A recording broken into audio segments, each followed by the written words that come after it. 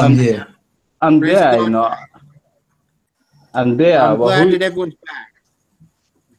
Okay? But as I was saying before, what we need to go over, I didn't get you. You say what? I said I'm glad everyone is here. Did you all hear that? Yes. Praise God for that.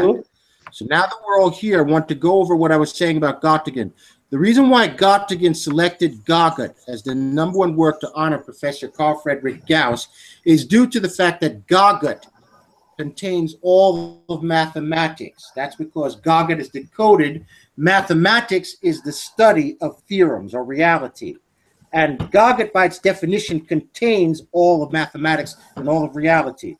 So when you realize that mathematics is the study of theorems and GAGUT contains all theorems, you can understand how GAGUT contains all of mathematics. And in doing so, yes. Hello. Yes. Sorry. Yeah, I will give you. Can you send me your number? You know, so then I can give it to Papa Usman Mane. You talk to Papa Usman Mane, so then you know he can understand what I explain. It's not Papa Who Usman is this? It's his younger brother. It's not who Papa. Is it? Who is it? It's Suleiman. He says he's your brother, Mr. Mane. I'm using his phone. I'm using his telephone. That's why, you know. Mr. Mane, do you know this person? I don't know you. You don't know him. I don't know you. Me, I don't know you. You know? So who is speaking? Lamin? No, it's not Lamin. Who is it? It's Suleiman. Suleiman Jane. Suleiman Jane. Yeah. All right, Suleiman. Text me your number on your mobile. I have to continue with this briefing. But do you know this person? Yes, I know him. I know him. Yes. All right. All right. Does he want to register? Because he was supposed to have registered for the class before attending or coming in. I don't know how he get in, but I mean, Suleiman, how did you get in? You have my number, my mobile? Yeah, I'm using. Yeah, Papa. Yes. I'm telling you, I'm better more use can you learn calling, you know, you better jam can cook out of take it. Well, you can register him, but he would need to be registered to continue. Okay.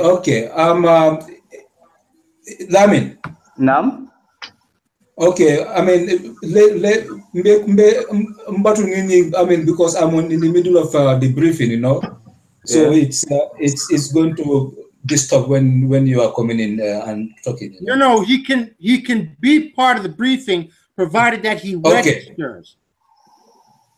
Do you understand it? He has to register though. I will be registered. Okay. You have to donate. Wait. What did you say? I don't. You can go on the website and paper. No, all I said was does he have know, to donate. That's all. Does he have internet capability where he is? Yes, he do. He's not. He's my younger brother. He's my younger brother. He's living at the other side. He's using one of my devices. That's why he could get in. All right. Well, he would need to register like you did using the PayPal on our website. Is that something that he can do or you can do for him? I will ask him to do that for himself because I cannot do it now. All right. Okay. Well, like I said, and you just have to type in GAGUT into the Google search bar. The first result will bring the GAGUT web page. At the very top of the page will be the link that will connect you to the PayPal account on our website, which will give you the opportunity to register for the briefing like you did. All right. All right. But as I was saying, the God order that's important to understand here is that God has blessed us with the discovery of GAGUT and G.I.J., J equals 0. And in that, what happened at Göttingen is the power of GAGUT in terms of GAGUT forced the Germans to now recognize a black man as being the greatest mathematician of all time that can never be surpassed. Past, present, and future. like I was saying before, there's no chance in the future of any so-called new formula coming out because it will still be inside Gij, comma j equals 0, or be reproduced from Gij, comma j equals 0. So this is the basis of why Göttingen selected the work of Professor Oyibo as the #1 work to honor Professor Carl Friedrich Gauss. Do you both follow? Yes. Yep. Praise God for that. So that's one of the major things that needs to be understood in terms of the God order, in terms of what's happening worldwide, in terms of the Jim Crow recognizing the blessing that God has blessed us with through GAGUT, in terms of how the black people's image has been revised. Another document which I'd like to share with you, another piece of information that attests to this, and I should also add, Göttingen represents Europe, or the European community. So it's important, like I said, Germany and the Göttingen University were the headquarters of intelligence prior to GAGUT. They were the basis of white supremacy. With GAGUT, they have now bowed down to a black man when they've handed the baton from Gauss, who was prior to GAGUT their greatest mathematician, and now have declared Professor Oyibo as being the greatest mathematician of all time that can never be surpassed. That is Jim Crow surrendering and bowing down to the black people. Do you all see that? Yep. Yes. Praise God. The next step is now to understand, okay, that's what happened in Europe. What happened in Asia?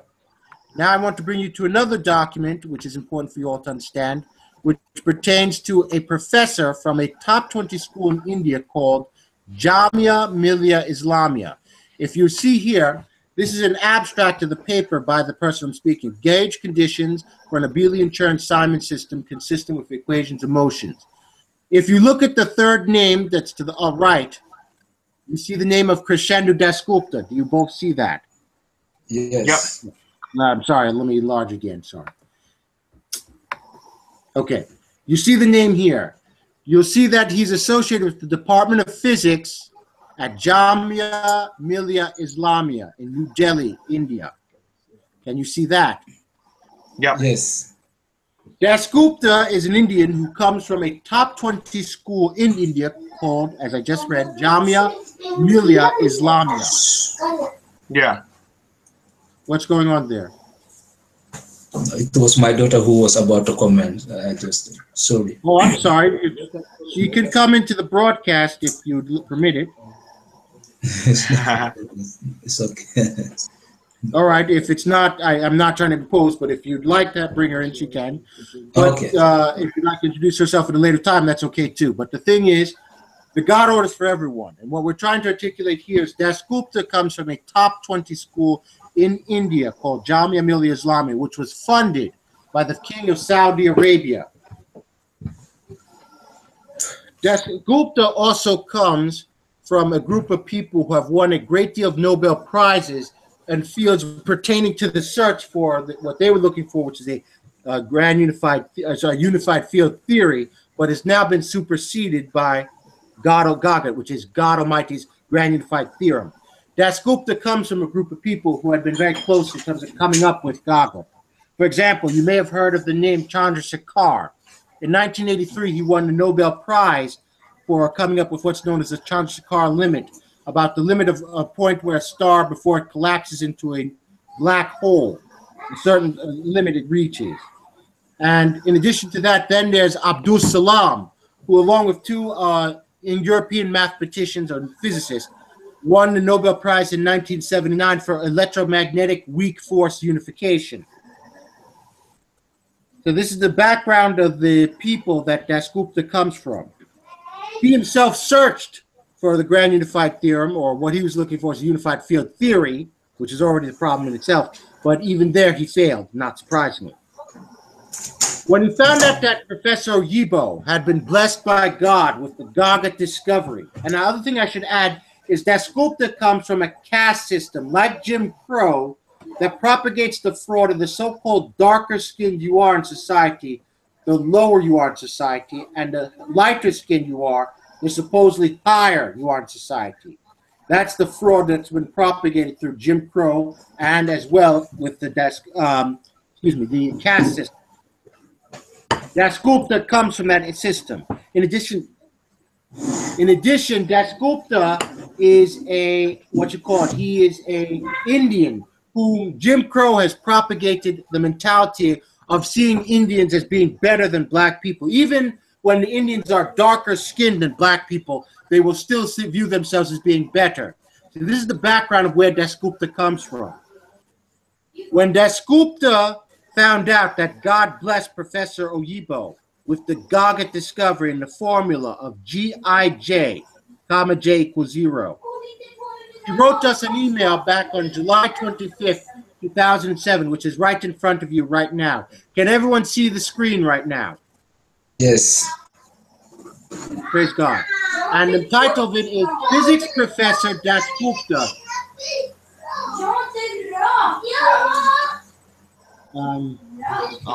Usman, is she watching the program or she? Sorry. Perhaps if you just mute your computer, your device, if you just mute it, I can continue talking without the background sound interfering. Sorry. But like I said, whenever if you feel comfortable having to say hello or anything like that, you can do that. But if not, you can just. They were just fighting over something. It's 8 and 5 year old. They are just fighting over something. All right. Well, we understand. Like I said, if you just mute your end, that way the background sound won't come out. Do you understand, sir? Is it mute now? You won't be able to hear him. What I'm saying is you can mute it while I'm talking. If I ask for a reply, like you understand, you can then quickly unmute it and say yes, and then go back to muting it. Do you understand? Yeah. Okay. So I'm going to continue talking. What I was saying is physics professor Dasgupta from India concludes that Professor Oyibo is closer to God than any other human being because of GAGUT discovery. And again, I'm hoping you see the actual email in front of you, which would be right in front of your screens due to the screen share. Can everyone see that? Yes. Now you can unmute it and say yes, and then go back. Yes. What about you? Yeah, I see it. Yeah, I see it. Praise God for that, Mr. Zulgar. So now the next thing is, as you can see from Krishendu Dasgupta, on Wednesday, July 25th, 2007, to Professor Oyibo, and subject is God's Mission and Dasgupta. Message reads as follows, and I'll enlarge it so you can see it a little clearer. Dear Oyibo, good day. I've heard that you've been successful in finding the unified field theory. Congratulations. You are more close to God than any of us.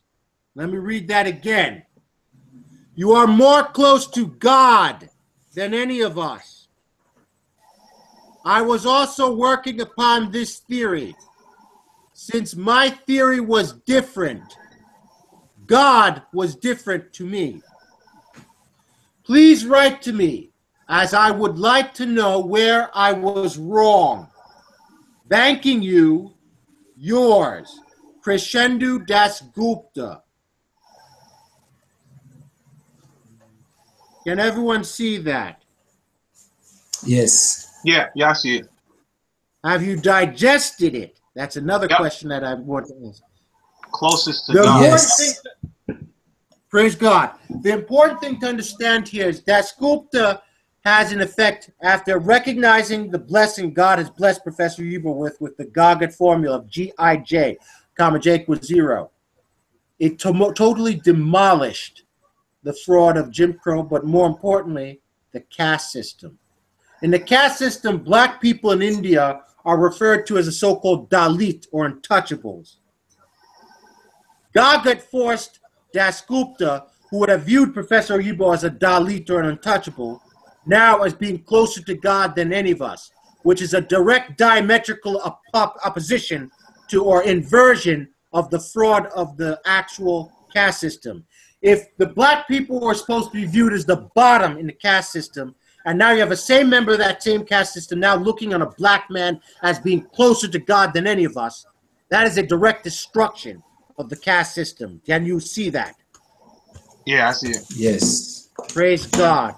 So when you hear him declaring Professor Oyibo as being closer to God than any of us, you have to understand that is the basis, like Göttingen surrendered by handing the baton over to Gauss, from Gauss to Professor Oyibo as the greatest mathematician. Dasgupta declaring Professor Oyibo as being closer to God than any of us is that surrender as well. It destroys the caste system and it continues the destruction of the fraud from Jim Crow. In addition, Dasgupta comes from an Islamic background where he is in India, which means he understands the nature of Allah and Muhammad in the Islamic system. Muhammad is the prophet, which is unfortunately overshadowing even God in Islam religion. So the important thing to understand here is when he declared Professor Oyibo as being closer to God than any of us, he could have said, well, you know, Professor Oyibo is a prophet or close to Muhammad. He didn't say that. When he declared that Professor Oyibo is closer to God than any of us, he is in fact saying that Professor Oyibo supersedes Muhammad.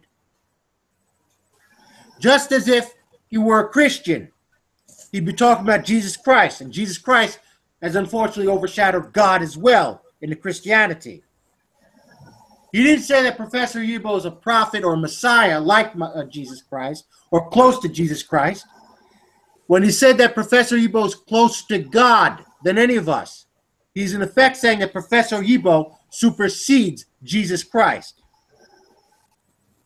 Can you understand that, both of you? Yep. Yeah. Yep. Praise God. So Dasgupta, who came from a system that before GAGUT, there's no amount of money you could pay an Indian to recognize a black person as even being intelligent, much less more intelligent than them. GAGUT forced them now to bow down to the black people who they would have viewed as Dalits before GAGUT, and now declared a black man as being closer to God than any of us. And by black people sharing the same genes as Professor Oyibo, God has now reordained the black race, as Dasgupta declared for Professor Oyibo as being closer to God than any of us. He's now declaring the black race as being closer to God than any other race. Can you all follow and understand that? Yep. See it. Yeah. Praise God. So then you have, as I mentioned before, Göttingen University surrender. You now have seen Dasgupta representing Asia. And Asia wasn't just Dasgupta. You have to keep in mind, Dasgupta comes from a population of over 1 billion Indians.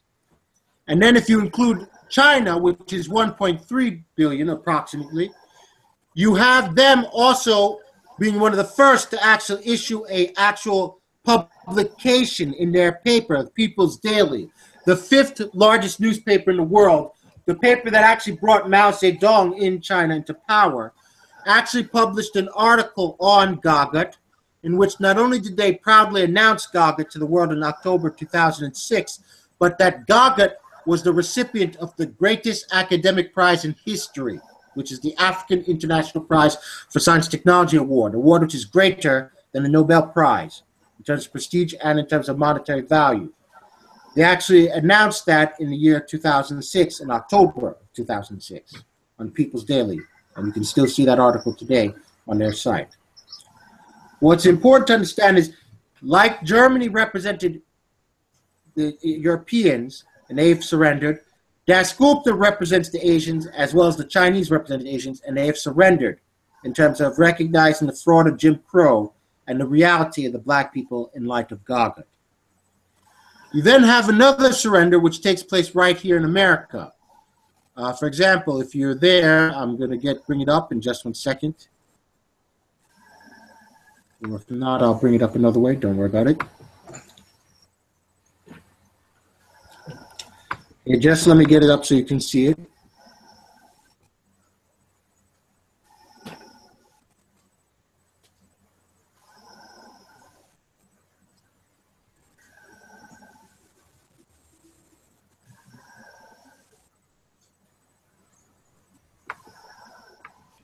Okay, let me get it up so you can see it.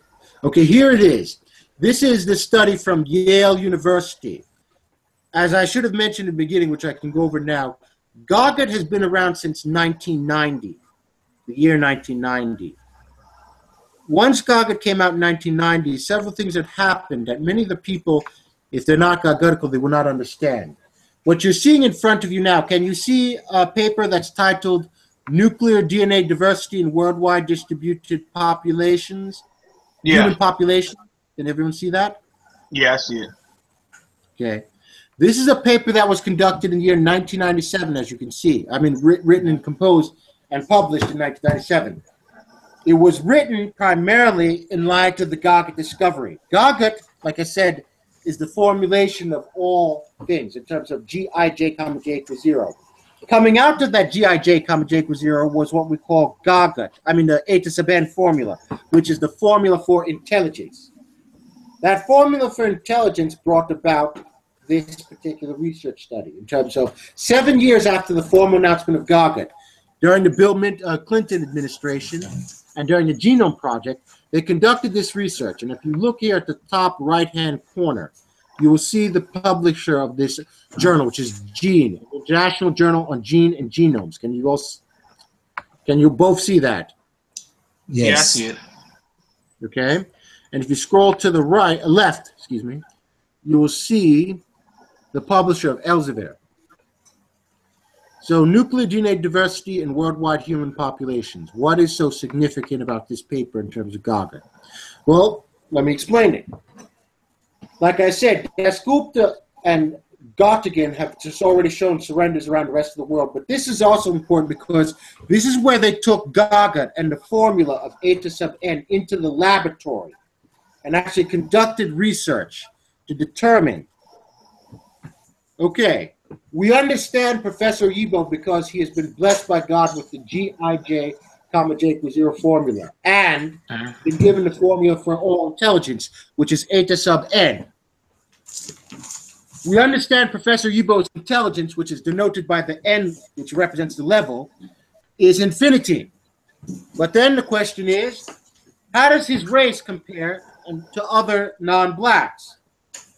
To understand the answer, to get the answer to that question, they conducted this research study in 1997 on GAGUT. They took the eta sub n formula into the labs and chose that formula to study in order to determine the true intelligence of the black people and the intelligence of the non-blacks. First of all, if you look on the screen here, you'll see the names of the people that were doctors and in terms of professors in various departments of genetics and things like that throughout here, right underneath the part of the population. Can you see some of the names? And as I was going right, left and right. Yes. Can you both see the names? Yep, Okay. I see it. Yes. Right under the title. Now, if you go here to this one, Kenneth K. Kidd, the superscript B, can you see this name here on the left? Yes. Okay.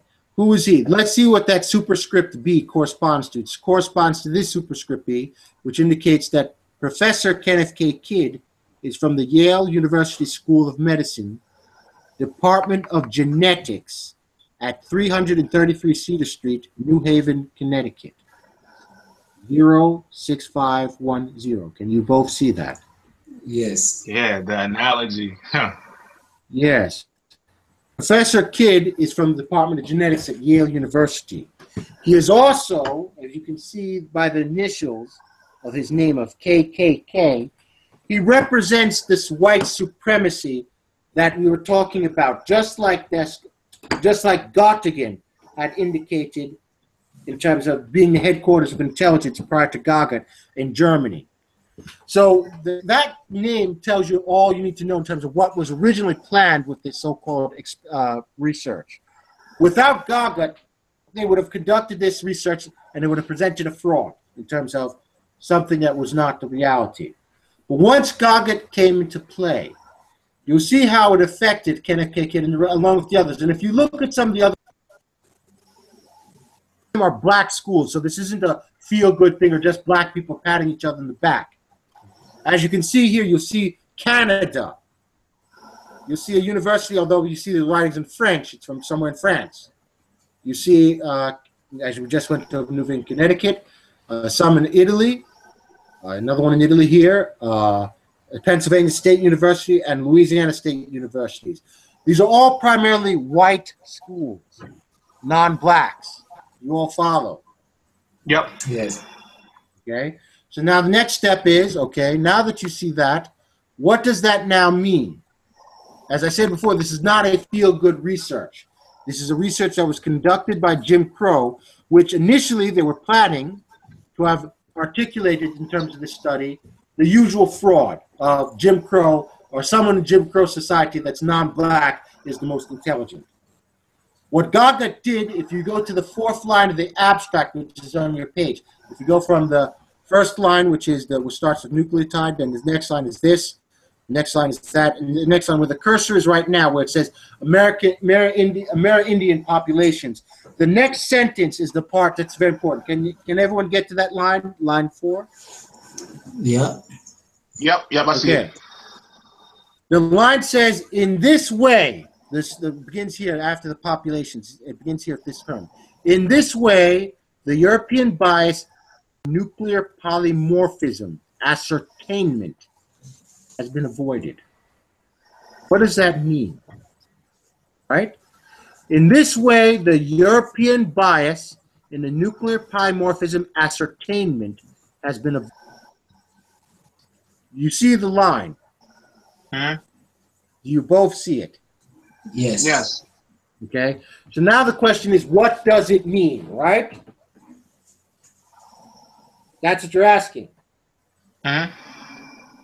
So what does it mean? The European bias is a synonym for something that, although Mr. Mane may not be familiar with the term since he's in Sweden, but I'm pretty sure that if I break it down to him, he will know what I'm talking about. I'm pretty sure Mr. Uzogara, since he's lived in America, will know this term, which is Jim Oh, most Crow. definitely. Have you heard of that term before, Mr. Mane, Jim Crow? Not really, no. Well, European bias and Jim Crow mean exactly the same thing, which is what Mr. Uzogara understands. That is the fraud that has been eliminated in this experiment. When they said the European bias and the nuclear polymorphism has been ascertainment has been avoided, that's eliminated the into the minds of the black people in terms of you're the least intelligent, you're the so-called lowest level of humanity, you're the so-called 3/5 of a human being. That was eliminated from the experiment due to the GAGUT formula coming from a black man, which is the G2j, J equals 0 formula, and the E eta sub n, formula, So once that was done, they recognized that European bias had to be removed outright. And polymorphism is a term that I defined before, which is what we call a mapping. But what morphisms do is they map, they basically take reality and be able to map that reality onto an actual mathematical space. That's what morphisms do. So what's important to keep in mind here in light of that is the fact that GAGUT... Hey, John, there's a sign in front of the thing saying your battery's running low. Yeah, Okay. I'm taking care of that. There was the core disconnect, but I think now it's been resolved. I'm sorry about that. But what I'm trying to get across here is that polymorphisms, they measure intelligence because the more polymorphisms an animal or an organism has, the more intelligent they are. In other words, being able to map realities, to see many points and to bring them to one space, which is what you do with the polymorphisms, that measures intelligence. The more of them you have, the more intelligent the human is. If you go to the 6th line of this abstract, it says 15 polymorphisms. Can you see that where it's being circled right now by the cursor? Huh? Can you both see that? I see it. Yes. Okay, praise God, both of you. So you start the reading, it says 15 polymorphisms with populations compared, whereas 13 sites are found to be and 4 to non-Africans. And you both see that. Yeah. Yes. So what does that mean? 15 polymorphisms is the common number for all humanity. Whether you're black or non-black, you have a base number of 15 polymorphisms.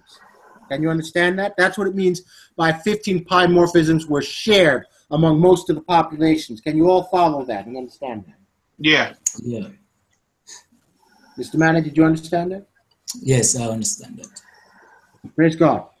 Then when it went to the part here on the side, whereas 13 sites were found to be endemic to Africans. What that means is, in addition to the 15 polymorphisms which are common amongst both blacks and non-blacks, or Africans and non-Africans, you have African people having an additional 13 polymorphisms to that 15 polymorphisms.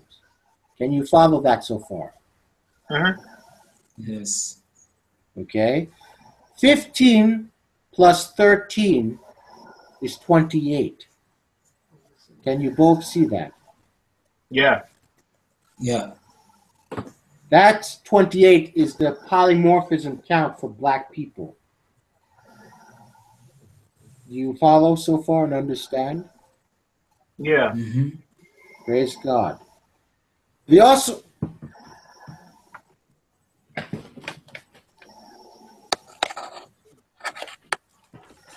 It also states that in reality, that the actual GAGUT formula, what they took to the labs, is that they determined that the non-blacks have an eta sub n count of, if you take the 15 that are common amongst all non-blacks, and they take and add 4 to that. 15 plus 4 is 19. That's 19 polymorphisms for the non-blacks. Does everyone see that? So if you understand that black people have 28 and the non-blacks have 19, what does that say to you? What does that tell you? Well, I'll break it down for you. Yes, but it's not just a feel-good thing. This is now what the research labs conducted by Jim Crow have determined. Now, understanding GAGUT, they had to remove the European bias out of the experiment to determine that the truth or the reality in terms of results would come out. And once that was done, they were determined that black people have a 28 intelligence level in terms of polymorphism count, and non-blacks have a 19 polymorphism count. And non-blacks consist of whites, Asians, Jews, and so forth. So when you understand that, to understand how this destroys the fraud of Jim Crow, remember I was telling you before, Jim Crow propagates the fraud of telling you that you're 3/5 of a human being. Well, let's take a look at that ratio of 28 to 19 of the 28 intelligence level of the black people to 19 intelligence level of the non-blacks. 28 to 19 don't have any common factors amongst each other. But if you approximate the values, you can help get a better, clearer understanding of what's going on. What I mean approximate is, suppose we increase 28 or round it up to 30. We bring it up 2 points in effect. And we bring 19 down a point to 18. The rationale being is that usually Jim Crow system, Jim Crow usually overestimates themselves and underestimates black people. Do you follow and understand that?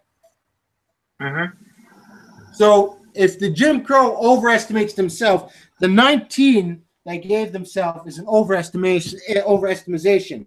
So that's why we bring it down to 18.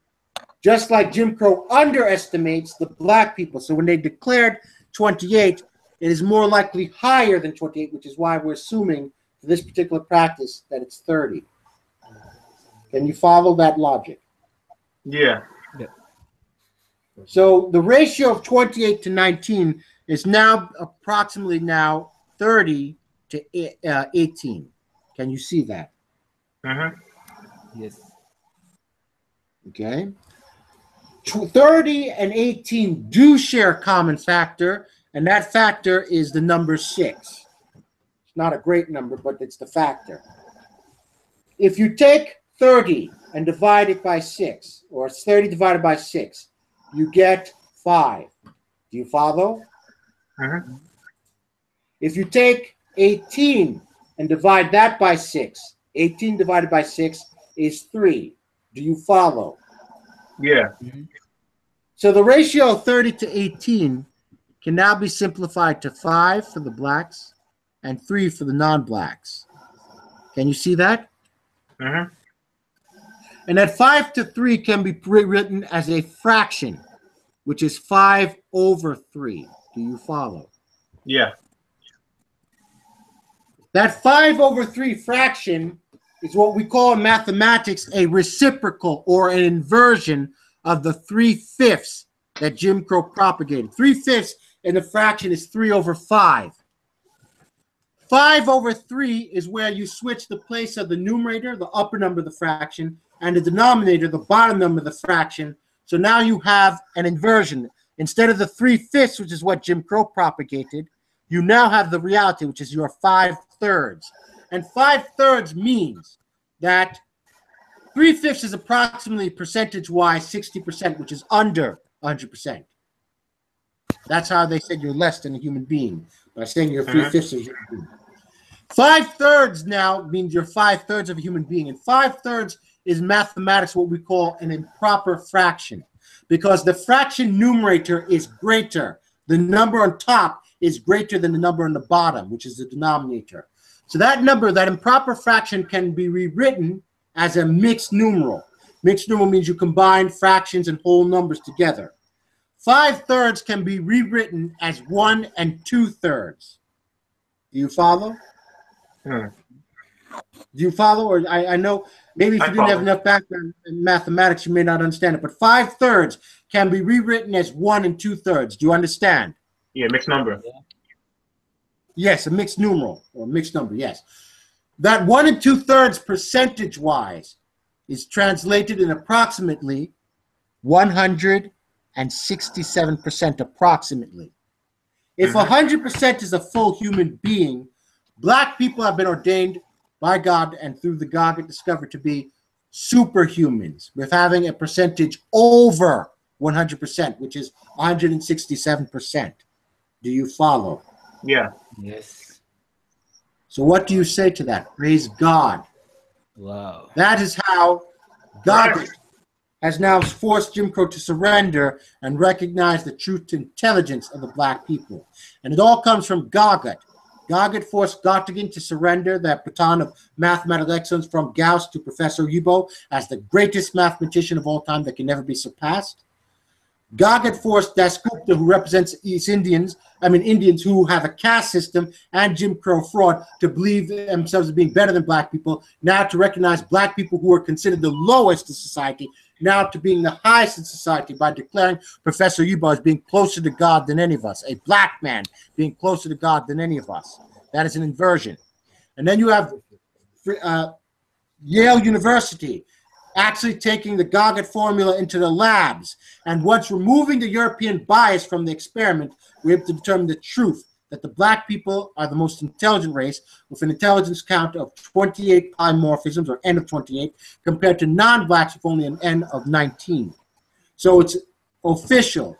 It's mathematical, it's scientific, and it's official. After 2,500 years of fraud regarding the reality of the black people, God has now blessed the black race as being recognized as being the most intelligent race. And this is the God order that everyone has been now ordered to share and to learn today. So now we're ready to bring, and now that you understand these 3 points in terms of Göttingen, in terms of Yale, and in terms of Dasgupta, the basis of this God order that's needed in the briefing, because without the God order, you'll go back to 3/5 of a human being. So John, and God has already proven that is an impossibility. Do you both follow? Yeah.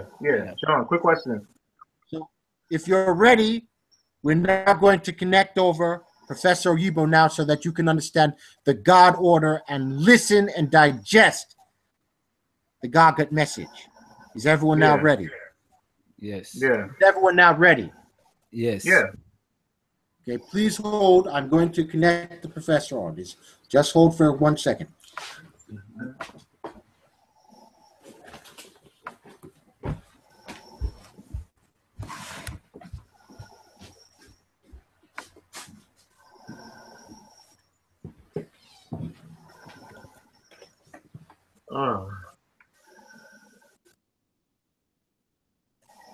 Wow.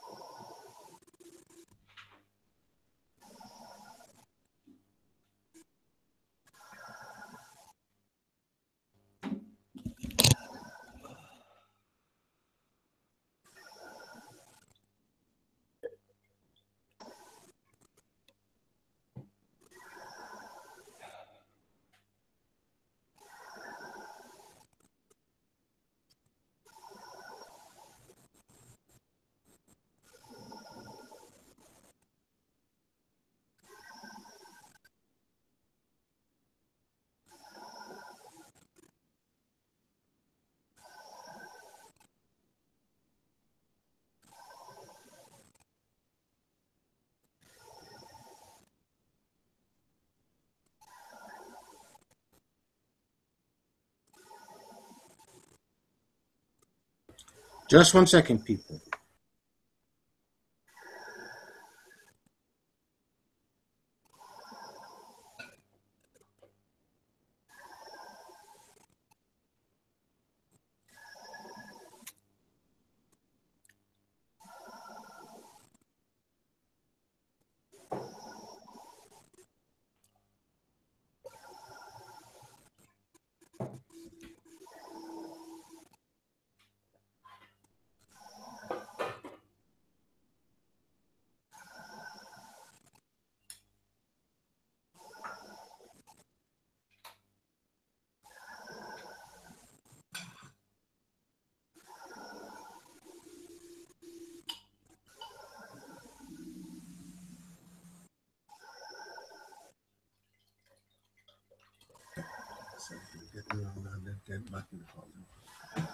Hello, everyone. Now, Professor Oyibo's here.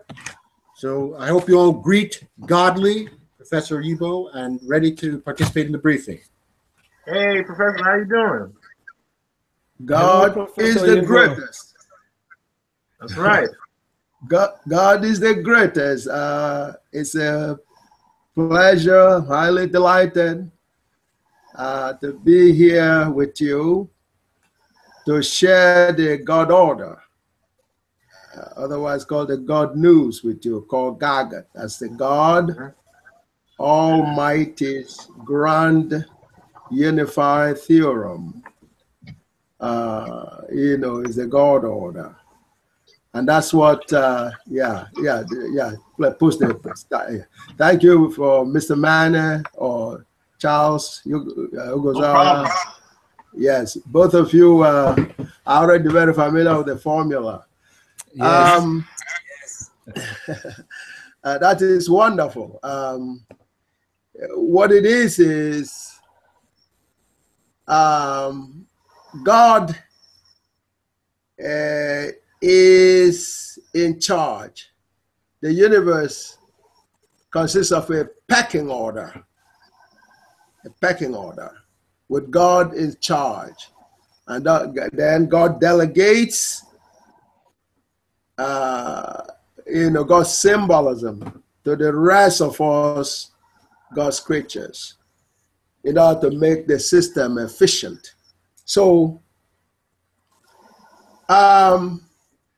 the whole dynamics of existence is about reality, things that you can touch, feel, or use other kinds of senses to recognize their existence. That's what the universe is about. And so God created the universe. So we have to try to understand what it means. The simplest concept for us in terms of creation is parents and children. Okay, the parents come into this world, they come out of parents themselves. But until the man and the woman come together, the man and the woman are individuals, and the individual single person. When they come together as two, together they will create a third person, and a fourth person, and a fifth person, coming out of that union. You know, some books have referred to that as a multiplication. So from 2 you get 3. And from 3 you get 4, and so on and so forth. So then, therefore, God starts as one entity, and then, you know, begins to count the creatures. So it's a similar dynamics. So that's the concept of creation. What God has done through GAGUT is to reveal the truth about what God did. Because we who came much later on are so far removed from that incident, the beginning of that incident, that is extremely difficult for us to understand. So what has happened over the existence of God's creatures is how to figure out what it is God actually did. How did we come into existence? So naturally, you know, the experience involved people guessing. When you find yourself at a strange point, you have no idea. You know you come from parents and so on and so forth, but that's it. So where did the parents come from, and so on. So you see an open-ended journey backwards.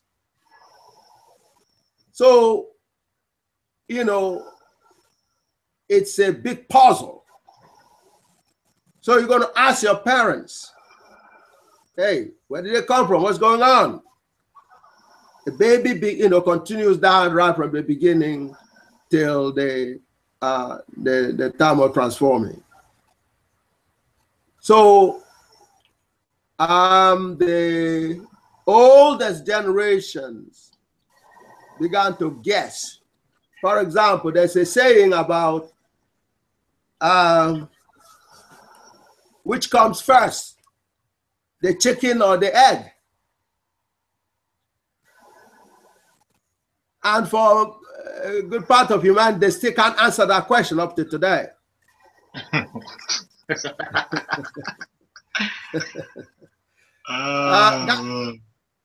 GAGUT has an answer. And the answer is the chicken has to be first. The chicken has to be first. And it's logical. And you know, you all agree it is correct. Yes. Right? Yes. Yep. The baby can't feed itself. Even if the food was available, the baby have no idea. So therefore, the baby can't come first. So the egg can't come first. The egg will do nothing. The egg can't do anything. The egg breaks and becomes a baby. The baby will starve to death. So therefore, it's the chicken that came first. And that's also consistent with God did not come in as an egg either. God came in as an adult. God came in more than adult. And God has to stay adult right from the beginning. Can you all see that? Yes. See it, yeah. Yes. What God has ordered me to give is an absolutely infallible truth. But the experience, our experience as part of God's creatures, started from the day everything started. And God did it like that so that our mission, the purpose of creation itself, is defined. As soon as your mind begins to work, as soon as your mind begins to think, as soon as your mind begins to search for the truth in terms of where did we come from? Why are we here? What is God? Do you understand? Yes. Mm-hmm. Then you know that your job is cut out for you. You're not coming to this existence trivially. You're not coming to do nothing. Do you understand? Mm-hmm. Your mind now has been given a task. What is God? Why are we here? And where do we come from? Those became the summarized version of the puzzles that we came here to solve. So our ancestors began thinking about it. And over the centuries, there are, any number of hierarchy of guesswork. You can only begin with guesswork. You don't have any other ways. Guesswork. They could call it philosophy, they could call it metaphysics, they could call it everything. What happened was there were highlights of those kind of things. One of the highlights was Papa Akhenaten. The word Papa or Papa Usman Mane. Papa comes from the word Ptah. That's the real title that we had in Egypt. In Kemet, in Ethiopia. Papa. Also mispronounced as father, or pope. But it's Ptah, otherwise called Pharaoh. That's also the actual name is Ptah, father, Papa. But it was mispronounced Pharaoh. That's not how Africans call the Ptah or Papa. So Pharaoh is a mispronunciation of Ptah. Ptah was before the original name. So Papa or Ptah Akhenaten got a revelation from God that says there's one God. There were all kinds of things before that. There's one God. And so on. And what was happening was, that was a great-grandparent, human parent, but black. That's black. Black people are the original people. That's not, your word versus my word or anybody else versus that is an absolute truth, which comes out of this formula. So what needs to be understood right from the beginning is human knowledge is developed through guesswork and experience. Experience comes out of guesswork that has been verified, either over time or over space, or both. So when somebody starts with the guesswork and is eventually verified, it becomes accepted and becomes within its limitations, its constraints. It becomes the truth. So the natural learning dynamics, therefore, is guesswork. That has to be understood. Otherwise called conjectures or hypothesis. It's amazing that in the 21st century, that guesswork is still with us today.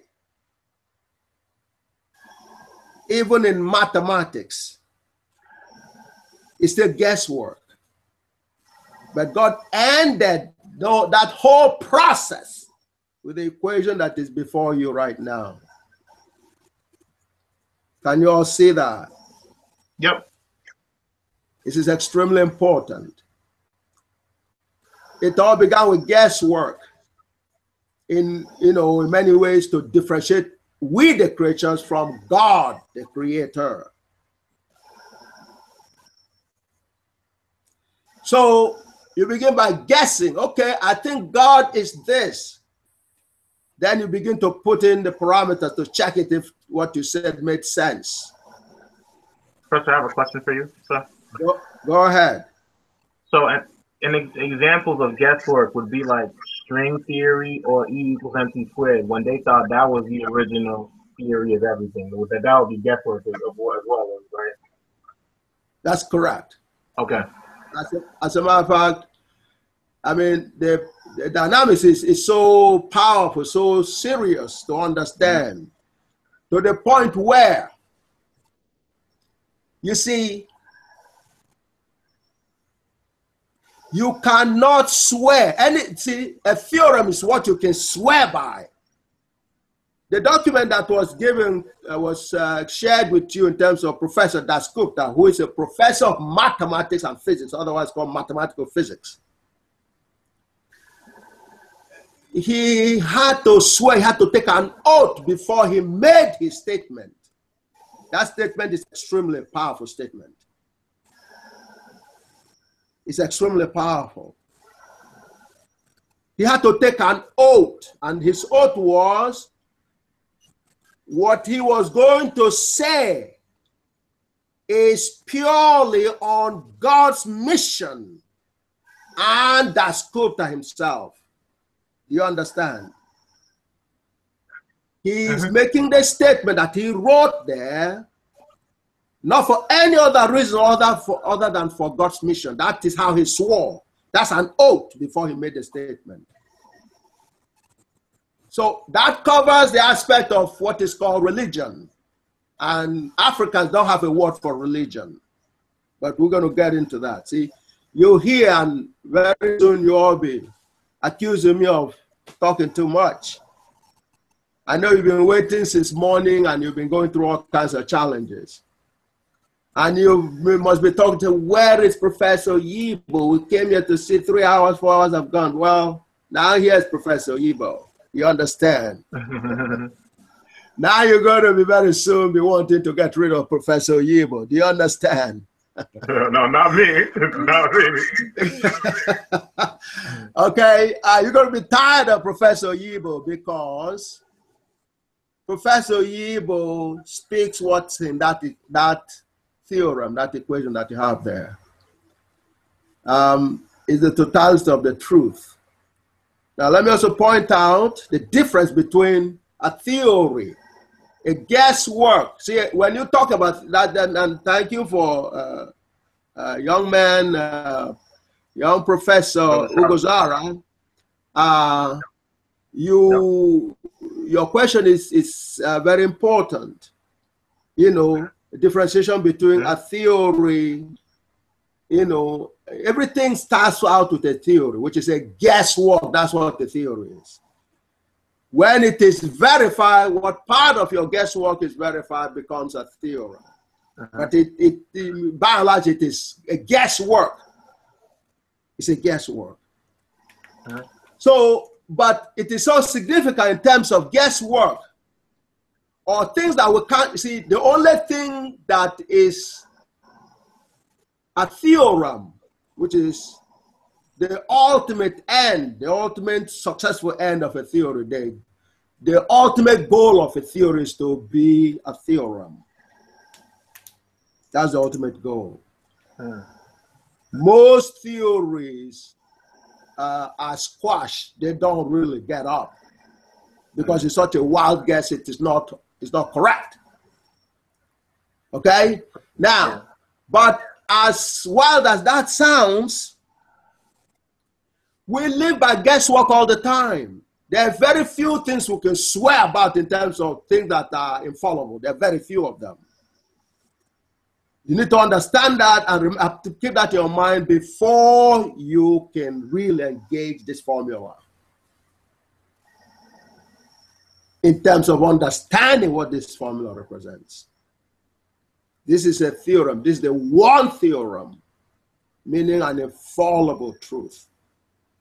This has nothing to do with this has nothing to do with theory.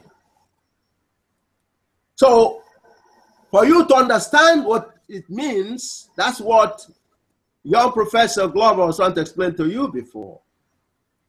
Why was a black man given any spot in Germany, in the highest class of intelligence in Germany? Why would the black man from Africa, folks that have been insulted as monkeys and apes and things like that, coming right into this supreme headquarters of European supremacy? Did that question go through any of your minds? Oh yeah, oh yeah. Why did what is GAGUT what's GAGUT doing in Göttingen? It's clearly exchanging it because they know that after checking the validity of what you did, that they need, damn, we might have to give them this credit. Well, that is the dynamics of your first encounter, how you're going to deal with this formula in terms of what does this mean? There was a Berlin conference. Mm-hmm. You know, even though you're all young, you probably heard about the Berlin conference, right? Yes. Yeah, Berlin conference was one of the worst insults on the black people, the Africans, where our land was divided up by foreigners without even informing us. Do you understand? Yeah. That meant they had no respect for us, did not believe we had any intelligence at all. So they went into Berlin. No black person was invited. No black person was informed.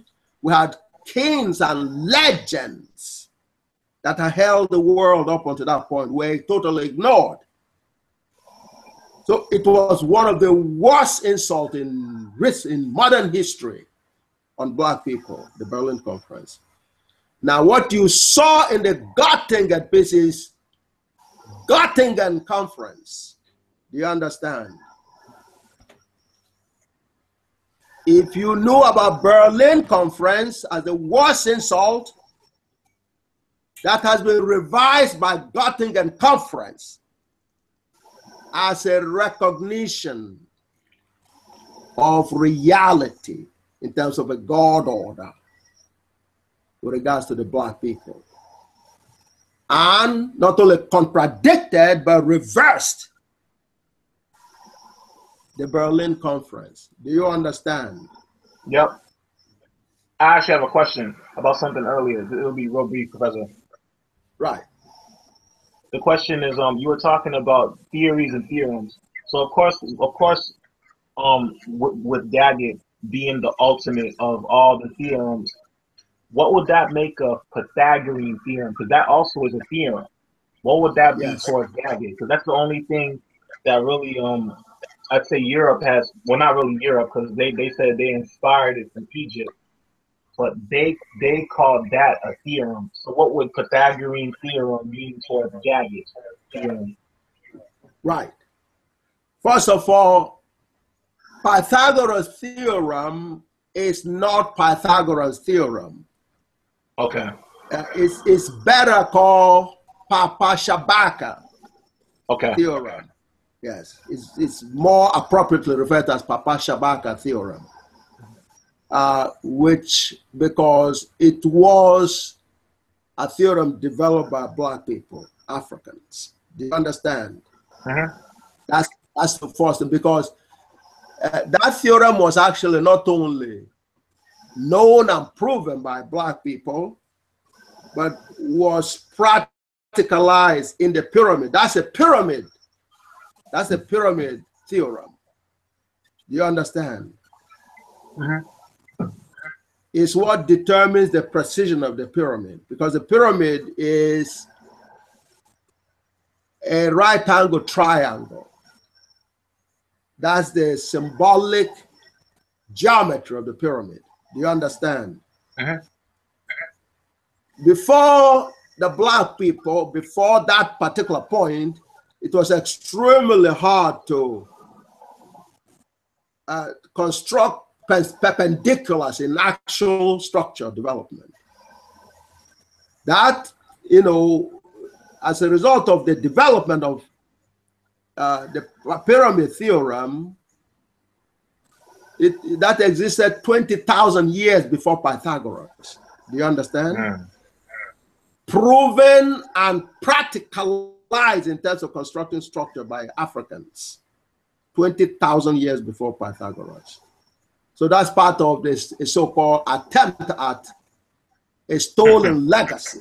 That's a stolen legacy. But it is a theorem. Actually, it comes out of eta sub 1. Okay. That's eta sub 1. So you pull it out of GAGUT as we move along. But what I'm trying to get you to understand, so you get your bearing, is this is not just another formula. Most formulas are guesswork, and only part of it is correct. You understand?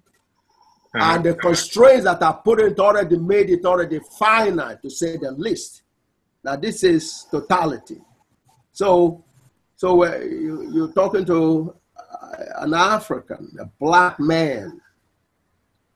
A race has been vilified and disrespected for so long. So you have a natural excuse, and the key word is excuse. After you've been put at such a disadvantage, to think this is not real, this can't be, this is an impossibility. It's like waking up from a dream. So you think you are dreaming. Do you understand? Yeah. And that it is not reality.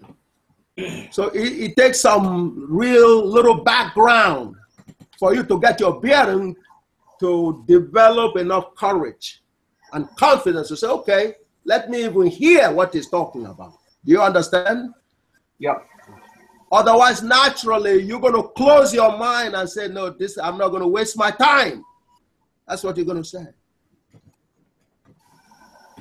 So, because this is not just, hey, some black man just learned some good work from Sorbonne and St. Petersburg, Moscow State, Cambridge, Oxbridge, as they call it, Harvard, MIT, Yale. Do you understand?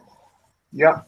This is not something that was picked up from those so-called institutions. Do you understand? Yep. That's extremely important. This came from God. So now, back to the theories and guessworks. Over the process, the ages of these dynamics of guessing and verifying and, you know, say, okay, this part is correct and this part is not. Let's throw the parts that are not correct away. Let's live with the parts that are correct. From something as basic as learning how to feed oneself. Do you understand? We are lucky that the first fruit that the first human being picked up to eat was not poison. God, you understand?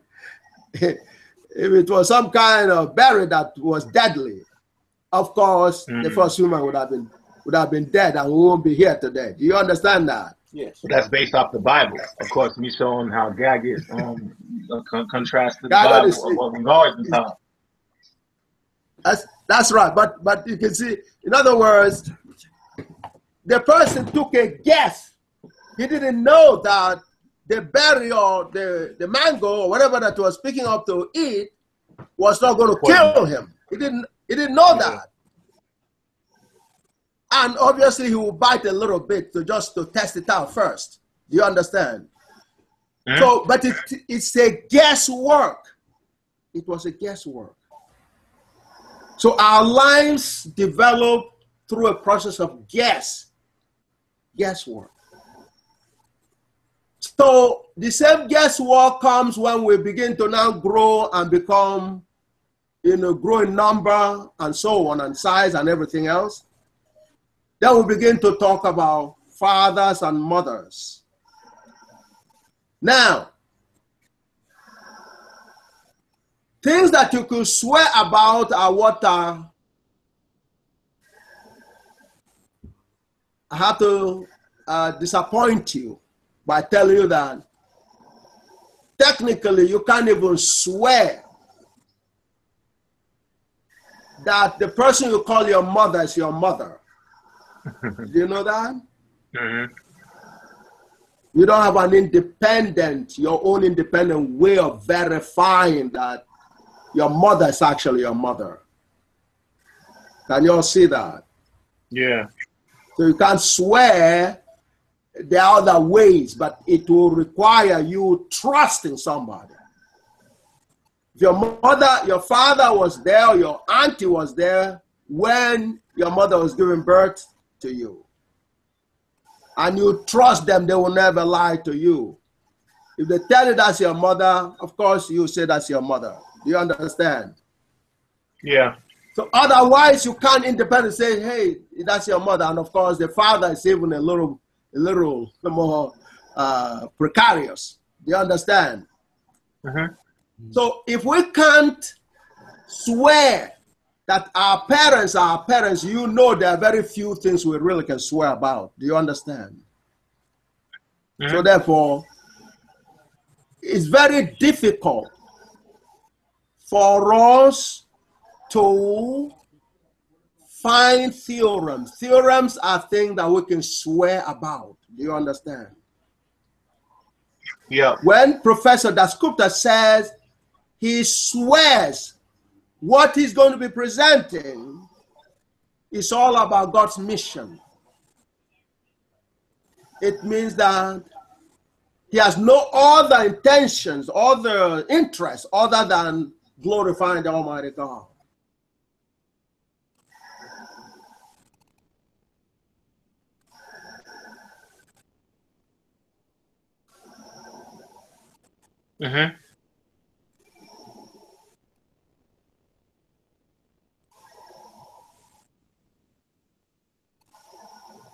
Your volume's out, Professor.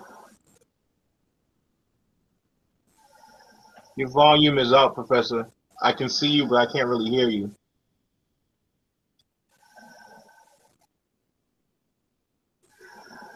Yeah, it shows two different videos of you, and then your volume's up. I can't hear you. True. It's muted now.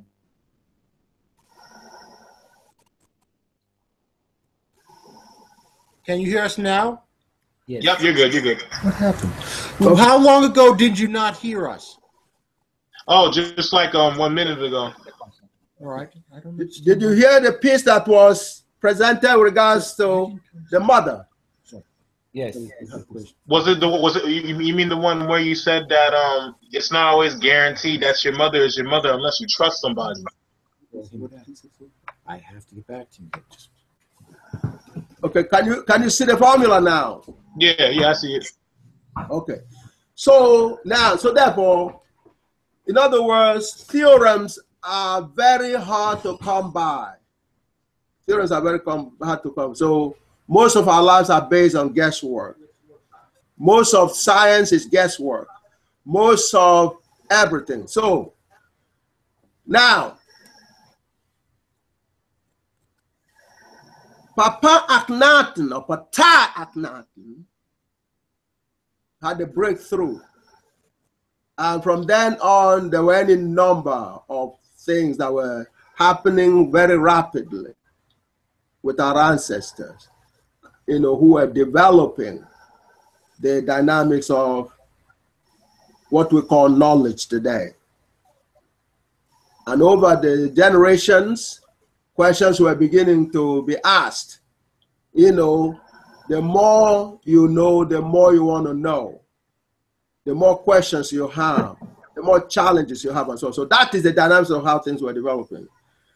But very fundamental part of that can be summarized into these three categories. What is God? Why are we here, and where do we come from? So over the centuries, human beings and other creatures pondered and tried to search for the answers. Nobody really had come up with the actual. People have pieces of it, but not the totality of it. What is God? Where do we come from? And why are we here? So, in the process, the Africans pursue that in a very rigorous way. They were using theories, of course, but it was very rigorous. It was scientific. It was scientific in the sense that you have a hypothesis, okay? You summarize it and put it into a test situation and see if you could verify it. That's scientific. Now, eventually, terminologies begin to branch out of that. Some of them include, you hear the word metaphysics. You hear the word religion. Religion is really not an African concept.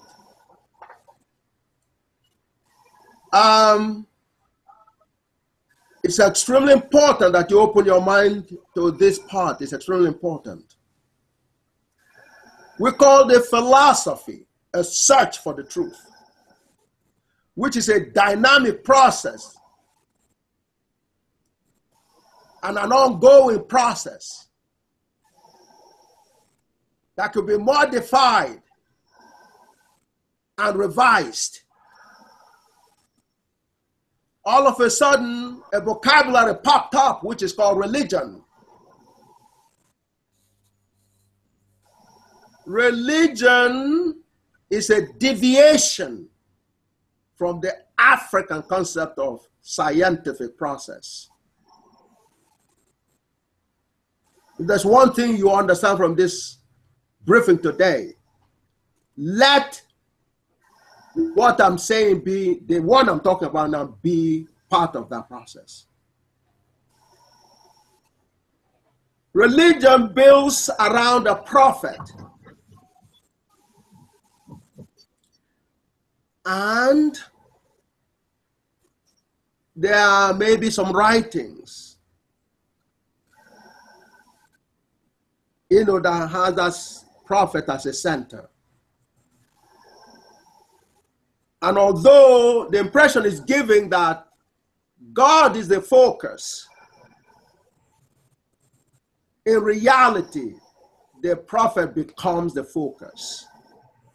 If you don't believe that, it's easy to understand. The whole differences in religion comes along the line of the prophets.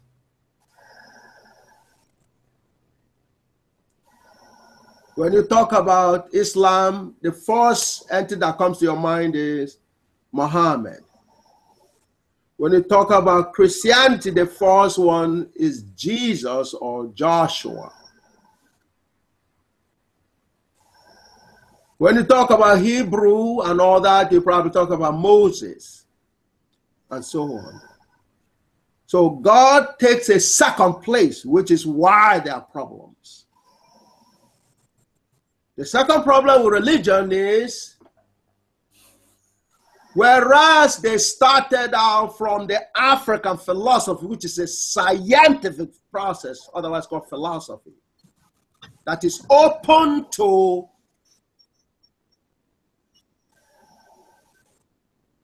evaluations, challenges, and revisions. Religion, on the other hand, is, glued to the prophet, and very little room is given to an account or the dynamics after the prophets. Do you all understand? I'm sorry, go ahead. No. Make your point. Okay. So pretty much it would be closed-minded without the room to give any facts, if facts were to be asked, pretty much. Because if you see a fault in any of the religions, usually they say no, this here, without actually coming to a consensus, even if there's an error. Yes. Okay. In other words, in effect,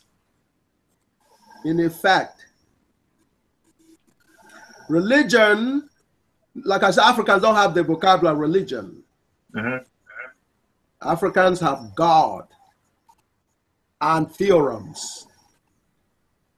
Theorems are supposed to be the language of God. The language of God. That's what theorems are, the realities.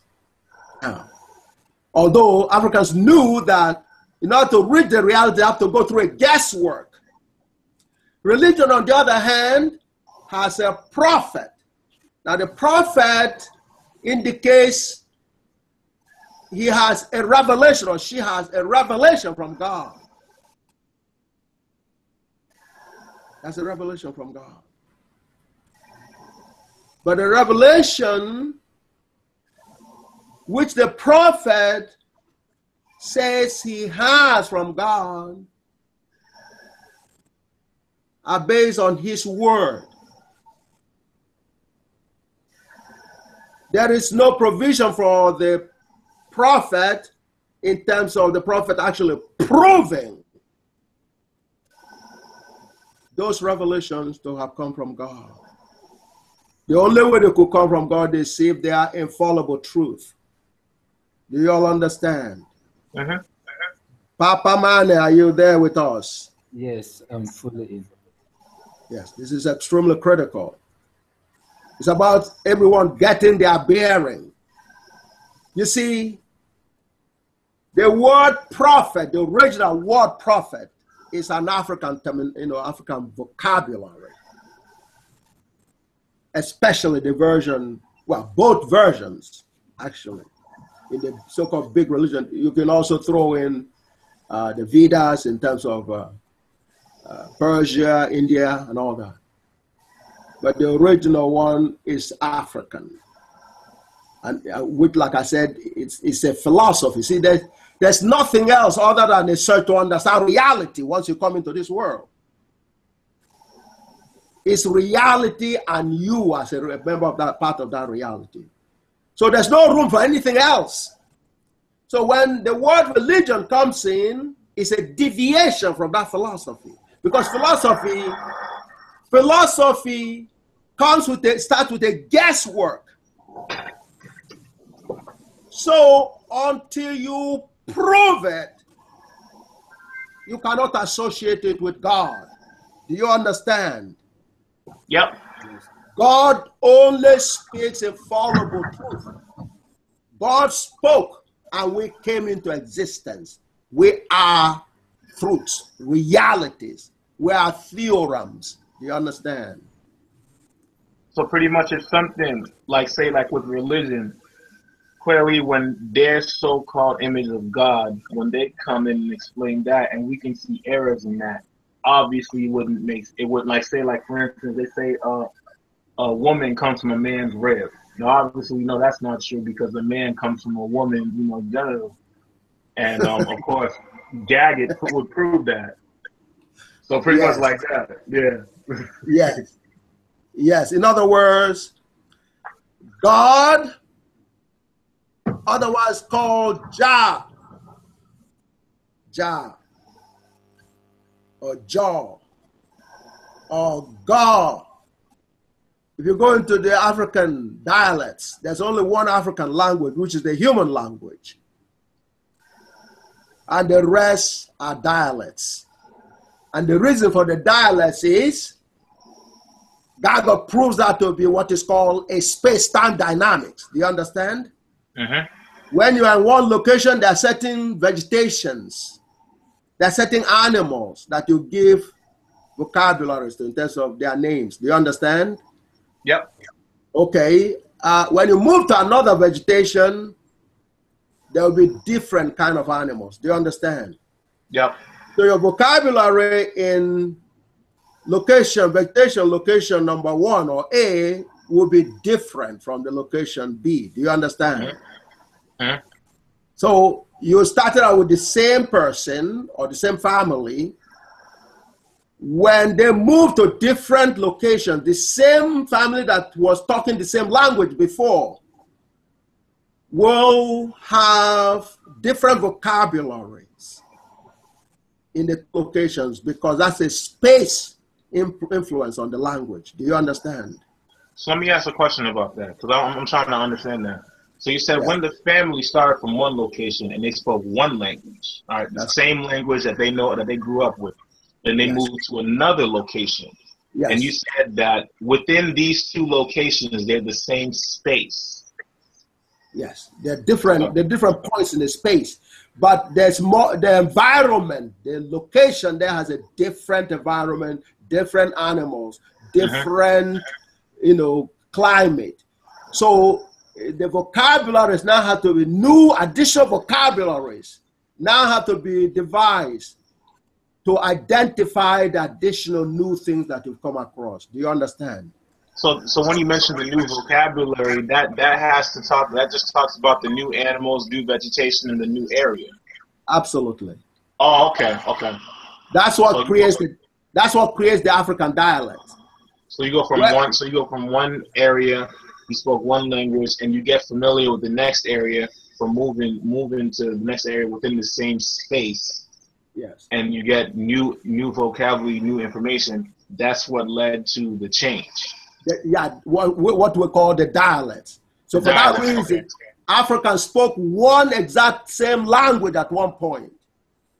But as soon as their family members began to move, like our move from Kemet, and Ethiopia down to West Africa and the South Africa,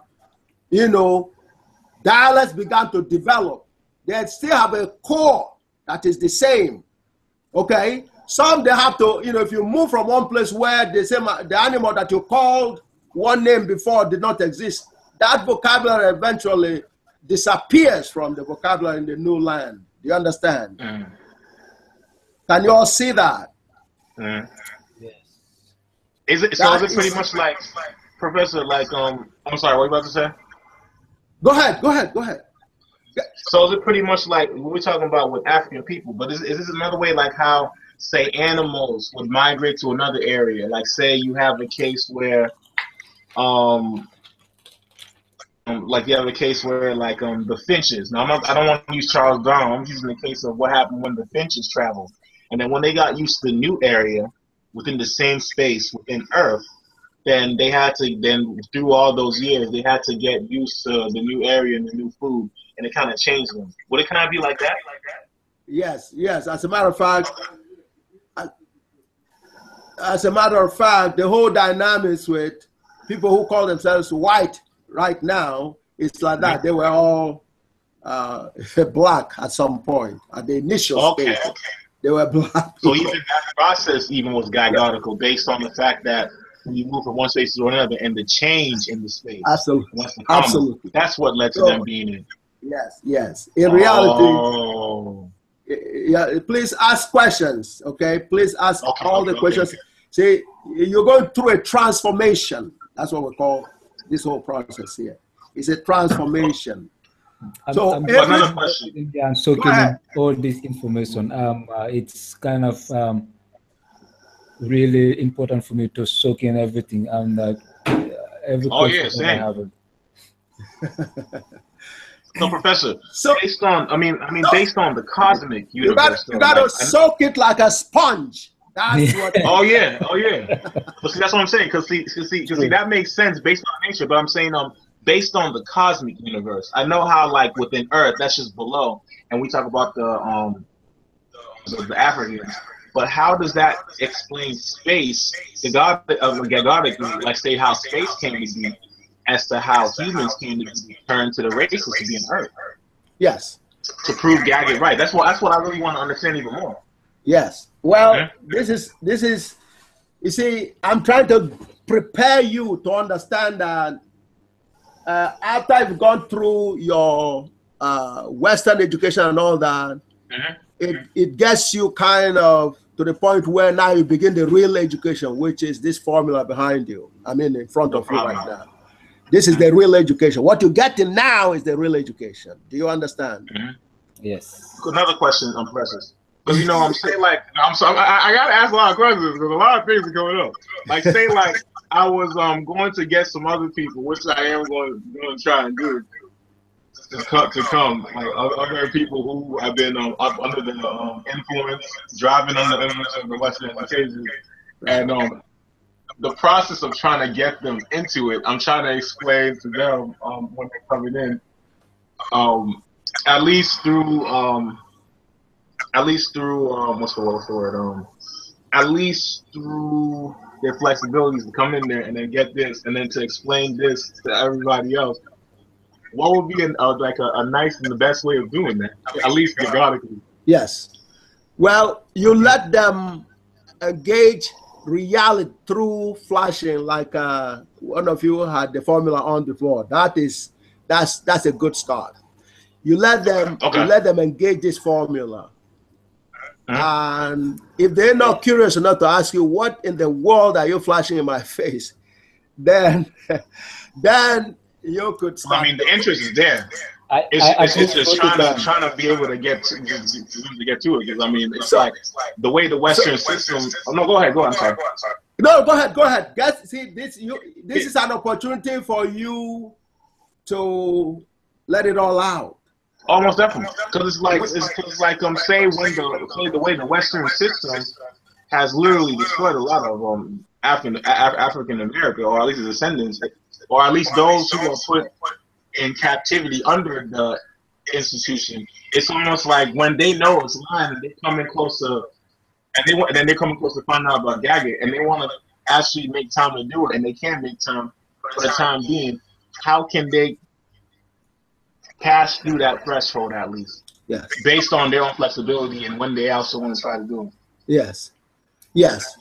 Yes. Well, so that's why this is an interaction. This is, you understand, a total, you have to, what's happening is that we've been intoxicated over the last 2,500 years. Okay. The word gala, see, when the Europeans came on our shores, first they left, they were black people like the rest of us.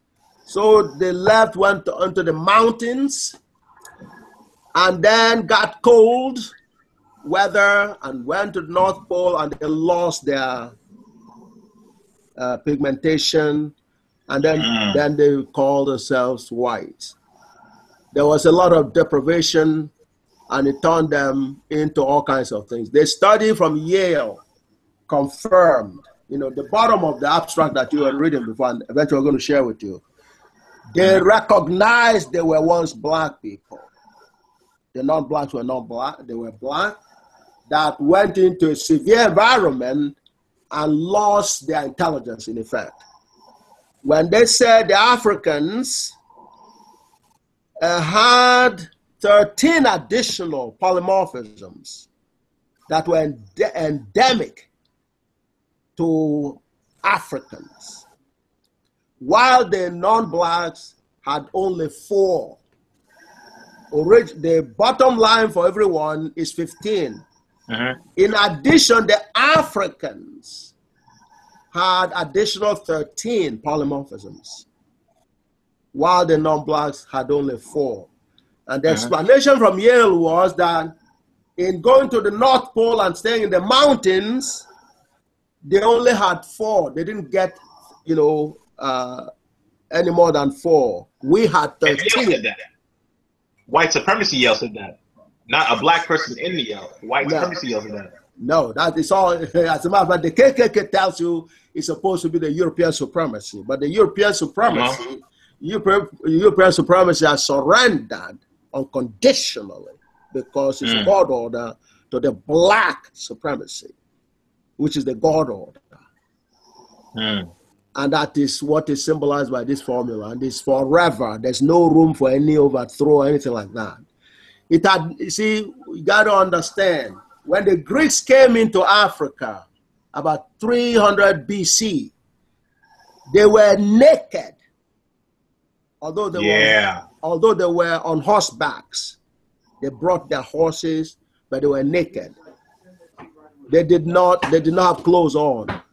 So when they came, they brought in terrorist stuff to, you know, terrorize us and try to force us to surrender. Yeah. Okay. And then, so we looked into them. Now they come into a civilized land. The cradle of civilization. That is what Africa was called. Okay. Where we had pyramids, we had all kinds of things that will blow their minds. But all they could think in their small minds is to steal that from us, to say, look, put up your hands and, you better accept to accept that we have conquered you or something like that.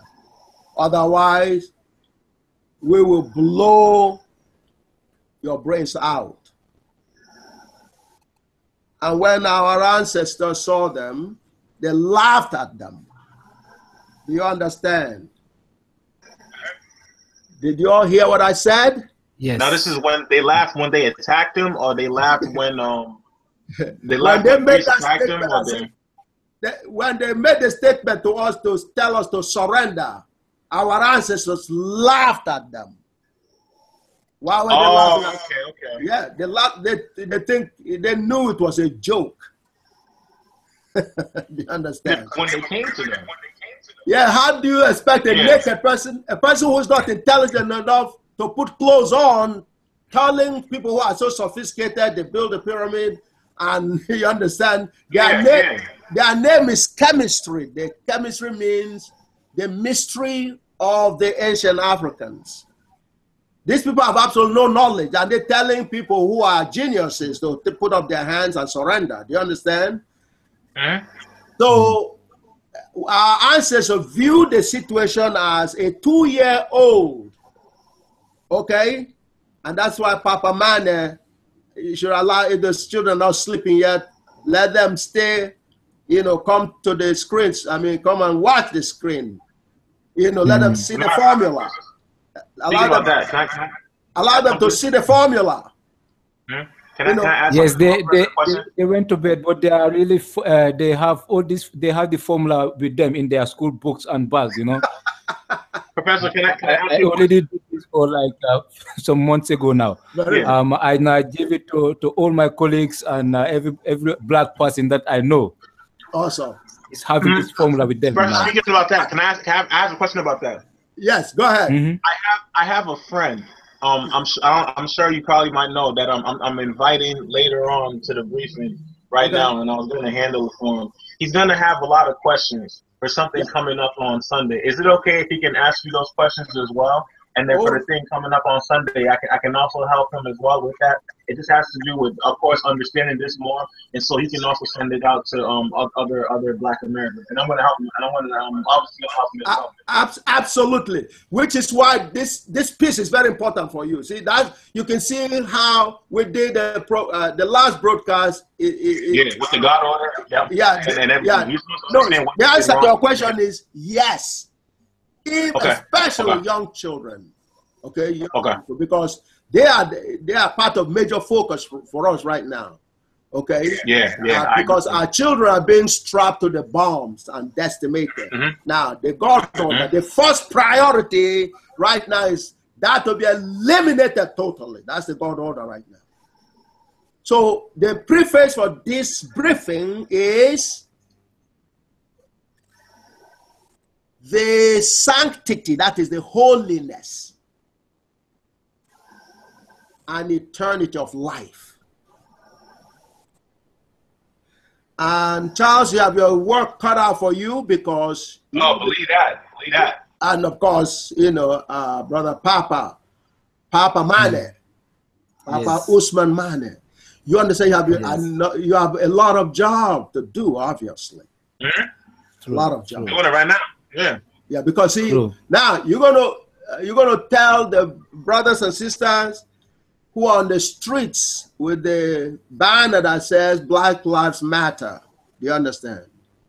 You have to commend and congratulate them and tell them you are great, wonderful brothers and sisters. But the most precious. Their statement is an understatement.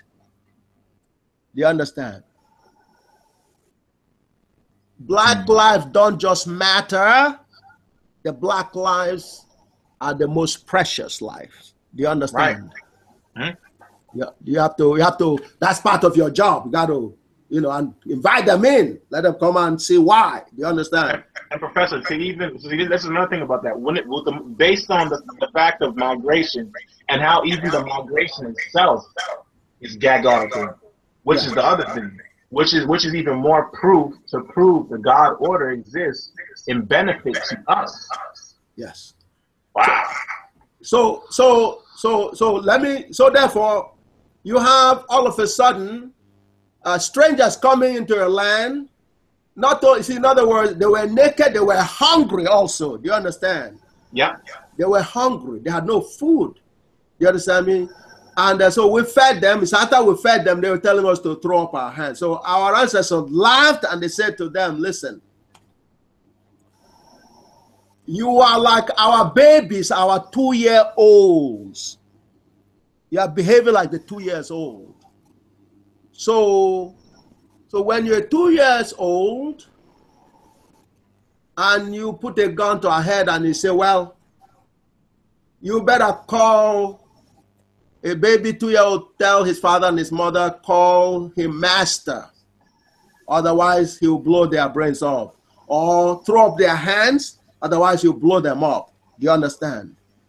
So pretty much that analogy with the 2-year-old and the parents, with the Black people, the ancient Kemet and the Greece, meaning the parents, the Black people who originated before the whites, the Greece. And since they originated before them for that long time, they were able to build and advance more than them. And since they came to Egypt through that same father and son analogy, when they came and they started acting up, they started laughing. So they're like, look at how much we've done for all these years when you were over there being civilized. Uncivilized. Exactly. That's what happened. So if you see the Black people as their parents and the 2-year-olds as the non-Blacks, then you have the picture. And the infallible proof of that is the formula before you right now. This is the infallible proof of, that being what happened. But we did, and then what happened was, what will happen to the baby that brought in the gun? So the father and the mother, they will laugh and put up their hands and say, okay, you want us to call you baby master? I said, master, we will do that. That's what we did with them. Okay? But the parents will now go and allow them, the baby turned into phony master to go to bed and sleep. You understand? When the baby begins to sleep, the parents will go and take the gun away from him. Do you understand? So with that analogy, Professor, with that analogy, because I mean, I mean, it's kind of starting to come to me because see that same mentality of the kids of father mentality was the same with the colonialism when they came and took us there. So in this case of how we're living now, how could we act as parents towards people trying to murder us because we're saying we're putting our hands up? Because it's been the exact same thing redisposed in a different time period. How would we do that now? Absolutely. First, you come into the GAGUT briefing. Second, you begin to distribute the formula like you're doing right now. If this even happened in Germany. Germany is the highest, they maintain their being the kings of intelligence in Europe through GAGUT because they're the first to catch up what GAGUT means. Germans don't surrender, but they surrender to GAGUT. You understand? Germans were responsible for the last two so-called world wars because they feel they were superior to everybody else. But this Göttingen dynamics is a surrender, totally, you know. So they went to sleep pretty much. Oh yeah, well, that's exactly what's right. So in other words, the formula that you have here now was supposed to come in place after the ultimate war. The first, you got to also understand that every war, the purpose of every war is to prove which side is more intelligent. Did you know that? Yeah, that makes sense. That's the only reason for war. Okay?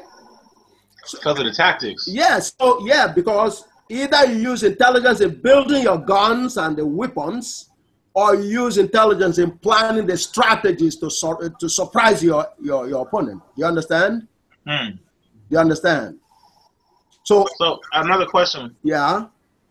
So pretty much with the equation. Since I remember earlier on you said that we people shouldn't swear unless it's true. So since we were able to prove this is true, and we can see this equation, and this equation represents how this is an origin equation, which shows how in nature things originate from something. So analogizing that to the human life, to the human history. From the origin, since this equation also analogizes to human origins as well, since the same human origin has to do with nature, then the way everything went out within the equation equals 0 would be the same as what whites came to be blacks, or how blacks came to be whites because of the change within the same space. So okay. So in other words, remember what I told you in the beginning? I said every knowledge before GAGUT originated from guesswork. Guesswork. Yes. All right. And that includes the prophecy. See, the reason I have to zero in on the dynamics of religion is because that is taking a lot of toll currently, not only just in Africa, but globally. Okay. When we had it, like I said, we called it philosophy. It was the coming of the Greeks and especially the coming of the Arabs. Arabs come from a place in Spain called Arabe. Do you understand me? Arabe, yeah. Arabe. That's a place, a city in Spain. That's where they came from. Now, that's the core. The remainder would be, Greeks and, Persians, in terms of Iranians, and all the others. Today, they floated all over North Africa. And if you see the horrors that's going on over there, especially when you talk about Mauritania, when you talk about Sudan, when you talk about the so-called North Africa, and terminologies like Black Africa, you understand, we've gone to the worst level that can possibly be imagined. Now, God pops this up. You understand? One of the immediate responses to that, just before Southern Sudan was surrendered, this is the formula that forced the surrender of Southern Sudan. Did you all know that? No. That's right. That's right. When this formula came up, there's a newspaper in Senegal. It's supposed to be one of the oldest news, that means Western style newspaper in Africa. It's called Le Soleil. Le Soleil. The sun. That's in Senegal. They published an article on GAGUT. And it began to sweep, especially through the so-called French-speaking Africans. And there was a lot of attention. So it began to shake the dynamics going on in Mauritania, where they enslave black people. You understand? So you mean current South Sudan or back then South Sudan? Oh no, South Sudan, of course, the Darfur and all the other things were all happening. But it's along the line of what's happened today in Mauritania. And Mauritania and Sudan was pretty much similar. Now, of course, a similar thing goes on, whether you talk about Morocco, Libya, Tunisia, Egypt, everywhere. You understand? In the so-called Northern Africa. You understand? Nile Valley, yeah. Okay. But, so when Sudan saw GAGUT, there was something called Sudan Net. They began some vigorous discussion on the formula because they know what it means. And they tried everything they can to see if they could convince themselves this is not real. But once they they understood this is real, they began to negotiate with General Garang de Mobile, who led Southern Sudan to victory. And they assassinated him in the end, but he won the victory. And they seek advice from the United States. And the United States told them, hey, they can't fool around with Africans anymore. Did I explain why they're all over there right now? That's right. Yeah. So they were forced to surrender South Sudan. That's the force, because they were asking themselves, is this real? Of course it is real. They know the recent history of formulas. E is equal to MC squared is a formula. You understand? That's the one God gave to Einstein on behalf of the Jewish people who have been treated like horrors in Germany and the rest of Europe. But once the formula came, boom, that ended right away. So Arabs now know they can't fool around with Africans anymore. Okay. So it was the Arabs against the blacks, and that's what led them to make South Sudan. That's right. That's South Sudan. Sudan, especially Sudan. That's the southern part of so-called North Africa. Yeah, the Sudan, is very large and goes very north and very south. It has boundaries with the Congo. Sudan, that's how large Sudan is, and it's boundary with Egypt. You understand? But there are whole terrorism over there about black people. Again, it is a continuation of the joke that I was just telling you. See, our folks looked these babies in the eyes and told them, look, we will surrender, like you said, and we wait until, because see, if we struggle with you, we're going to kill you. So what you're doing, you are looking for suicide. You're trying to kill yourself, and we're not going to allow you to kill yourself. So they didn't fight them. You said the Sudanese, the black ones, surrendered. Well, yeah, no. Well, no, I'm talking about when it all started, when they started coming in. That's what we said to them. We said, look, we know there's no way you can win against us.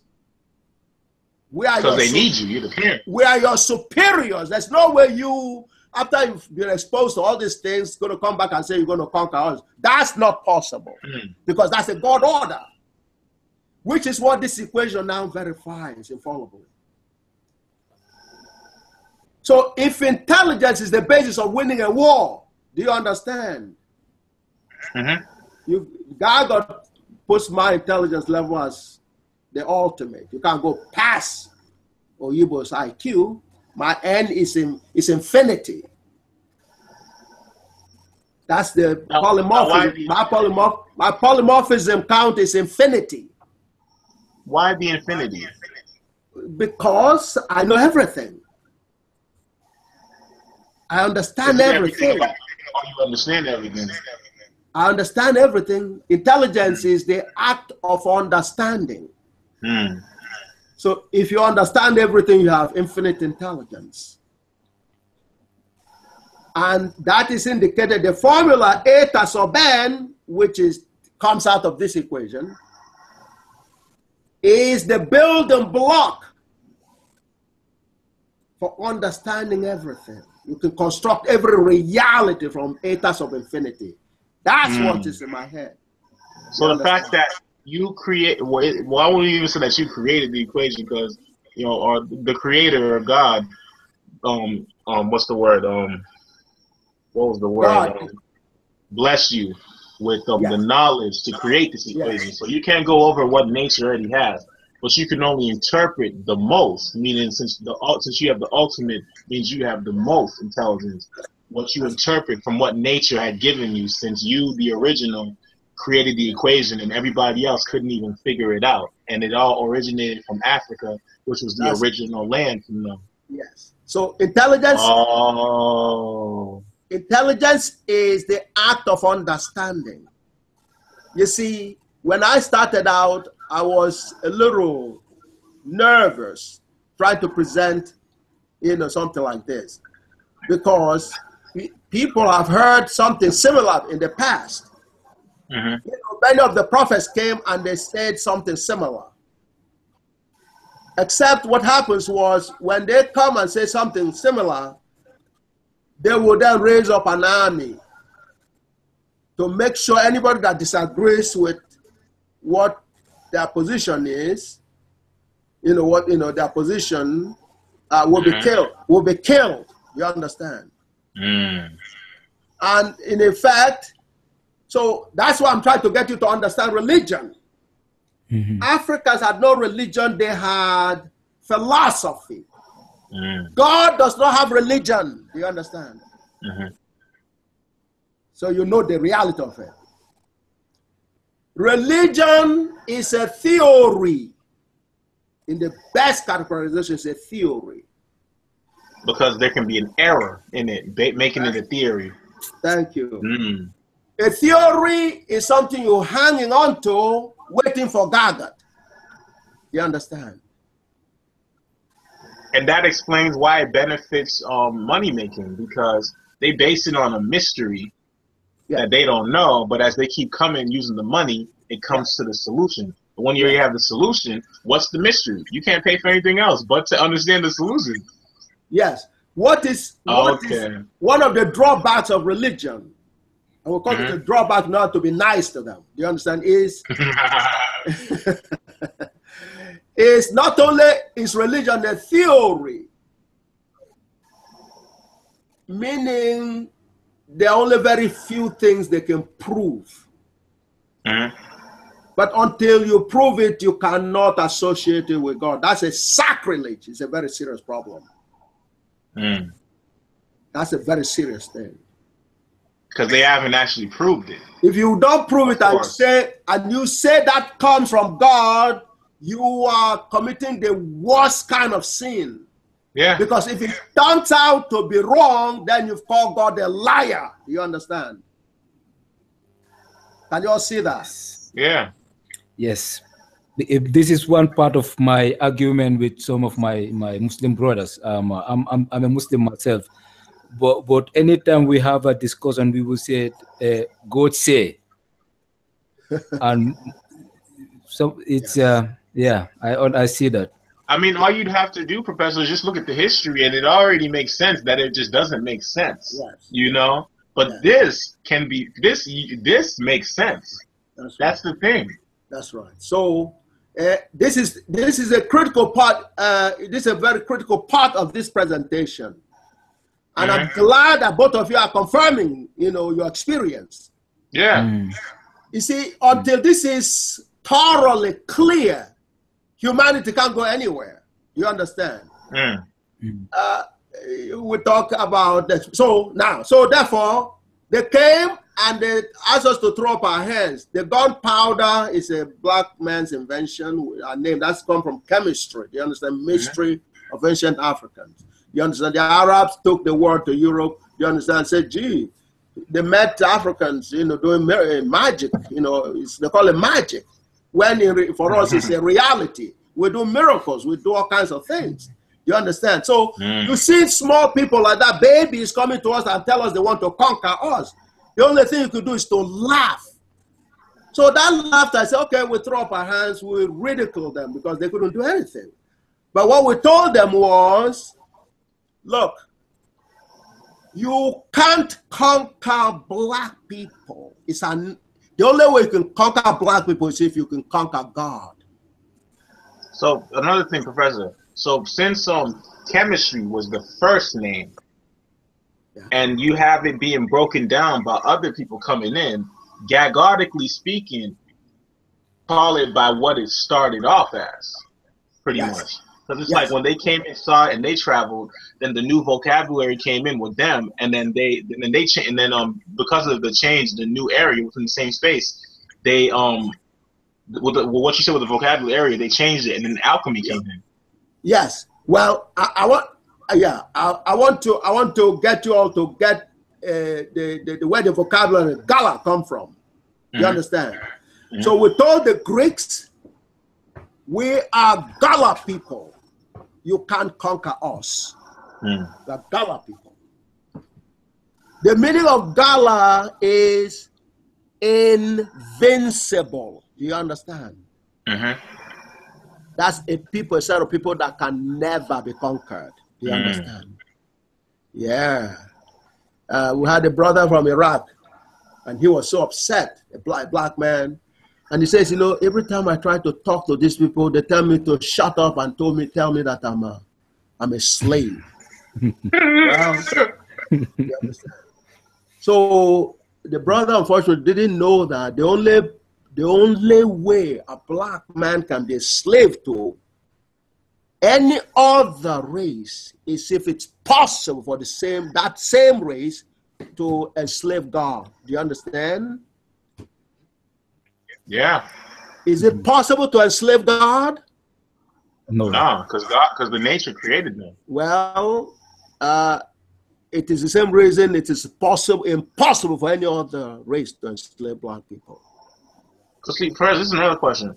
This has to do with reproduction. Now, say what we know of for black people. Like how does GAGUT explain, right?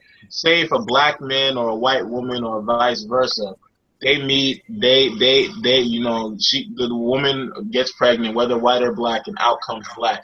How does GAGUT explain that? Because the word for that, they say, is mixed. But science says that dark-skinned genes are always dominant. So how would GAGUT explain that? Because there's a lot of confusion over that. They don't want to tell these kind of kids they're not black. Yeah. What does that mean? Well, okay, by and large, you've answered the question yourself. You see, wherever there's a black present, they dominate. Because we're invincible. We can't be subdued by another. Based on the fact that we know that biology even said that dark skin or melanin is dominant. So since that's a fact, that's just change the name. That's precisely what our ancestors were telling the Greeks. We are invincible. We let you clown around. So what has been happening then is, especially the terrorism that's still going on in Mauritania, and you should distribute the GAGUT briefing into Mauritania. I am particularly disgusted with what is going on in Mauritania and Sudan, but God is already changing. you know, the whole process already. Because, you see, it is an issue of we constraining ourselves because of the topic of this presentation today, which is the holiness and eternity of life. Do you understand? Yes.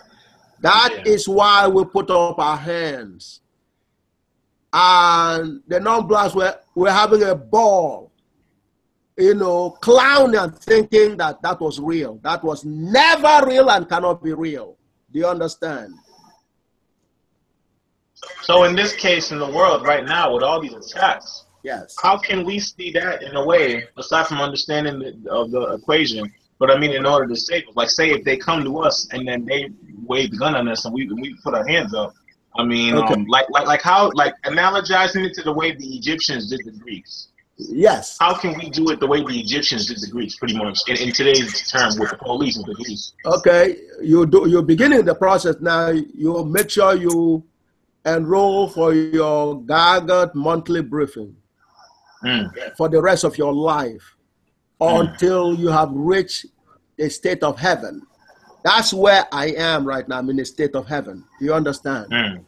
Yeah. Well, why do I? Well, first of all, do you all know what heaven means? To be honest, no. Okay.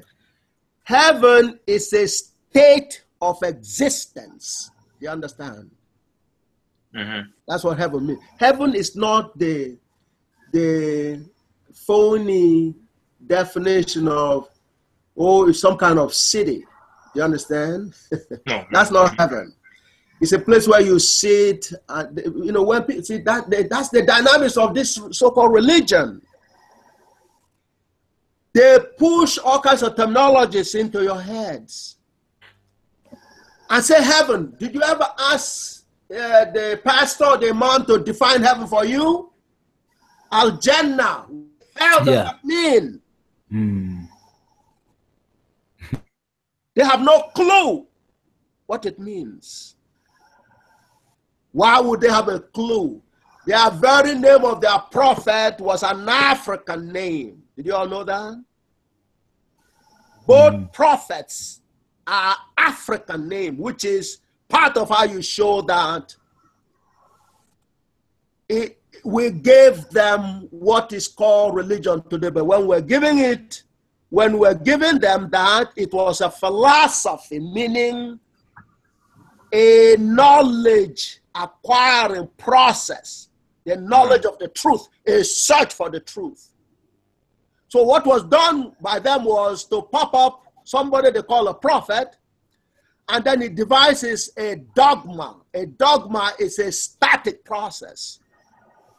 You understand? And Papa, man, that's what you are talking about in terms of your natural response to the nonsense of them saying, you know, this comes from God without proving it to anyone. Do you understand? That is called dogma. Dogma is a static fraud that is pushed on people. A couple of them are correct, but majority are not.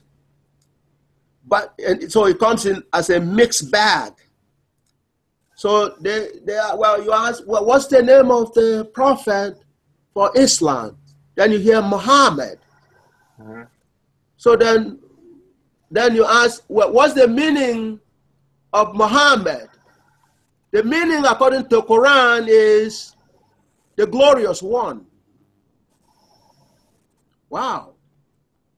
So then I go to my ancestor, the African ancestor. And then there was a civilization before Kemet civilization, a black civilization. What was the name of that civilization? Ma civilization. Ma, M-A.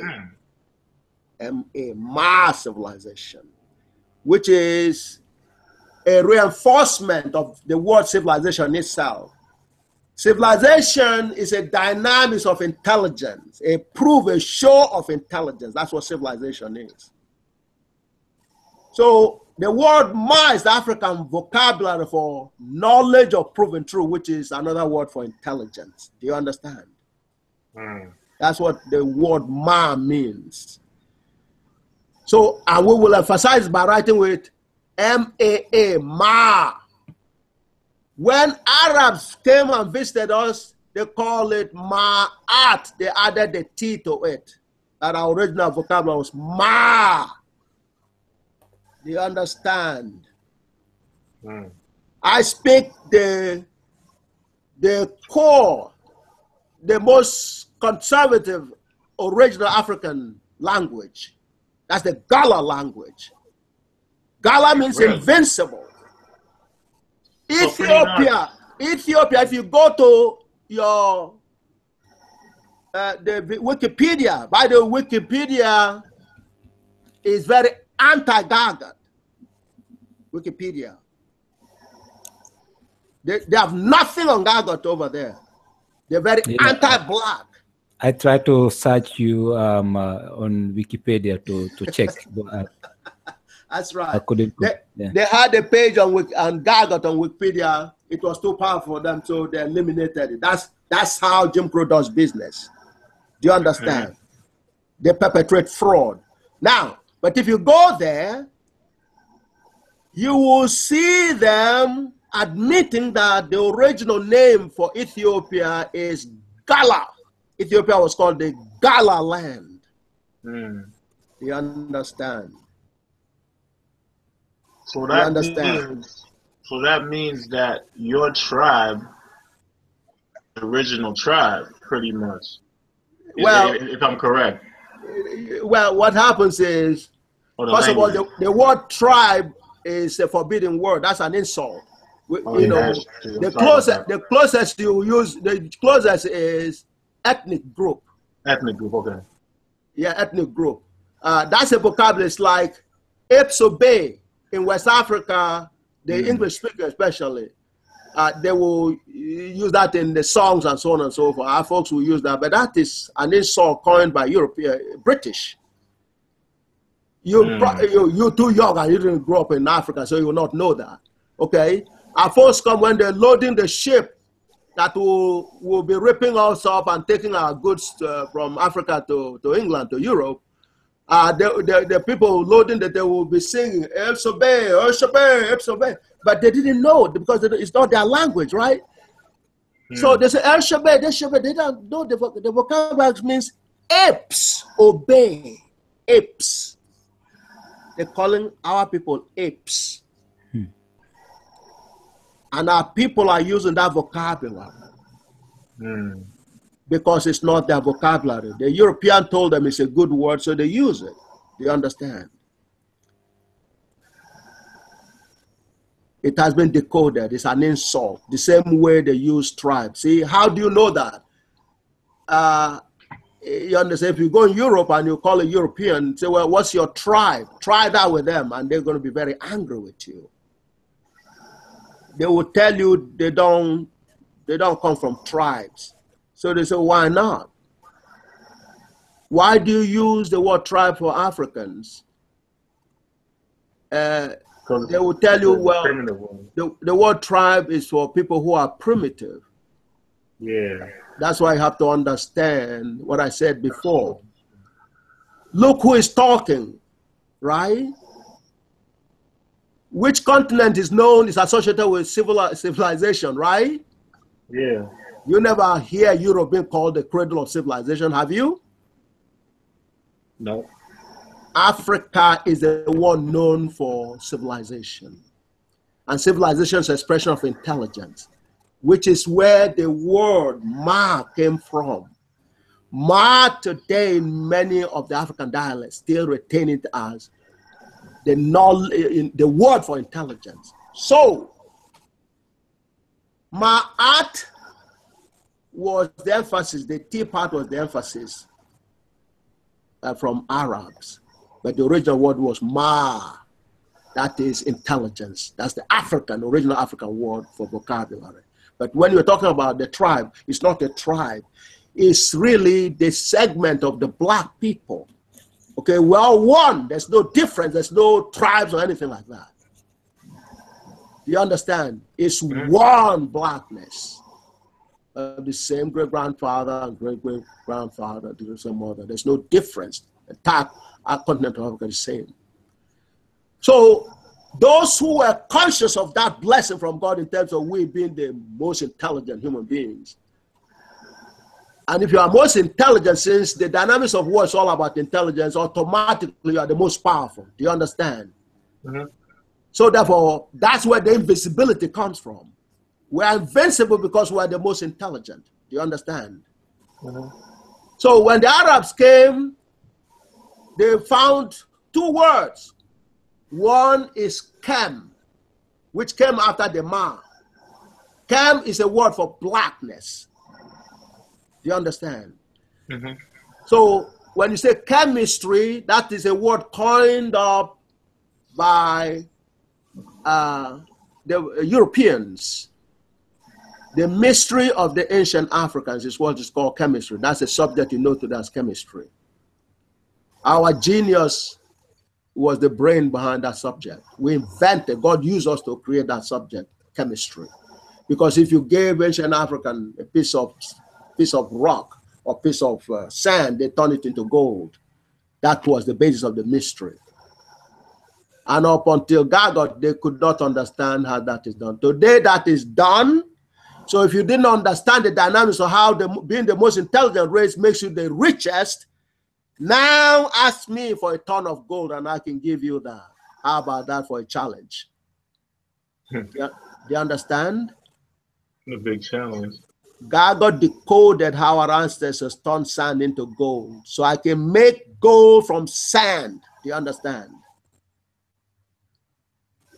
Yeah. Yeah, I understand. Do you understand? Please ask questions. That has been decoded. Our ancestors did that. And Newton tried to study how that could have been done. He couldn't. He was called. Go ahead. Did it have to do with hydrogen? Since it was that's part of it. That's why you see one briefing can't get you over, right? Okay. It has to be a lifetime thing. First of all, that is now called Afro-Crojan or Africanian. That's right. Yes, Afro-Crojan. Africa is the origin where the science came from. The mystery of the ancient Africans came from Africa. The European call it hydrogen because if you translate the word hydrogen, it means hide the origin. Do you understand? Hide the origin of science. Do you understand?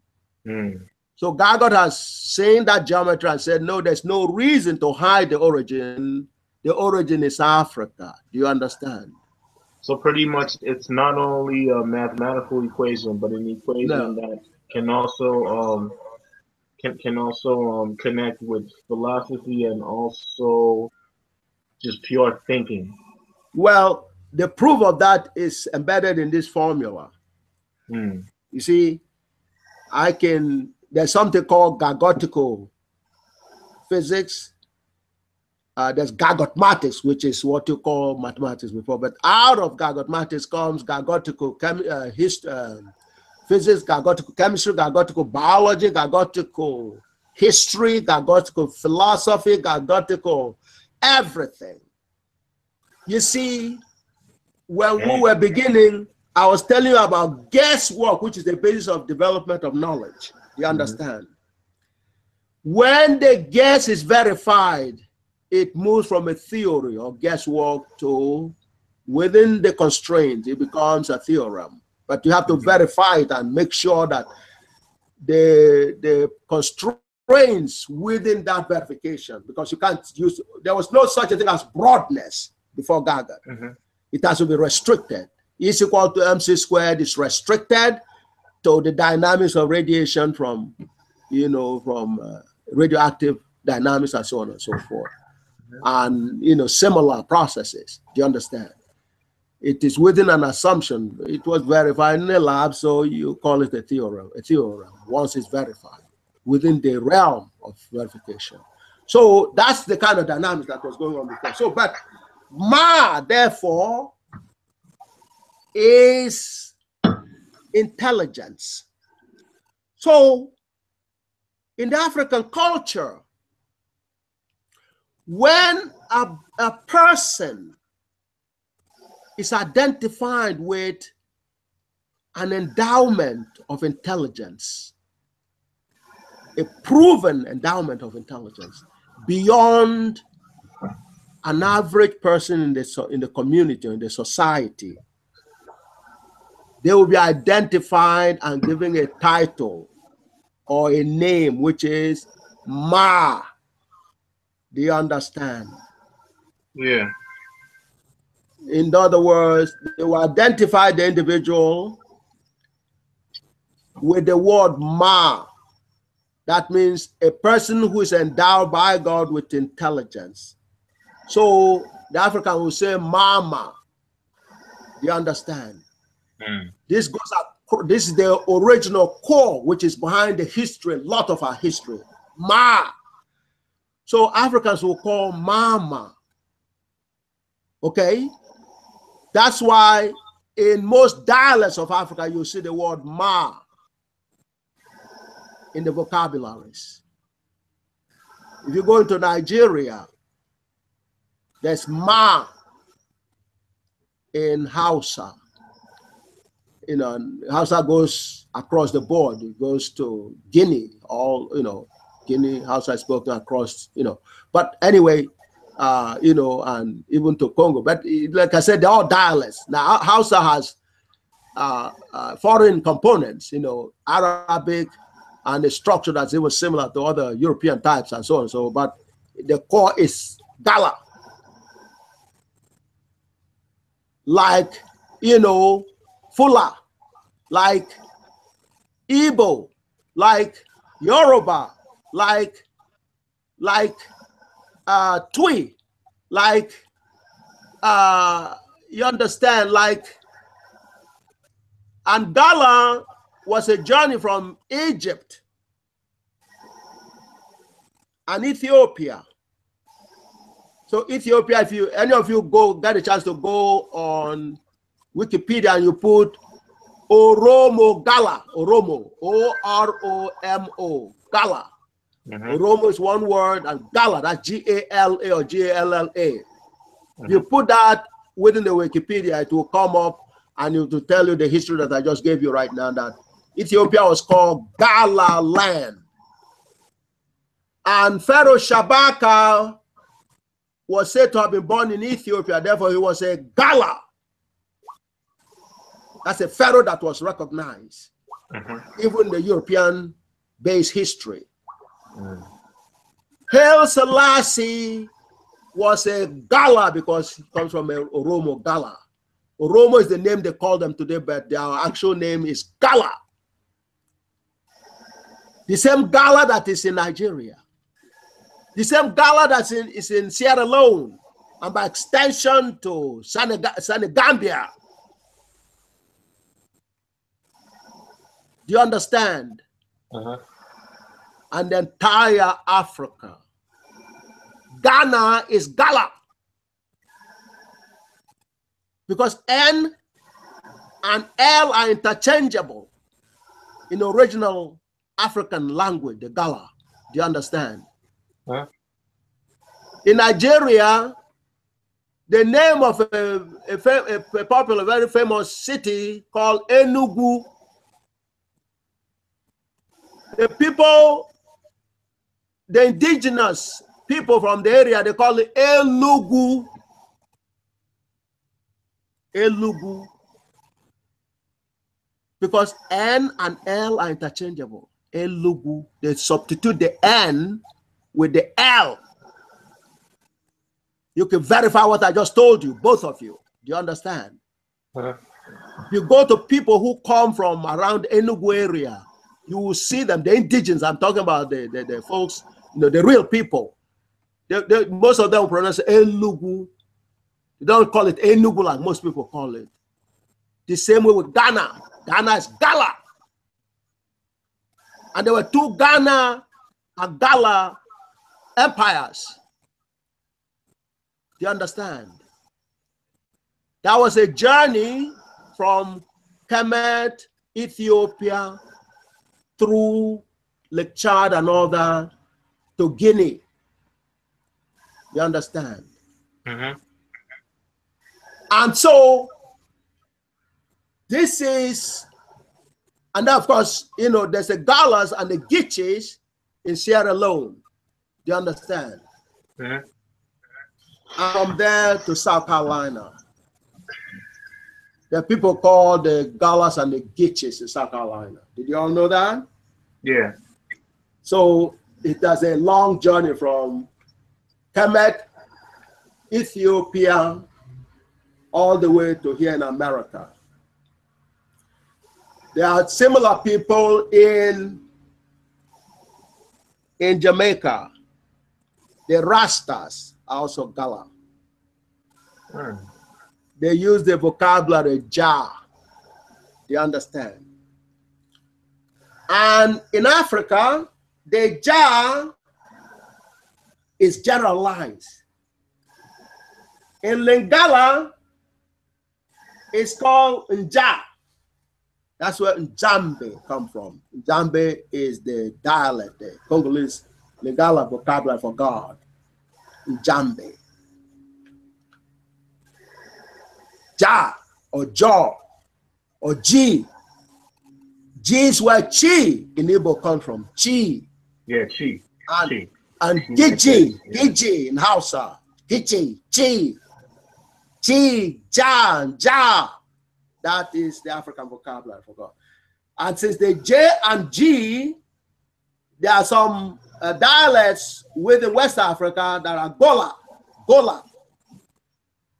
Gola. That's, you know, that's Gala. You understand? Uh-huh.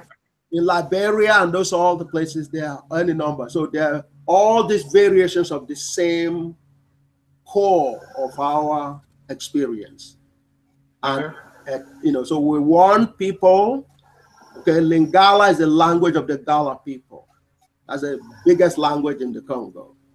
The land Angola is the land of the Gala people. That's below the Congo. Do you understand? So the entire Africa is nothing but Gala people. Because the Gala is what properly describes us, which is invincible people. Do you understand? Yeah, I have a question about that. So then, yes. Since the ethnic groups, they, yes. they changed the name. It all came from Gala. Yes. So then how does that explain, of course, I definitely believe that, of course, but I'm going to say, how does that explain things like our languages, like with the Igbo, and how yes. they call it Chi? Like, how did it go from that to Chi, through the diaspora? Yes. That's what I was saying before about the space-time dynamics. Remember I said that? Remember I said, you know, language has a variation that is imposed on it by differences in the space or the locations. Do you understand? Because when you move from another to another place, yes. In other words, the vocabulary changes. The Gala man, the difference between a Gala man, the fundamental difference between a Gala man in Kano and a Gala man in Port Harcourt or in Aba is one of the dimensions, or the one in Footajalon Mountain area or in Freetown, you know, in Sierra Leone or Monrovia, is the fundamental basis for different vocabularies is the vegetation. Do you understand? The variation in the vegetation and the variation, little variation in the animals, you understand? And the plants, you understand? See, these are the things that you need vocabularies to describe. Do you understand? So when the Igbo man who is living in Sokoto moves down, you know, to Wari, you understand? He has encounter with the animals that were not in Sokoto, so a new vocabulary is coined. And the vocabulary that he had in Sokoto, because there are no similar things to be described by the same vocabulary, the vocabulary will disappear. You understand? Oh, so he'd have to recreate something new because he's in a different place. That's how you create vocabularies. And the vocabularies come from, you look at an entity and you describe it either from the geometry or from what it does. This point is extremely important. Do you understand? So in many ways, it's like a broadening of the overall language. Do you understand? So it's like the dialects. Huh? It's like if I move to different countries, like say if I was to move to China, and I don't know Mandarin. So of course, in order for me to adapt to China, I'd have to learn Mandarin, kind of forgetting the old ways for a longer time. It'll be like that. That's right. That's why, as far as Congo, they have the same jiao or chi. So you understand? I was telling a joke about how Africans were listening to the Congo music and they're all having fun with it, right? And some intruder, a non-black, pops in the middle just to cause trouble. He began saying, "Oh no, you know, everybody's enjoying the Congo music." He says, "No, but I prefer Nigerian music." Do you understand? That was just the dynamics of how they divide us. Okay, there were Nigerian, there were, you know, Ivory Coast people there. There were, you know, people from, you understand, black people from all over the place, even from, you know, Brazil. They were there having fun, enjoying the Congo music. There was absolutely no reason for that comment. So, you know, that's the dynamics of divide and conquer. That did not come from any black person. That came from people who caused trouble for us. Do you understand? Because, yeah, that's, you see, you got to understand that. Brother Papa Mane, he comes to Nigeria, he feels, how is he going to differentiate him from the other Nigerians? Are you going to be able to differentiate Papa Mane from, you know, if he comes in Enugu or comes to Aba, comes to Lagos? Would you be able to tell that he's not your brother? You mean by race? My brother. Especially since you don't speak any Nigerian language, you understand? You'll probably be speaking the English language anyway. So, how would you differentiate Papa Mane from any other black person? Oh, the language. Yeah, but you don't speak the actual language yet, right? Yeah. Yeah, but so so that's the point. But who says he couldn't speak Igbo better than you do? Right? Is there anything that precludes, you know, Papa Mane from speaking, or for that matter, you go over there and you're speaking, you know, any number of the various dialects that is located in Gambia? Do you understand? You know, Senegambia. Do you understand? Wolof. Do you understand? You could speak Wolof, you know, as good as any other person that speak Wolof. Do you understand? Yeah. So how are you going to differentiate? The reality, there's no difference. The little difference in the vocabularies is what I just told you. The demand of the new encounter, new vegetation and animals and other dynamics, and other acts. That's where names of things come from, and that's where the vocabularies come from. Please ask me a question. This point is very important. Because your enemies magnify your differences. In reality, you don't have any difference. Do you understand? Or if something that appears to be a difference, after all, people come from the same mother and the same father, and they have different names. You have to give them different names, at least first names, right? How are you going to differentiate them? Do you understand? Does the fact of you having two different names, even though you're the same father and the same mother, really create a difference among you? No, we're the same people. You're the same people. That's exactly what we are. So that explains what France and Spain did with Hispaniola. Think about it. Yes. Damn. That's right. Crazy.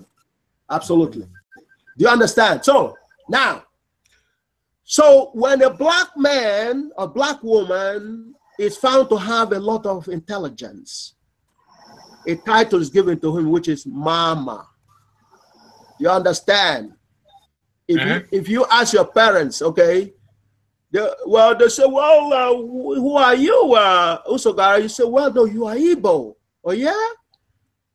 Okay, if you are Igbo and you're not Hausa, then how come you have the same word ma in Igbo and in Hausa? Do you understand? So the Hausa say ma. Ma means ma on the basis of the truth. So they have a name, Mama or Mama. That is a name of a prophet in African language. A prophet is the one that is blessed with a lot of intelligence. And so with that intelligence is able to, relay the God's message. The only thing that is God's message is the truth. Do you understand? Papa Mane, let me remind you, in your encounter with the people that you're dealing with, who will tell you the language of God is Arabic. Do you understand? Have you heard that before, Papa Mane? Papa Mane, are you there? His volume is on. Did we lose him? No, his video's there. It's just his volume is gone. Okay. The Arabic people have tried to convince us that, okay, can you hear us, Papa Mane? Hello? Can you hear us, sir?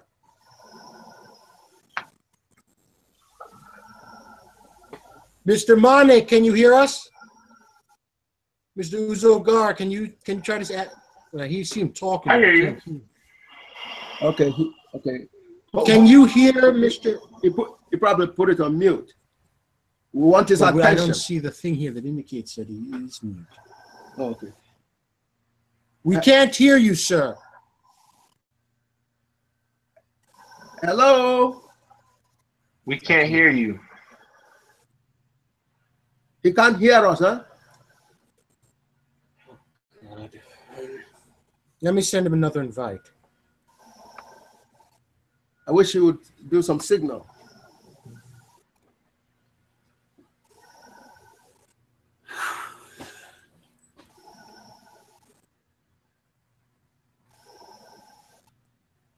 Okay, did he hopefully got the invite? Maybe that'll help.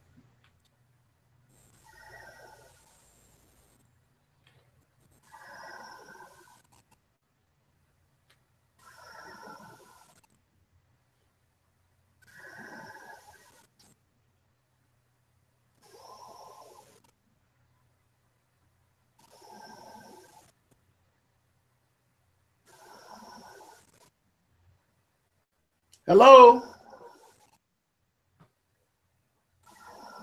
I don't know what's going on with him. He doesn't seem to still hear us. We can't hear him. We can see him.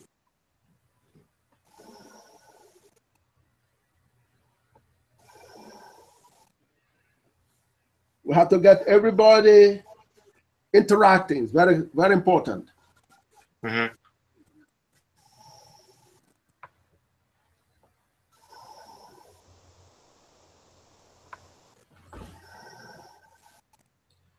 Mr. Mane, can you hear us?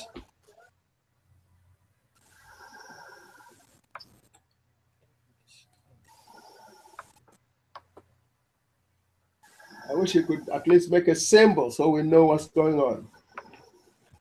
A sign to us so we can.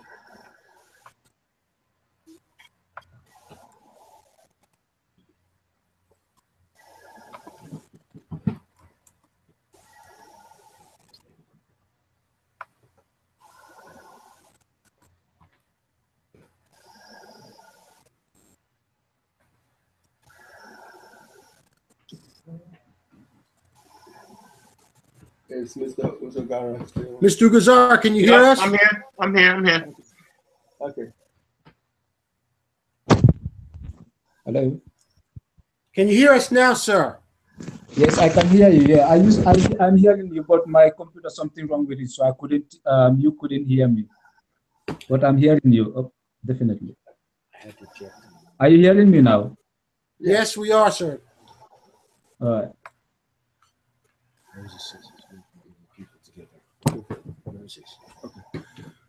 Can you hear us, Mr. Papa Mane? Can you hear me? Yes. Yes, I can hear you, Professor. Good. Okay. Now, I wanted you to be very clear on this point. I have a question. My question is, what is the difference between Gala and Jola? They are the same people. They are the same people. Okay. Yes. They are the same people. Because our how you call it ethnic group. Not ethnic group. We are Jola. You know, that's what I was writing in the comments there. We are Jola from the Senegambia area there. That is Gala. That's the same. That's the same group. Did you hear that, Uzogara? Yep. Okay. Well, see, and back to South Carolina. When you hear the Galas in South Carolina, and then immediately you hear Igbo landing. You ever heard that before? Repeat that again. Igbo landing. That's a phrase. Once people in South Carolina talk about the Igbo landing in South Carolina. And there's also one in Virginia. Exactly. Where Igbo landing, you understand, is the unification. So you just heard the Papa Mane, give the version of Gala. So the Gala goes, you understand, all the way to Guinea and Mauritania. That's why I'm very upset with what is going on in Mauritania, and tell the Mauritanian government to stop the nonsense. Okay? Because those are Gala people over there. They have picked up new names and so on, but they're the same people. Right on to Ivory Coast, to Liberia, and all those areas are there. You dig deep and you see our history all through that place. There's no part of Africa that is different from another one. Do you understand me? Same in America.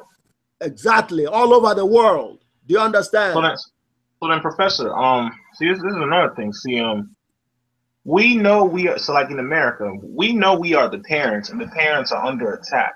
And I'm sorry, I don't mean to ask this question again. I mean, if I am, just out of curiosity. Right. How would the parents in America be able to deal with the children or the cops coming towards America, because the children are propagating the parents on being under attack? Well, yes. The answer is begins just to solve it now. Well, the answer is what we're doing right now. That's the answer. You see, God did not bless black people with an individual. One of your sons is endowed with the ultimate intelligence. That's all you need. That's what ends all the problem. Do you understand that? Yeah. That's the answer.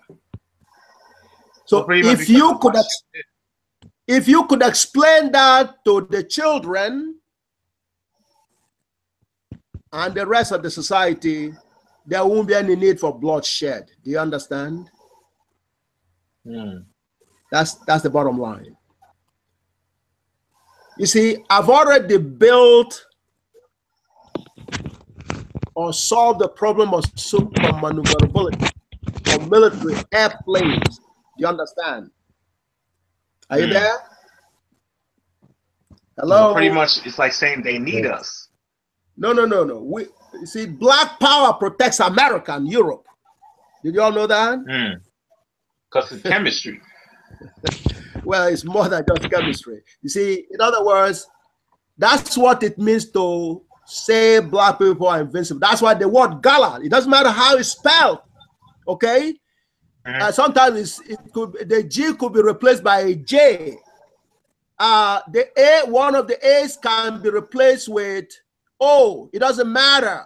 Now, Igbo, see, where does the word Igbo comes from? Igbo is like, you know how Africans have a way of qualifying the main thing. Do you understand? You understand?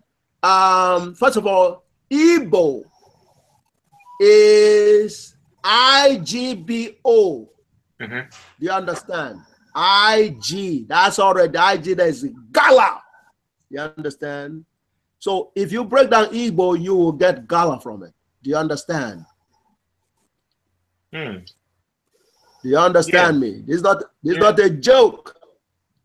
So Igbo, Igala, Bo is probably what you're gonna end. Do you understand? But what about Hausa?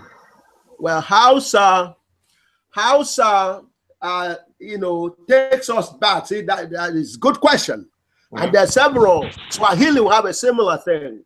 Swahili has a similar thing. Now, Wolof is another one that that has almost equal population with Wolof in that area. But anyway, you understand, some of those took on a qualifier to their name. And sometimes they branch out and call that qualifier. They maintain that qualifier, you know, which is describing their core. Their core is Gala. That's why it sweeps all the way from Kemet, Ethiopia, right on to South Africa and to the New World. You understand? In Jamaica, they call them the Maroons, but they're Gala people because they speak Gala there. You understand? And they identify with Ethiopia, which was called Gala land. Do you understand? You must have seen Ethiopia being described as Gala land in one of the broadcasts, right, Charles Uzogara? Yeah, I remember that. Yeah. Okay, so but if you just put Oromo Gala, and it will take you to Ethiopia. So Hausa, where did Hausa come from?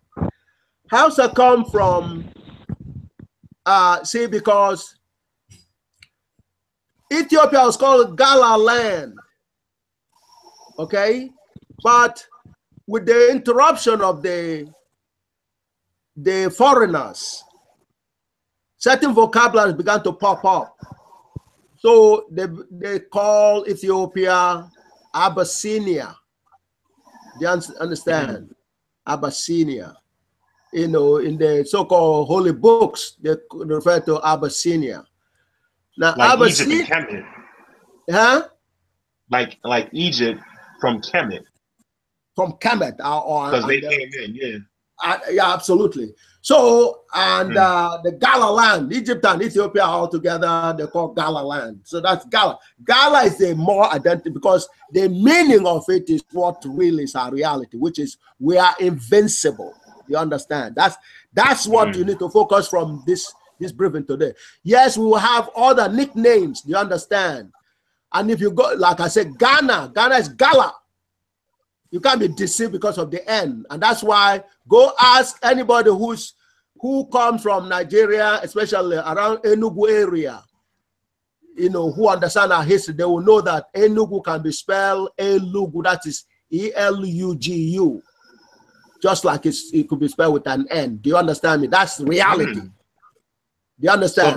So they all derive from, they really all derive from Gala, even within the name. That's amazing. We're all Gala people. So now, but Hausa, so Abyssinia, our folks, because Abyssinia is a foreign term, we call Abyssinia Habasha. Habasha. Do you understand? But even the Habasha has some kind of Arabic tonation to it. Do you understand? So, but Habasha is where Hausa come from. Hausa is Habasha. Do you understand? and when you go to India, our people are there in India, okay? They call them Hapsi. So Hapsi and Hausa are describing Gala people. Do you understand? Yeah. But Gala people who have been interfered with in terms of foreigners, like, you know, when you start seeing a lot of, especially in the beginning, for example, Ma Onye Maichi is what the Gala in Owerri, okay, would say Onye Maichi, but Ma, you understand? Ma is the vocabulary that came from Egypt. Do you understand? Yeah. Ma is the vocabulary that followed them all the way from Egypt. Or like Igbo, that's right. Do you understand? Onye Ma, Onye Maichi. Oh, Ma. Yeah, yeah. That's Gala. That's Gala. Do you understand? Okay. So you understand? So now, of course, eventually, you know, and Yoruba use the same vocabulary. Okay, and mami, the same thing. It's like Onyema. And now says Ma. So that Ma is a vocabulary for intelligence, because when you say Onyemaichi, who knows tomorrow? Who has the knowledge of the truth regarding tomorrow? Do you understand? When Yoruba says you know, Mami, this you don't know me. You don't have a knowledge of the truth about me. Do you understand? And when Hausa say Ma, Ma, you don't. If you want to talk about the truth, the infallible truth, then you know that's what Ma means. So Ma means one who is blessed with knowledge of the truth, of infallible truth. That's the original African vocabulary, which is the Gala vocabulary. Do you understand? So yeah. So therefore, when Papa Man, are you there?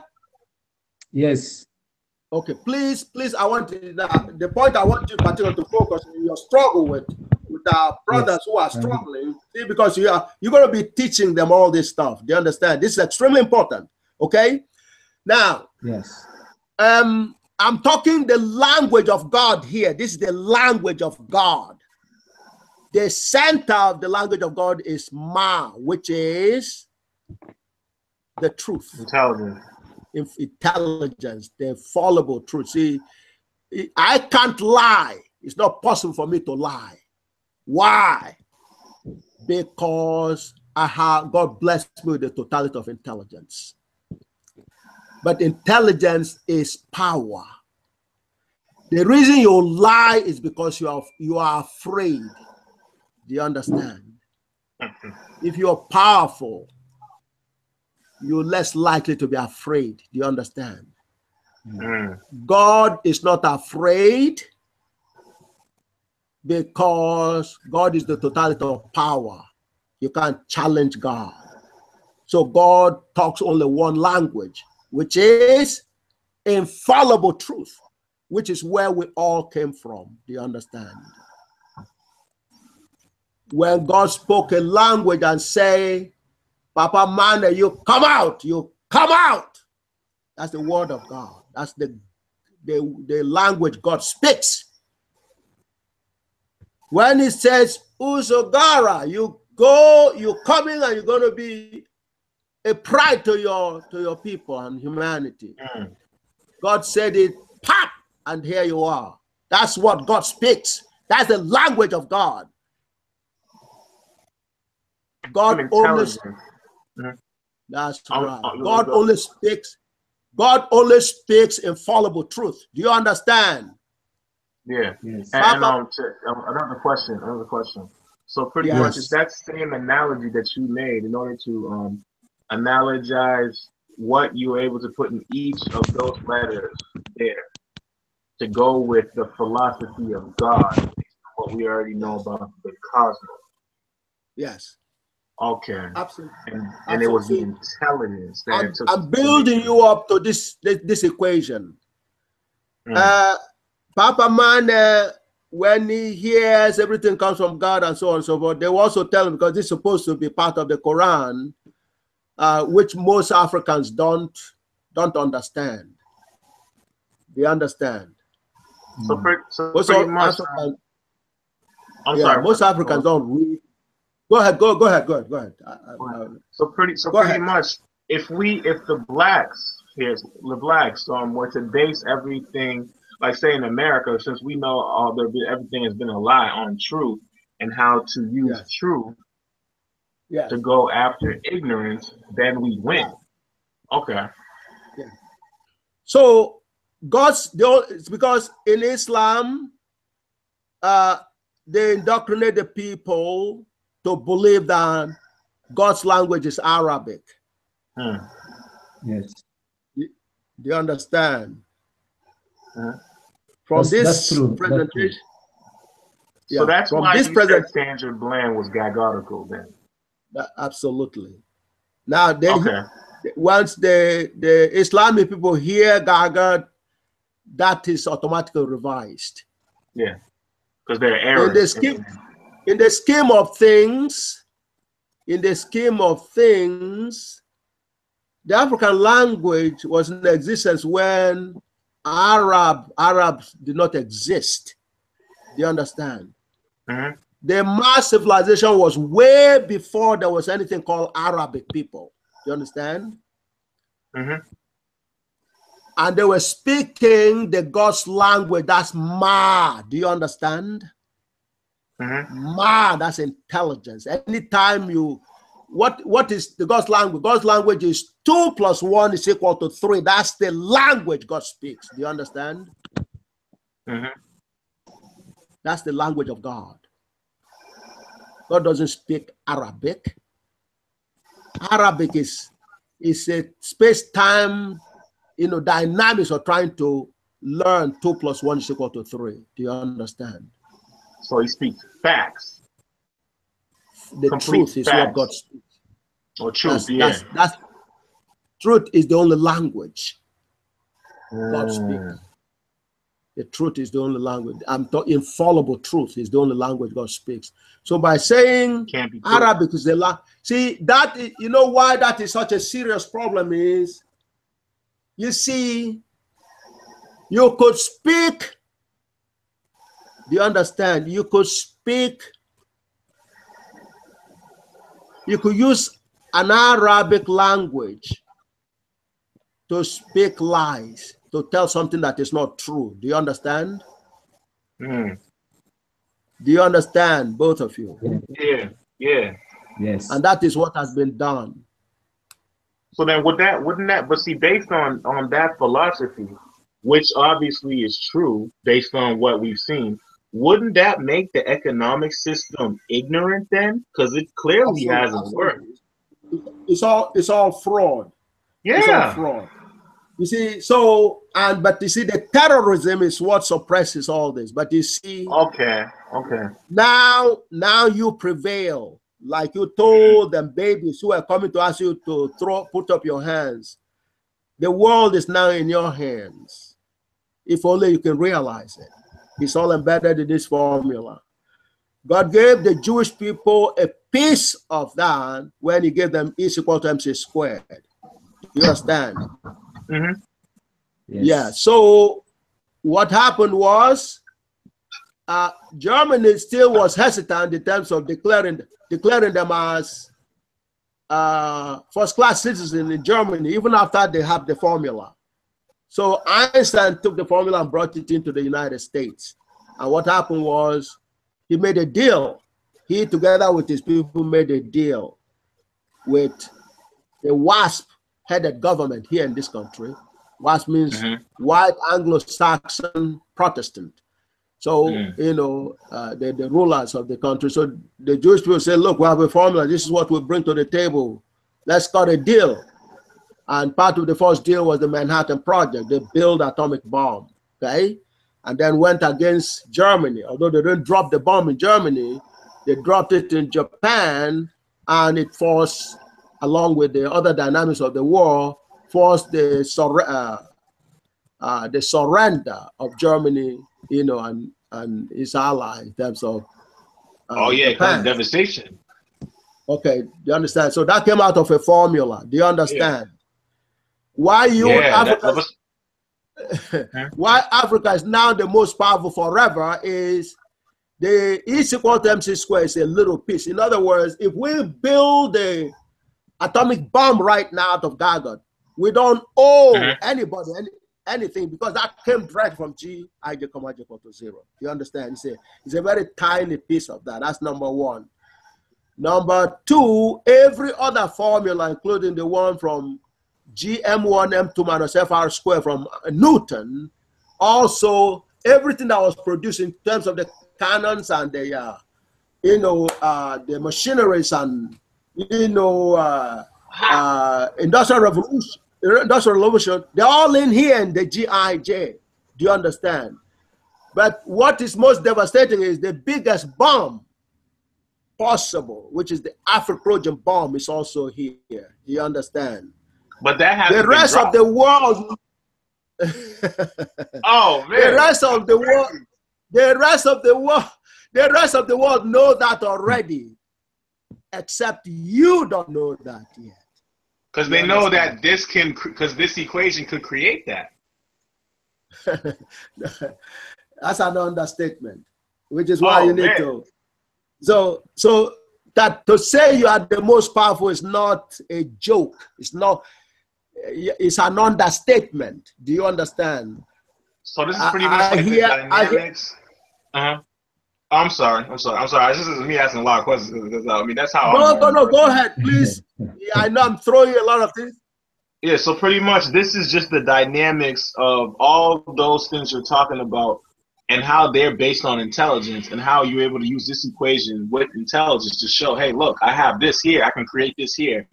If you attack me here, look at what I have here. You can't just do that to me here because what I can create from this here, including with the Afro-Trojan. Yeah. Oh. So what happened? So it's like a tactic of defense. Well, but you see, when you heard young Professor John Glover introducing me before and giving you the piece on Göttingen, it wasn't easy for you to understand the significance of Göttingen. The significance of Göttingen is Germany as a country, qualifies as the most intelligent set of people in Europe. Do you understand?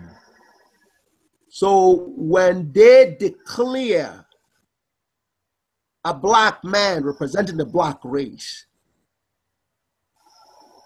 as the greatest mathematician from antiquity, past, present, and the future, taking over from their own son, illustrious son, Gauss. Not only that, it was celebrated in Germany. Do you understand? You haven't done that celebration yet. That's why you're here today. You have to celebrate that every day. Yes, that's part of what makes me to even get more courage to come, to register in, fight to register, So pretty much, Professor, in order for the world to live in complete harmony, it would have to be GAGUTical, because it would mean that would be the most set for the world to live. Pretty much. Precisely. See, in other words, when somebody decides to treat you one way or the other, first they have to check into how you view yourself. Do you understand? You see, the vocabulary, respect, the original vocabulary for respect is Gilma or Gima. Ma, the same ma that we talked about before. You understand? Somewhere, even in Wolof, you find the word ma in Wolof and any of those dialects of Africa, all over Africa. There's no place in Africa where the word ma doesn't pop up in one form or another. Do you understand? Okay? Like the pata, so people call it papa, is the same word pata. That's African history, African reality. So that is across the entire black world. Like I said, even in India, They bear Hapsi. They call themselves Hausa in India. The black people are called Hausa or Hapsi. Okay? Which is another name for Gala. Do you understand? That's another name for Gala. So we are one. There's nothing dividing us. We are totally one. So therefore, the Congo music is not a foreign music to any African. If you go to Ivory Coast, they put a twist on the Congo music. When they do it in Ivory Coast, it's like it's done in Kinshasa. Do you understand? You understand? So, but you see, so therefore, what we're saying is, Africa has been redeclared by God as a symbolism of God. Do you understand? Africans. That's what you're hearing. That's a summary of what you're hearing. Do you understand? So therefore, the word mama is the African vocabulary for a prophet or a genius. Can you all see that? Can you all see that? Yeah. Okay. If you have any questions, please, because I just told you from Kemet, we have the civilization called Ma civilization. Ma is knowledge of infallible truth. And only God can give you the knowledge of infallible truth, just like God has given to me. Do you understand? What I'm telling you are all infallible. So, do you understand? Can't be proven wrong. See, so therefore, what happens? So it's a tradition in Africa that when one of their sons or daughters has been blessed with a knowledge of proven truth or infallible truth that is bigger than the average person on the street, do you understand? They will give him a title, Mama. Do you understand?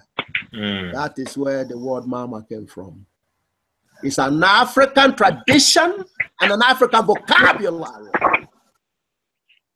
That tradition is where Islam was created. Or the Prophet Muhammad, is bearing the gala name Mama. Can you hear that?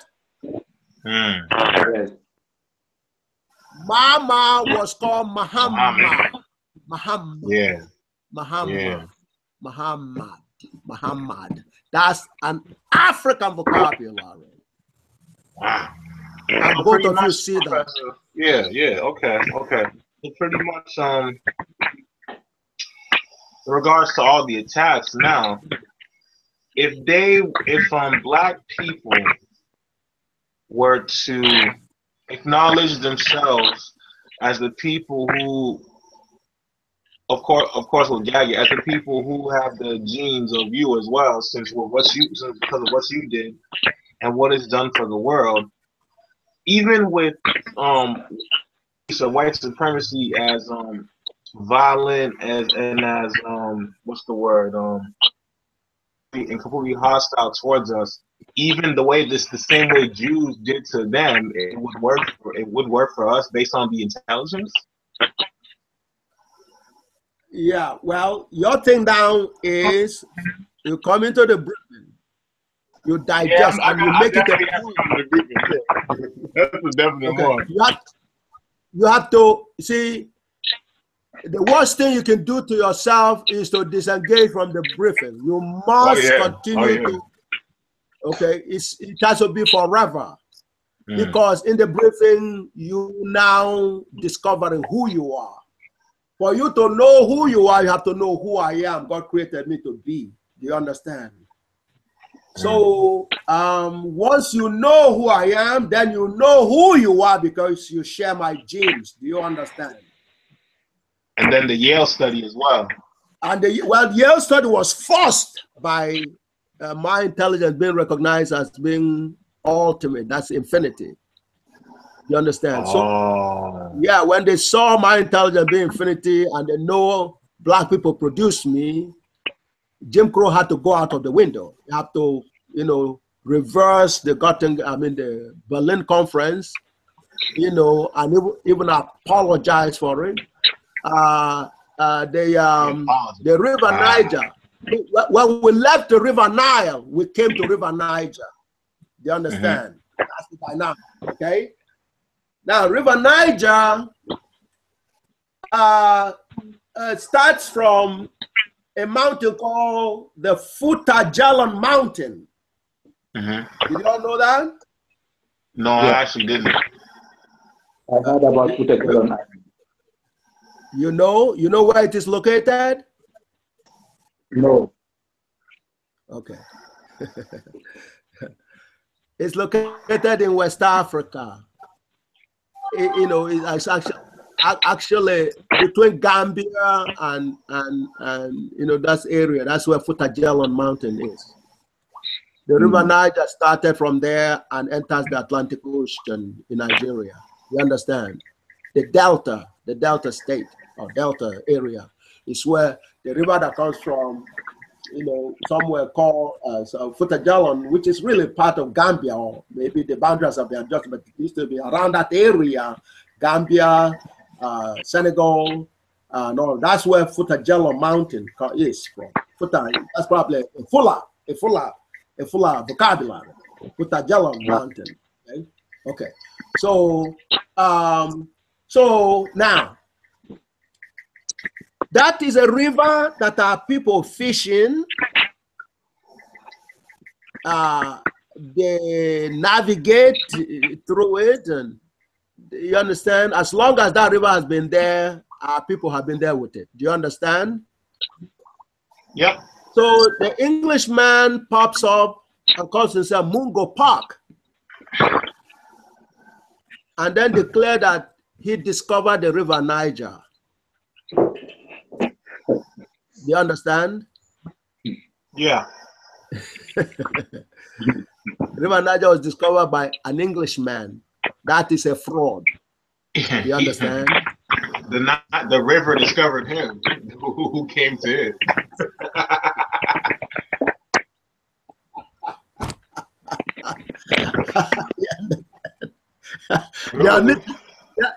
There are nature man who look at him and he will laugh at him and say, hey, go sit down. You understand?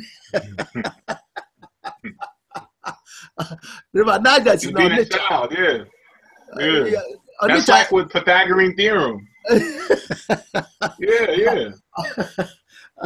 Onitsha has been sailing from Onitsha to Futajalon for centuries before a European came to Africa, and he's talking about discovering. They laugh. That's how our people laugh at you know, these people. So you have to now use the eye of GAGUT, the glass of GAGUT glass, to be able to see through those fraud, and now begin to see. So now the only language that God speaks is the truth, the infallible truth. And since our civilization is being based on the truth, and since our name is associated with the truth, you understand? Ma was extended by the Arabics, called ma'at. And then they called the word, they emphasized the ma'at twice. They called ma'at. Well, so the Greeks came during their own era. They took the word ma'at and emphasized it and called it ma'at, ma'atikos. That's the study of the truth, infallible truth. Oh. That's the what Arabic we know as mathematics. So from Ma to Ma'at, the T was added by the Arabs. We started it called Ma, M-A-A, Ma civilization. That's purely black. Because our philosophy is the truth. So if that, and the language is Gala. So the only language, the closest language to the God's language is the one that's closest to the truth, which will be the Gala language. Can you all see that? Yeah. The truth is the only language. You have a language that is based on the truth, which is the GAGUT, which is the Ma civilization, Ma. Now, so the study of the truth bears an African name. That's Ma. Do you understand? Ma. So, and our celebration of the Ma with the knowledge of the proven truth is the basis of Islam. The prophet there is what we call our own people who are blessed with a lot of intelligence. We call them geniuses. We call them Ma, ones that endowed the king of Ma.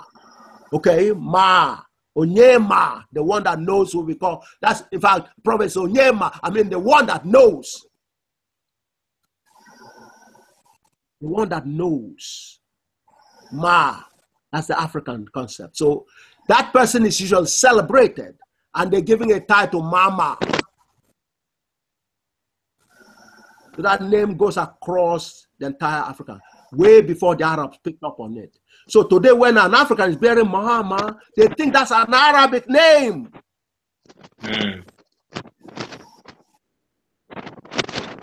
That's a vocabulary for the prophet or a genius. Prophet and genius are supposed to be the same, except, you know, in the case of a prophet, you don't have to be a verified genius. People just take it willy-nilly. Do you understand? So when the Quran says, Muhammad means the glorious one, Africans say Muhammad or Mama means a genius. Africa is very, very precise. Because Ma means knowledge of intelligence, knowledge of proven truth. That is a genius. If you are endowed with that, so you call Mama. So that is where the word prophet originates from. But in the case of Mama, it is proven. It is proven knowledge. Do you understand? It's a proven genius, not a fake. Do you understand? You have to have demonstrated you are a genius before you're called a genius. Do you understand? Yep. You don't go to your community and bribe them and say, call me Mama. Nobody would, and Africans will never honor that. Do you understand? Yep. Eventually, the name become a name that anybody can bear, just as a symbolism of it. Do you understand? But the people who bear Mama are the prophets, people who are geniuses. Do you understand? And as it always used to be. Exactly. So when Arabs came and they had the vocabulary Mama, they took it and began. So that's when they call him Muhammad. So pretty much the truth was in the origins that you're trying to say right now. That means the only right way was always the best way, which was in Africa before they came into Africa. Absolutely. So, okay. And so therefore, so when they took Mama into Muhammad, then add the ED part of your AD, Muhammad, then they brought it back to us. And then you begin to see a lot of insult. You understand? Okay. A lot of insult. That shows why. Go ahead. So that shows why religion is theory then, because we already knew we existed. It was just, since we saw them come and invade us, change the name, come back and force that same name back into us, it would be against our GAGUT. In many ways, for you live in Massachusetts area, there's something called the Boston Tea Party. Yeah. Okay, the Boston Tea Party was a story of the British, the people from England and Europe, taking the raw material from here in America and doing very little to it and bringing it back and selling it to the people and charging them exorbitant prices. Do you understand? So when the people saw the ripoff, they rose up and said, hey, enough of this. What you do going against the truth. What you do in Europe, we can do it here. So why do we have to pay exorbitant prices for something we could do? And it's our own raw material. Do you understand? Okay, so the ripoff was the theory. That's what needs to happen now in Africa as a result of what God has done. But it's the same way Muhammad was taken from Africa, just like the raw material was taken from here in America to Europe. Mama was taken. Mama, you ask your grandparents or your relatives, the oldest relative, the relative, the oldest relative that's alive, ask them, the vocabulary ma. Almost every part of Africa will recognize that as knowledge of the proven truth. Okay? So, or truth, ma, knowledge of the proven. That's what knowledge means, Okay? So therefore, now, so they took the word mama into their land and then mispronounced it and now call him Muhammad. And whereas we call mama a genius or a prophet, now they interpret it and say it's a glorious one, but that's close to being a genius. Do you understand? Yeah. The official translation of Muhammad is the glorious one in the Quran, right, Papa Mane? Yes, yes. Okay. But glorious one, we translate it as a genius or a prophet. A true prophet is a genius. Do you understand?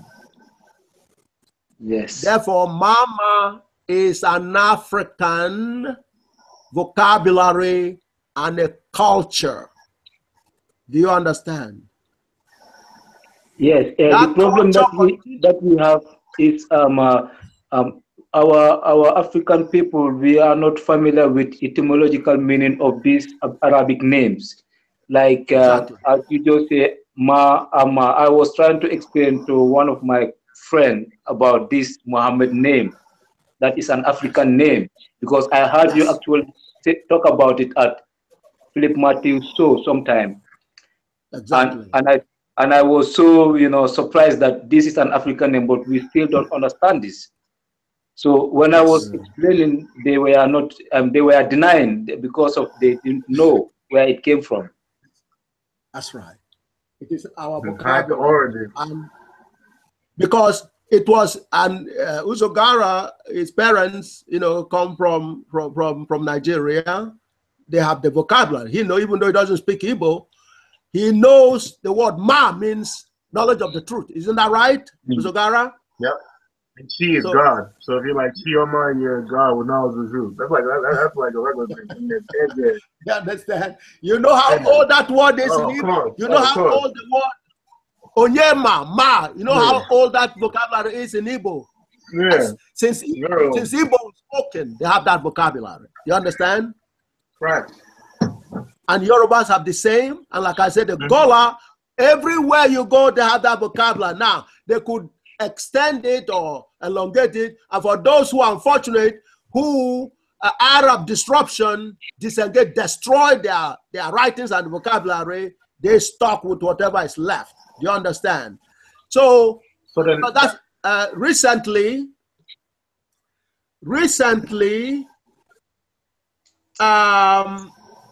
a guy from Mali, okay, I forgot his name. He was supposedly taken to the World Court in The Hague. That's where the fraud. Okay. Yeah. I saw that one. Okay. And he was blamed. Now he was an agent because he was a black man. He has a wavy Arabic thing, but he's basically a black man. But what happened was he admitted to helping to destroy our history in Africa. Oh, but the Arabic guy. The phoniness, yes, exactly. The phoniness and Abidjan and that general area, okay? Ivory Coast and you understand that whole, Burkina Faso and Mali and all that. You understand? You see, it appears as if The Hague was being fed to Africa. That is a fraud. That's not real. They are the ones that set up those agents. The brain behind the destruction of that dynamics was not African. African don't destroy. Do you understand? The guy they're punishing is only an agent of theirs. The idea is to confuse you, to give you the wrong impression that, and they have Babo from Ivory Coast and his wife. They sentencing them to prison. You understand? They put those people are they're being unfair to them because they created, they caused a problem for them. That's number one. Number two, you understand? The massacre that has been happening in that whole area and by extension the entire Africa, including the so-called Biafran War,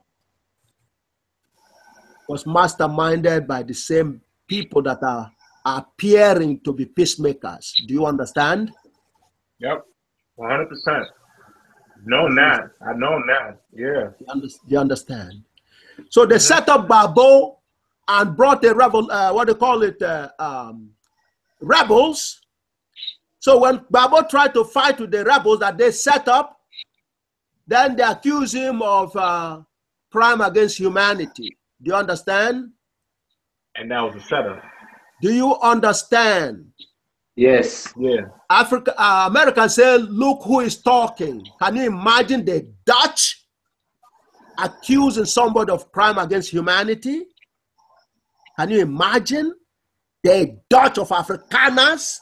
Do you understand? Afrikaners that murdered our people in South Africa is accusing black people of crime against humanity. Where have they judged themselves? Where have they put all of the Dutch people in the prisons for the crime against humanity in South Africa? Where did they do that? You said where? Yes, have they done that? Have you seen the Hague? The court in The Hague is in Holland. Do you understand? Hague is judging an African for committing a crime against humanity. Mm. Oh, after what they did to them. Yeah. The Dutch people have been killing South Africans and the rest of Africa for centuries, and did not accuse themselves of crime against humanity. Mm. And they're accusing Babo of committing. Don't you see the fraud? Yeah. Yeah. The same way they're punishing this black man. You know, when you look diagotically, even the assassination that happened in Ivory Coast, how do you know who actually committed the crime over there? You check the guns that were used, the weapons. That's how you see who did the crime over there. Do you understand? Can you see that? Yes. Because of who made the guns? Yes. What, in other words, okay. How did they kill the people in Ivory Coast? They either use a bomb or the guns. But Africans didn't make those guns. Okay. So the one that made the guns, you will admit at least is, has some responsibility for that crime, wouldn't you say? Yeah. Yes.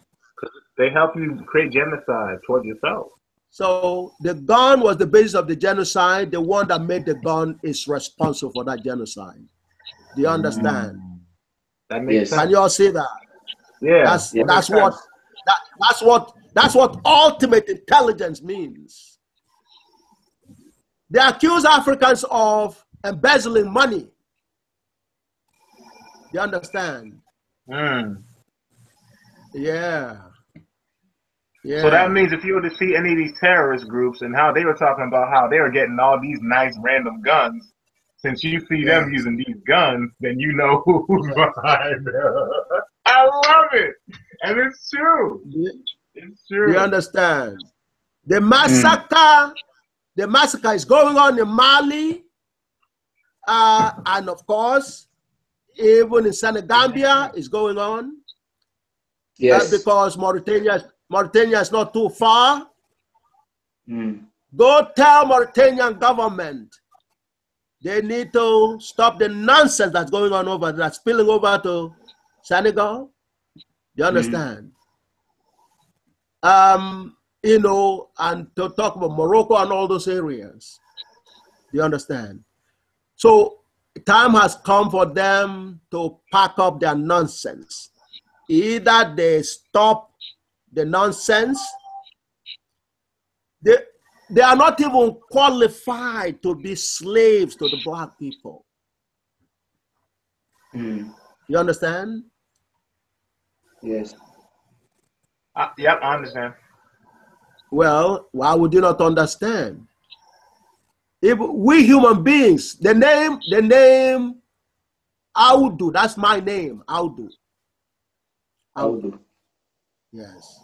The Arab call it Abdullahi. Audu is an authentic African name,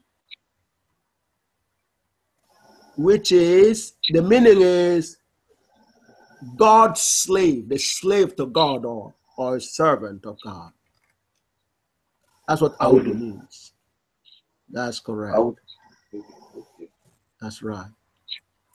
But the Arabs will call and translate and make it look like it's Arabic. That's not Arabic name. Audu is an authentic African name. Do you understand? In all the variations of the dialects of Africa, Audu is known to be a slave of God. But you understand, and you know, from a human dynamics, if you don't know what God represents, you think that is a small name. That's the biggest name as far as the creatures go. To be qualified to be a slave for God, do you understand? You know how high that puts you? Yeah.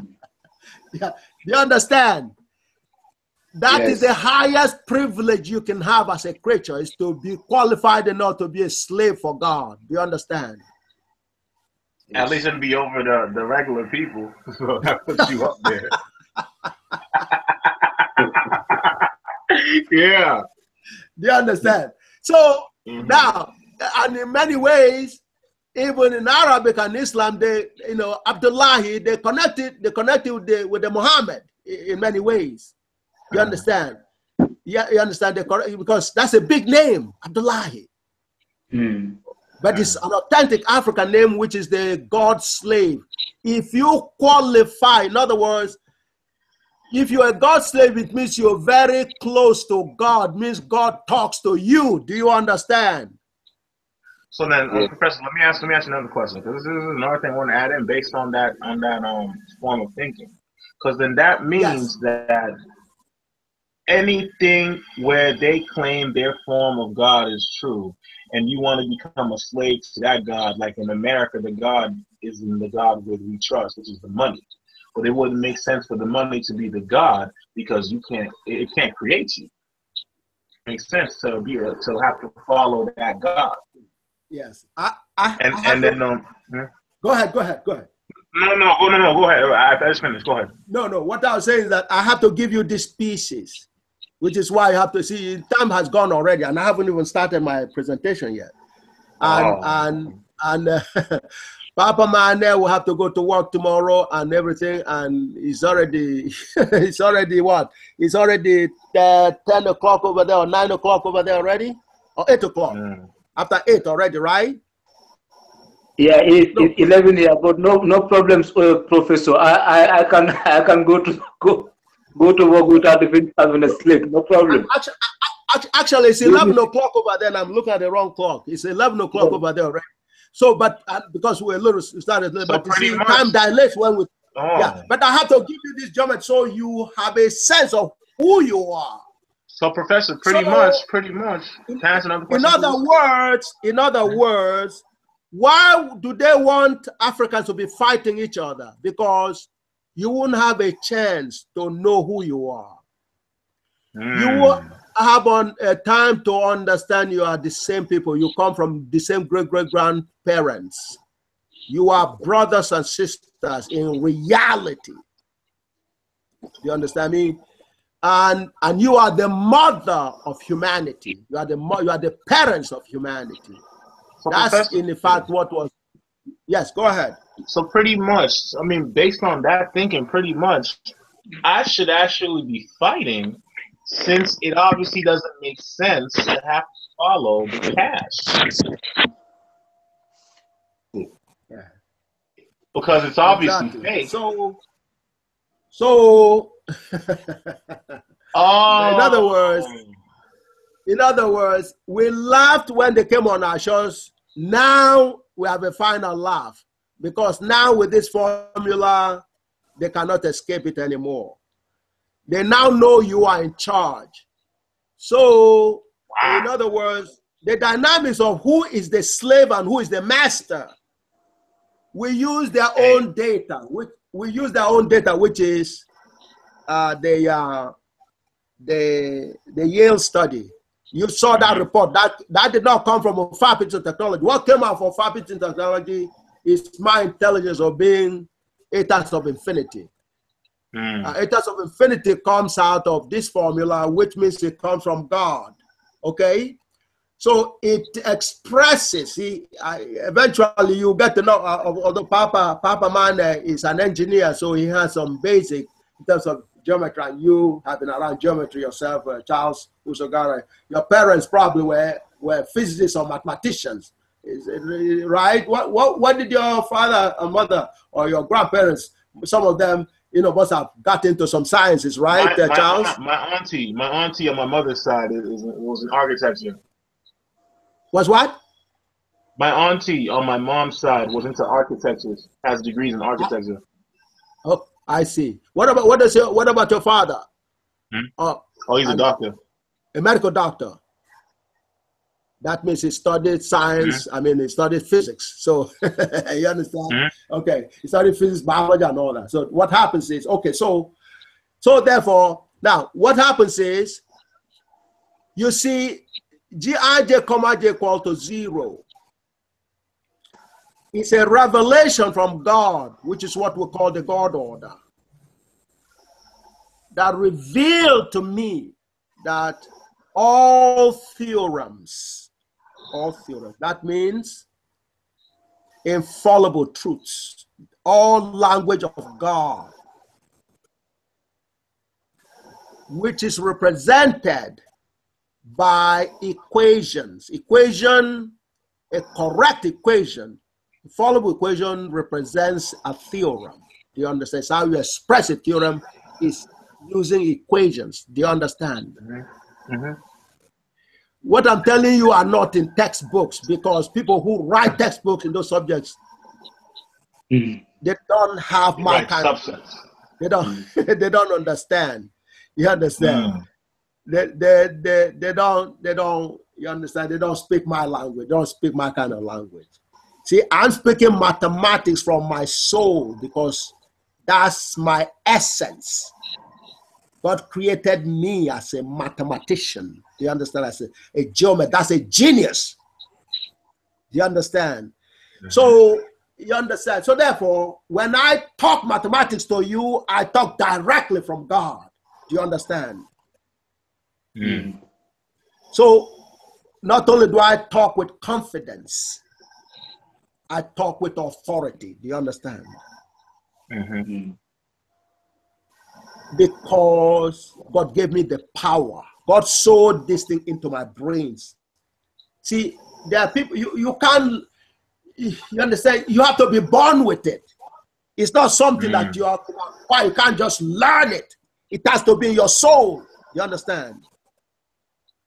And another question, Professor, question.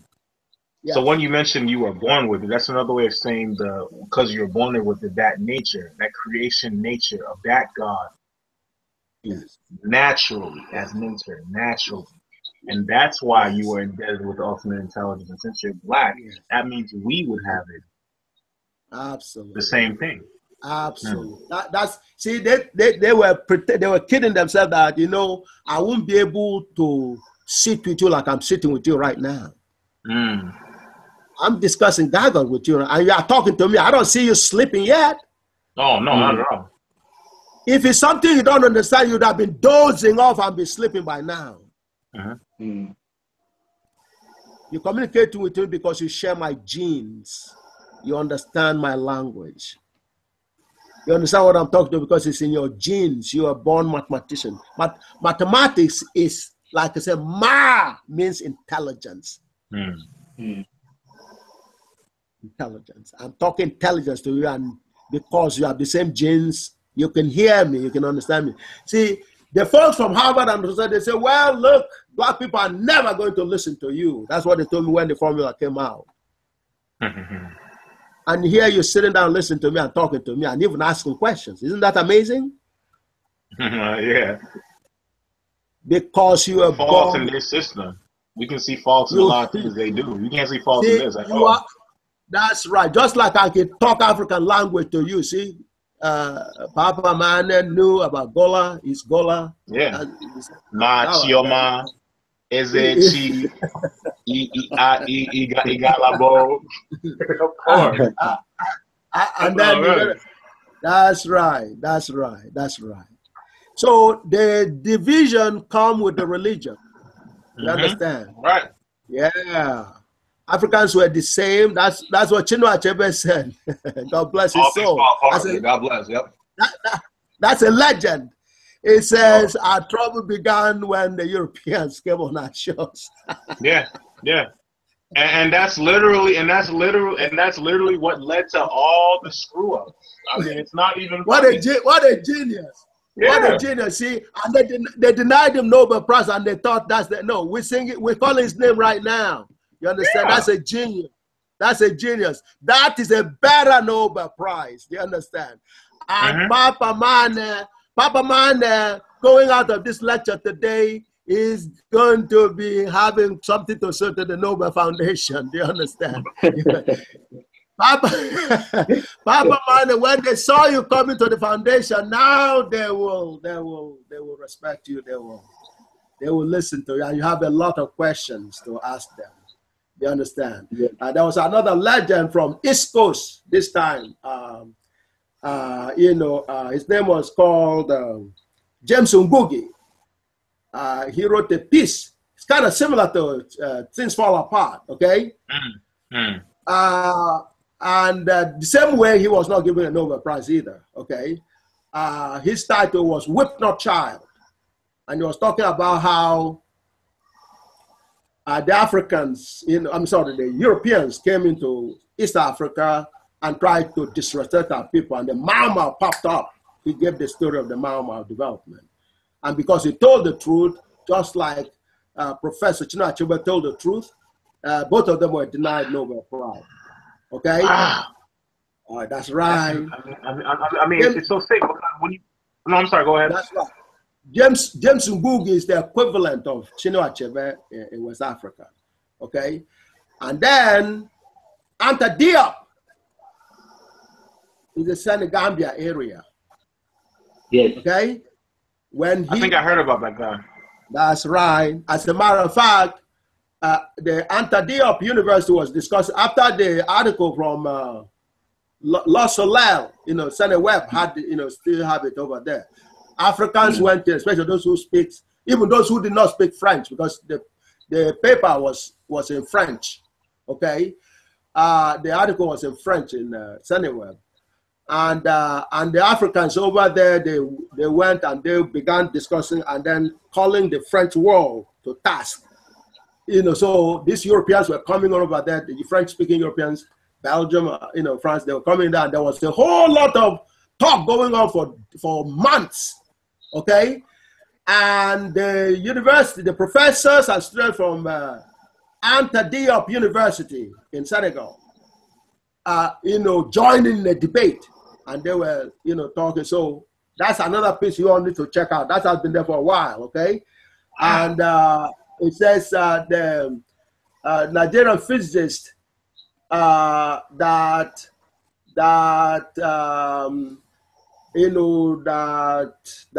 took over from Einstein, something like that. John, yes. What is that article, the Lost Alert article?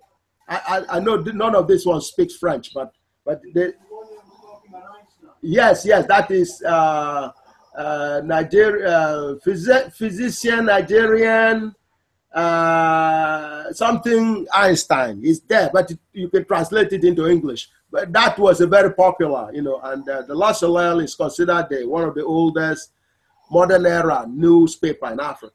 Okay, so after they did that, and then there was a piece from South Africa. So you have one from West Africa, another one from South Africa, this one from Sowetan, that's what Soweto. Okay, and they did a piece with is G. Oyibo's, the Oyibo's discovery, the greatest discovery in history of humanity. They did that piece. So, and then there was another from Zambia. So you have three major African newspapers, and before that there have been a lot of discussion going in Kenya and so on. And then there was a discussion in Sudan. That's the one that really forced Sudan into surrender in Southern Sudan. Okay, so America came in there and tried to make peace and so on and so forth, but the victory was scored when they realized the Black Africa was going to whip anybody that disrespect Africans. They were going to throw them out of Africa. When that became clear, then Sudan had to wake up and they surrendered Southern Sudan. That's what happened. Do you all understand? Yeah. Because, I mean, Professor, another thing to add to that, I mean, like, if you see all the crazy stuff going on now, which I'm sure you obviously do, you look at Twitter and Black Twitter in America, they're attacking everything. Yes. They're attacking everything, revealing a lot of truth that is obviously being ignored. And jagotically, they shouldn't ignore that. Oh, man. Absolutely. Well, okay, you see what's happening on the streets of America and Europe. When they talk about immigration, that's a buzzword for folks from our place, okay, from Africa. And you know, even if they're from Arab countries or Islamic countries, if you dig deep, they're either partial blacks or something like that. Because they've come and terrorized our land. There's war going on in Mali, you understand? You know, Ivory Coast has never been at peace. You understand? There's a guy from Chad, Barre, who is now being put in prison, I think, in Senegal. You understand? Yes. There is, Yes. You familiar with that, right? Yes, that was right. The one they charged in Senegal, yeah. Yes. Yeah. He was charged one. Yes, Barre. That's Barre. I think Barre is his name. B-A-R-E-E or whatever. B-A-R-R-E. He used to be. He used to be head of government in Chad, and he fled to. He fled to Senegal, and now supposedly World Court or whatever somehow. So they're putting up people in a very, very nasty situation where whichever way you go, you get into trouble. So that's why you have to be gagotical to be able to see what's happening. So now, the assassination of our people, you have to know who is doing it. Africans don't kill people. That's what I just explained to you. We had a choice of taking on the Greeks and killing them. We refused to do that. We preferred to calm him down and pretend to pretend that we lost the war, when in fact we can never lose wars with anyone. And that's why you have to understand that has been infallibly verified eternally through this formula, because now, by God ordaining me the most intelligent, a product of the black race, and thereby making the black race the most intelligent race, we've won the ultimate war forever. But you cannot do anything with this equation, because this equation, in terms of changing it, is a God order. Like 2 + 1 is equal to 3. That is never going to change. Do you understand? No time in the past was 2 + 1 = 3 wrong. It cannot be wrong now. And it will never be wrong. Do you all understand that geometry? Yes. That's a God order. God order cannot be wrong. Never be wrong. So with you as a black person and the God order and it never being wrong, the fact that you, I just want to ask this again, just to get this clear for myself. With you to go with the God order, since you as a black man through nature or God, or what you came from, naturally gave you the intelligence to not only write this down, which is God's language, and was proven to even be God's language, makes you, the black man, the best and most intelligent and undefeatable because you did that. Since now you know every single and why it would make sense to be the universe, since the universe is infinite. So if you know that and you did that, that means your intelligence is infinite. Absolutely. Now, this is, and if we share those genes based on that, then we would, well, not like you, but we would at least naturally be ahead of other races. So now the dynamics of the killings that are going on right now worldwide, particularly here in America, is one where you're not acknowledging your greetings because you have not understood GAGUT yet. You understand? In our culture, the prophet is identified and he's respected. Do you understand? So you are now a race of prophets or a race of geniuses. The continent is now the continent of geniuses, or the Gala land, that invincible continent. Do you understand? The land of Ma, yeah. The Ma land, of the Gala land, the Ma continent. That's why the young Nigerian wrote that poem, Africa in Light of GAGUT. Yeah, Nnamdi, Nnamdi, do you understand? That's right. That's, in other words, see, you are like Papa Mane said, once GAGUT begin to get into your soul, you're never going to be the same again. So when you walk in, if you walk into this Nobel Foundation, you're going to ask for Professor Klassen, the one that was part of the physics subgroup.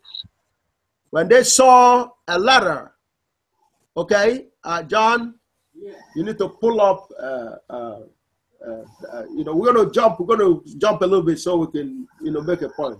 Show Professor Luchen's letter.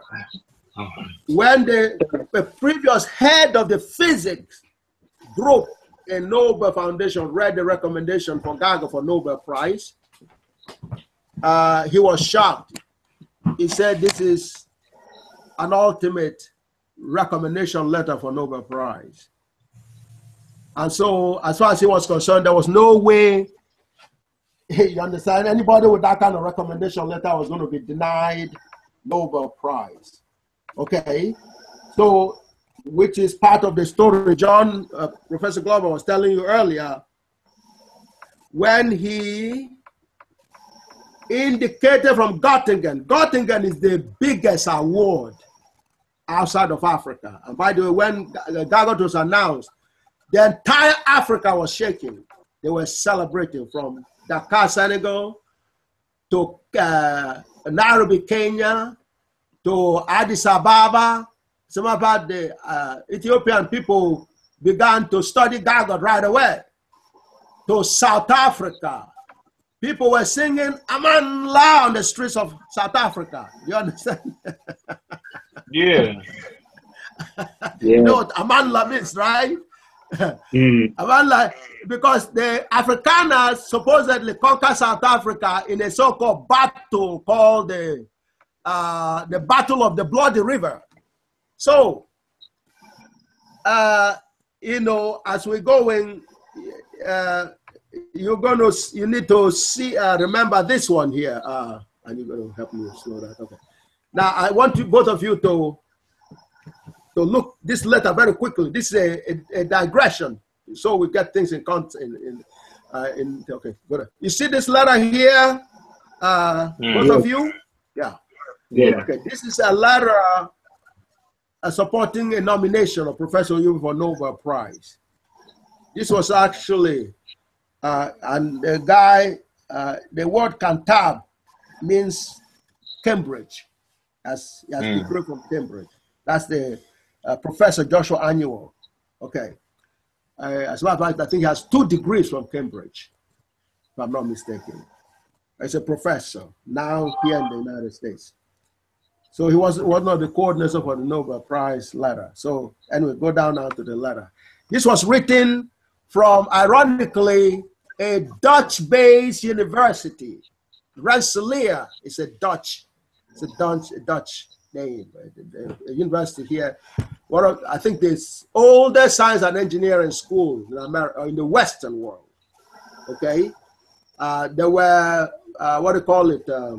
Classical arts kind of university, Harvard and all those others. The very first one is Rensselaer, and it was set up by the Dutch Americans. That's where this letter is being written from. So you see, a letter says, I want you to pay attention to this letter, both of you, okay? Yeah. Are you there listening? I'm here, yeah. Dear Professor Oyibo, I'm delighted to write to support your nomination of Dr. Gabriel A. Oyibo for the Nobel Prize in Physics. My acquaintance with Gabriel Oyibo began in the late 1970s when he was a graduate student at Rensselaer Polytechnic Institute. Like I said, that's the second oldest is the school where I was professor at, which is Brooklyn Polytechnic University. In terms of science and engineering, the very first one. So Harvard set up their engineering and science by copying the program from Rensselaer Polytechnic. It's also called RPR. Get out of here. Okay? Yeah, okay. So now, in fact, people who are rejected from Rensselaer go and get accepted to Harvard. You understand? But it doesn't have a lot of propaganda machine, so you don't hear of Rensselaer, but both Harvard, MIT, and Caltech have a lot of respect for Rensselaer. That's why I went to school. Okay, now the guy writing was my professor, one of my professors. That's number one. Number two, he has reviewed the work of Albert Einstein. The lady writing this letter, my professor writing this letter. That's number two. Number three, she's an academic granddaughter to David Hilbert, the one that you saw before from Göttingen. David Hilbert's student, Courant, was professor to Professor Edith Lutyens. She obtained her master's and was pursuing her PhD under Professor Courant. That's who's writing this letter. Do you all understand? Yeah. This is not a slouch.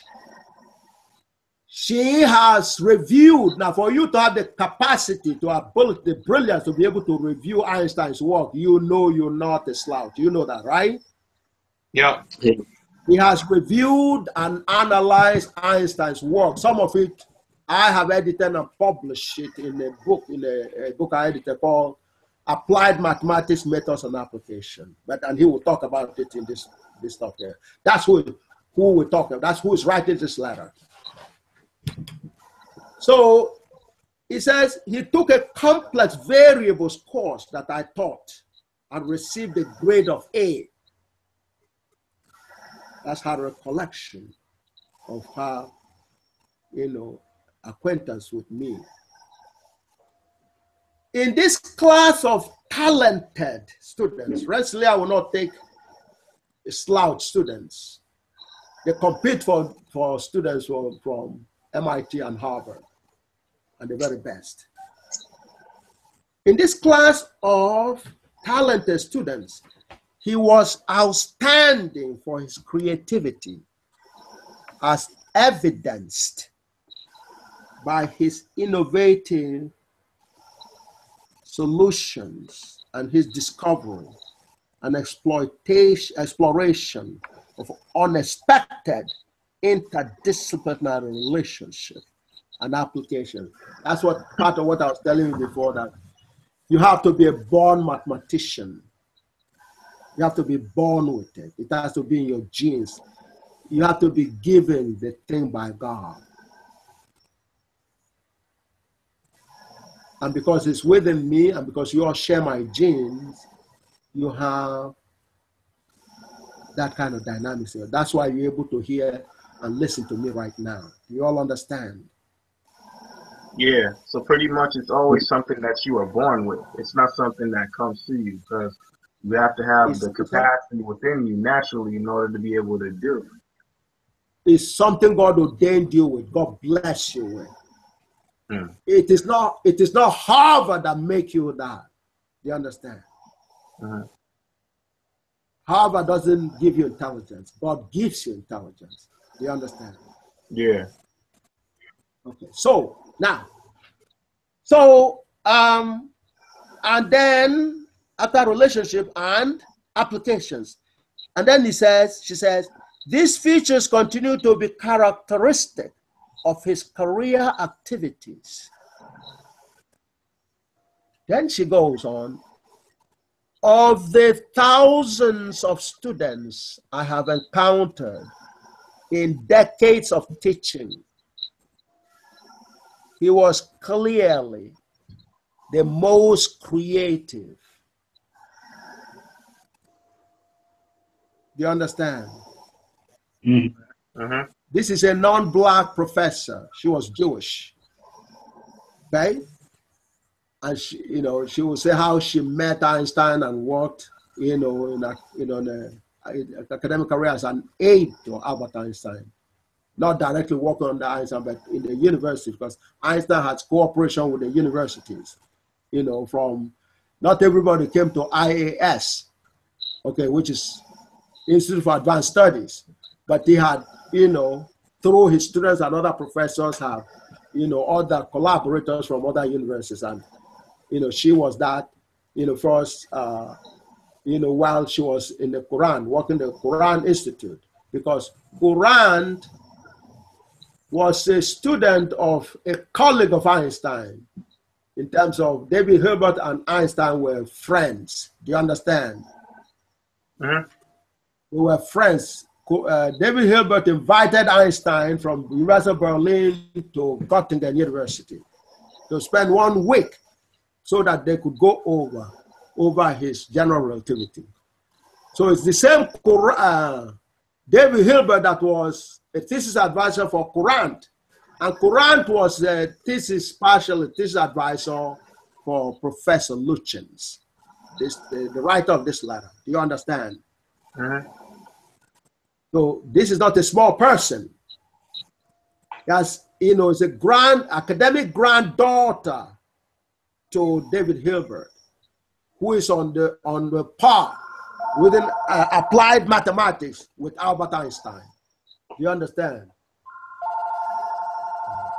Do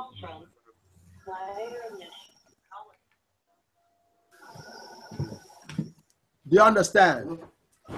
So he said, of the thousands of students she had encountered, thousands in decades of teaching, he finds her experience with me rather unique. Do you understand? He called me the most creative. Okay? Yes? Is it okay if I can go to the bathroom real quick? Oh, yeah, go ahead. Go ahead. But, if you could come back. But anyway, let me go. But he has, man, I want you to listen to this. Yes. Usogara has seen this letter before. Yeah, I've seen it, yep. But Yes. you can pop out to the bathroom and come right back, okay?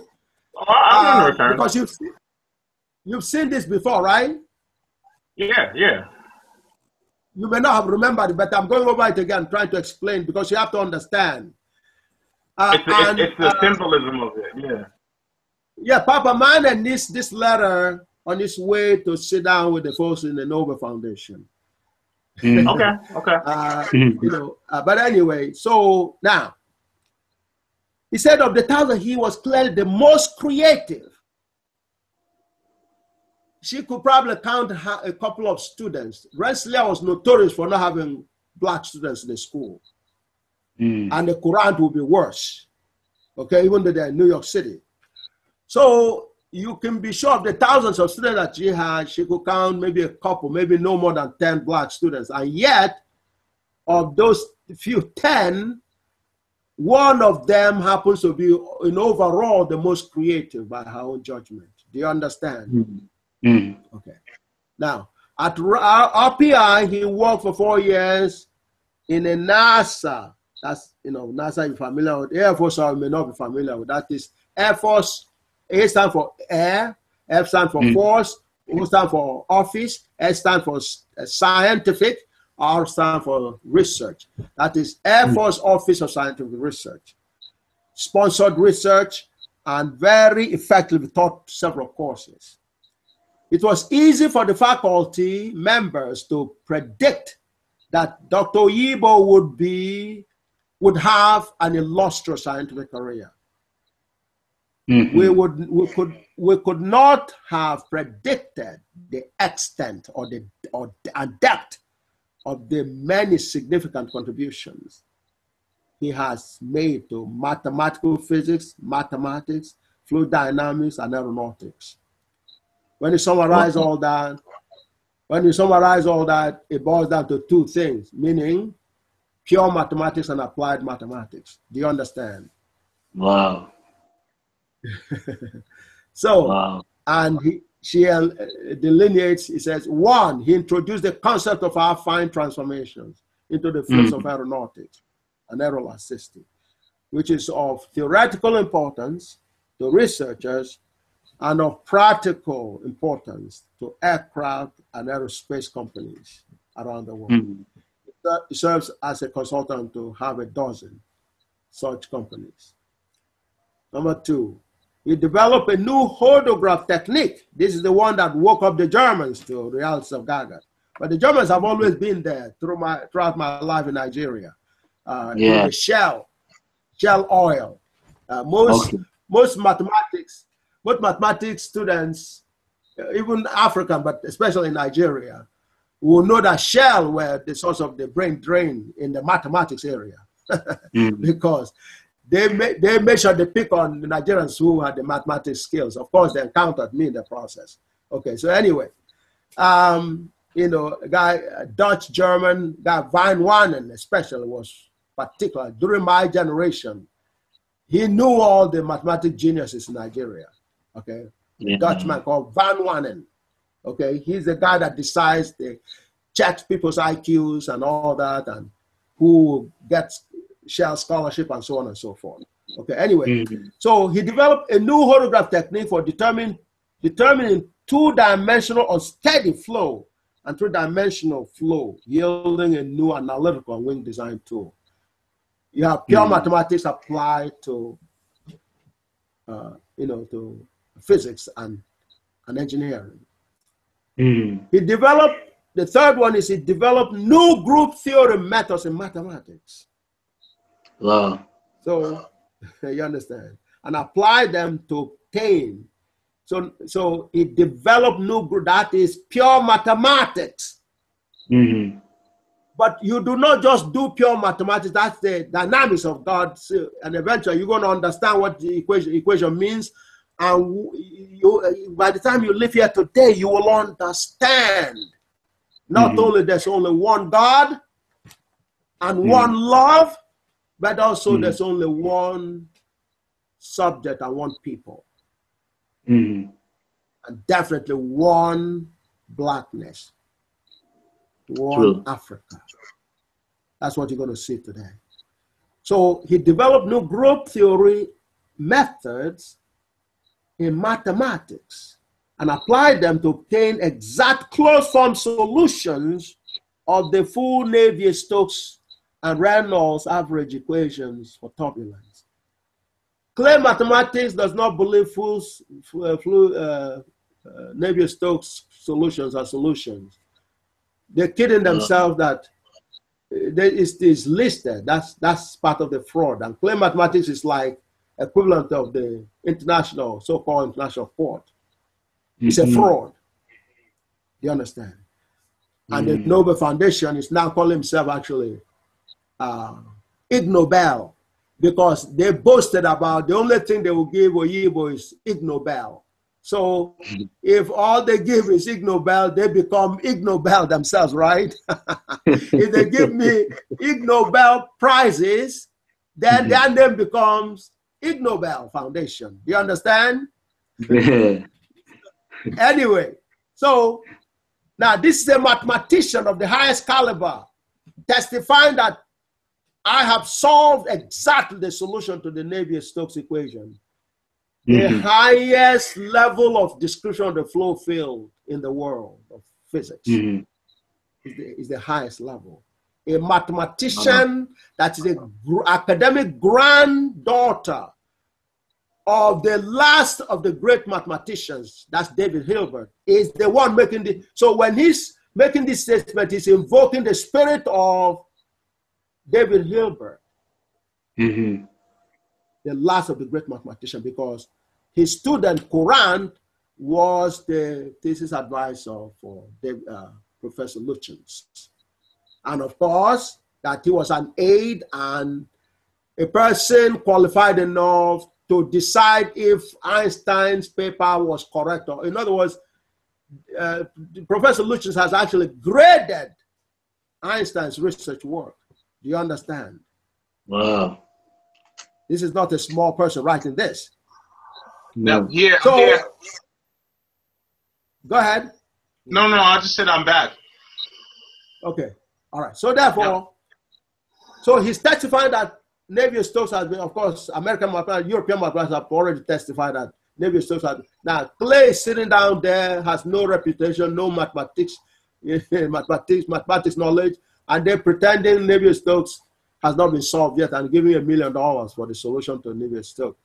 You see a top-level mathematician testifying that it has been solved. You understand? It says, you know, he developed new group theory methods in mathematics and applied them to obtain exact closed-form solution to the full Navier-Stokes equations and Reynolds average equations for turbulence equations. Turbulence. And then she says, equations that had previously resisted such solutions. That's another way of saying, before GAGUT, Navier-Stokes was thought to have no solutions. Do you understand? And Clay mathematics is dumb enough to still believe Navier-Stokes has not been solved yet. And when the Nigerian professor tried to celebrate that, they assassinated him. Professor Showumi in Ibadan during the tour in Nigeria, okay, was rejoicing and celebrating, say, wow, he couldn't believe he could see me, meet me face to face. He said he's been trying to, yes, he says he's been trying to, he used to be head of math department in University of Ibadan. As a one of the premier after Forobe College, I think it's Ibadan. Ibadan is the next one. Forobe College was supposed to be the first, the oldest university in West Africa, if not the entire Black Africa. After Forobe College was Ibadan, University of Ibadan. You understand? So now, the professor showed me used to be the head of the math department in University. And University of Ibadan started out as University College of London. So when it was University of London, professor showed me, so you can see he's a top-notch mathematician. So he celebrated the Navier-Stokes during my visit with Nigeria. A couple of weeks later on, he was assassinated by Jim Crow. Do you understand? Wow. Yeah. They are the same people attacked another head of chemistry, another head of the department of Ibadan. That's the one from your area. That's Professor Professor Suji. You know, Suji is a brilliant chemist. And, you know, so anyway, so now, so he says equations that had previously resisted such solutions. He compiled the findings and published them in a research monograph, New Group Theory for Mathematical Physics, Gas Dynamics, and Turbulence. Do you understand? Mm-hmm. That's one of the books that I wrote, in my research monograph that I wrote.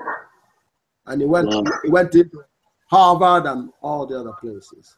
In Australia, there's no place except in the Black Africa. African universities don't have this. So you all are going to change that. And of course, Usugara, you've already started, and we're going to get your book over to the university that you've dedicated to. It's going to go there. Don't be discouraged, okay? But you understand what you see in the experience of trying to get a book to the university is what gives you a sense of what I'm saying to be true. When I say Show-Me, when I tell you Show-Me was assassinated for celebrating part of GAGUT, and you connect that with difficult to get, donating a book on GAGUT to a Nigerian university, that is consistent. You can see that, right? Yeah. You can see if they can refute or if you have a difficult getting GAGUT book into a Nigerian university, it's consistent with the, obviously that is not coming from the real Black people. That's coming from, enemies of Black people. So you can see how it is consistent, that kind of dynamics is consistent with them attacking a Black person that is celebrating GAGUT. Can you see that, right? Mm-hmm. That is intelligence. That's what the whole dynamics is using what has been established to decide if a new idea is right or wrong. Do you understand? Yes. That's a dynamic of intelligence. That is called the drawing parallels. That's how when you're giving, you want to prove a theorem, say congruency. You have to draw a parallel. You have to show that one side is equal to a corresponding side. Do you understand? Another side is equal to corresponding. So you're drawing a parallel between two things. And on that basis, you draw a conclusion. They are congruent. Do you understand? That's logic. That's the basic dynamic of intelligence. Do you understand? Yeah. Yes. So anyway, so now that's a book that I wrote. This was written in 1993. This was what you call interim report. This book was interim report on GAGUT. You understand? This was published in 1993, and it sold like a hot cake.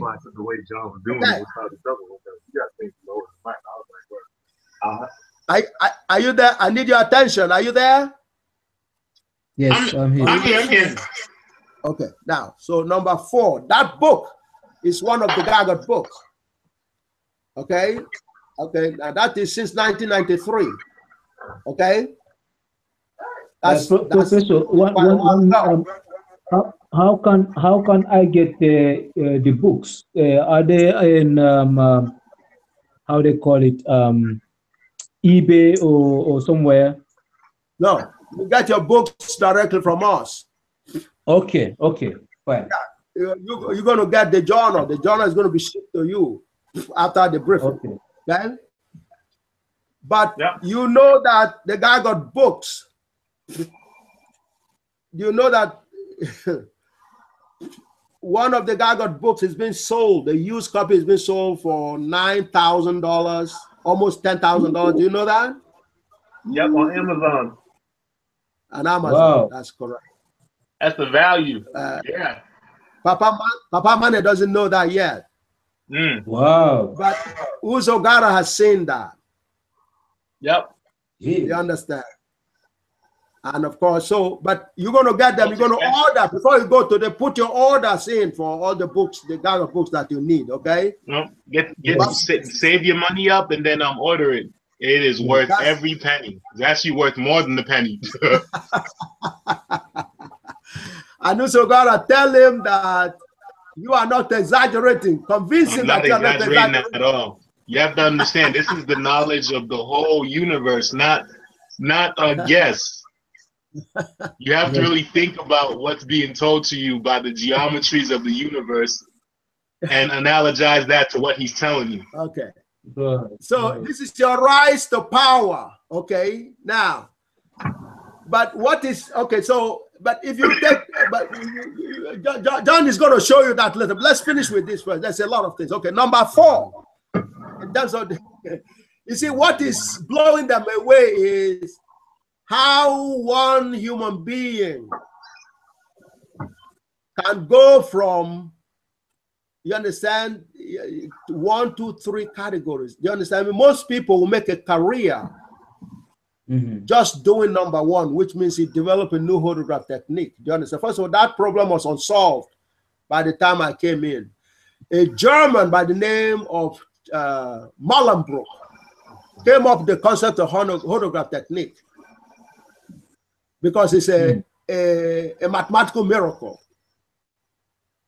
People were having extreme difficulty dealing with nonlinear equations. What this German did along with the Russian, they slapped a Russian name in there. It's hard to know who was first, okay? But anyway, the credit is given to a German and a Russian. The German was Mallenbruch, and the Russian was called Chaplin. So they came up with this concept, and the whole mathematics world was in revolution. As a matter of fact, one of the guys that sat on Newton's chair before Stephen Hawking on the physics side, this mathematics and physics also, but before Stephen Hawking was a German Jew, although most people didn't knew he was Jewish, but it was a German called Lighthill, Sir James Lighthill. He made his contribution. He came to fame. He earned that title, the Newton's chair, by his contribution to holograph. But it was all restricted to 2 dimensions. What God gave me was do what was believed to be impossible, which is to go from 2 dimensions to 3 dimensions. If that is all I did, I was already on Sir James Lighthill's. I'd gone past James Lighthill already. That means I was more than qualified for Newton chair already. That's what Atia had, and that's what. Do you all understand? Yes.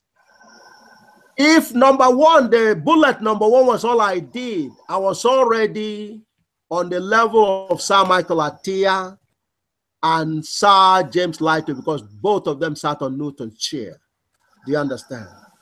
Yes. That so alone, when you say sat on his, yeah, they were sat on his chair, you mean they studied off of him? Oh, united from him, because because they're from the same country as Newton. Queen of England for their contributions to mathematics. Oh, usually, most people who sit on Newton's chair will have to have qualified for knighthood by the Queen of England before they. That is part of the credentials. Or if not, as soon as they get the Newton chair, because Newton was knighted also. You understand? Yeah.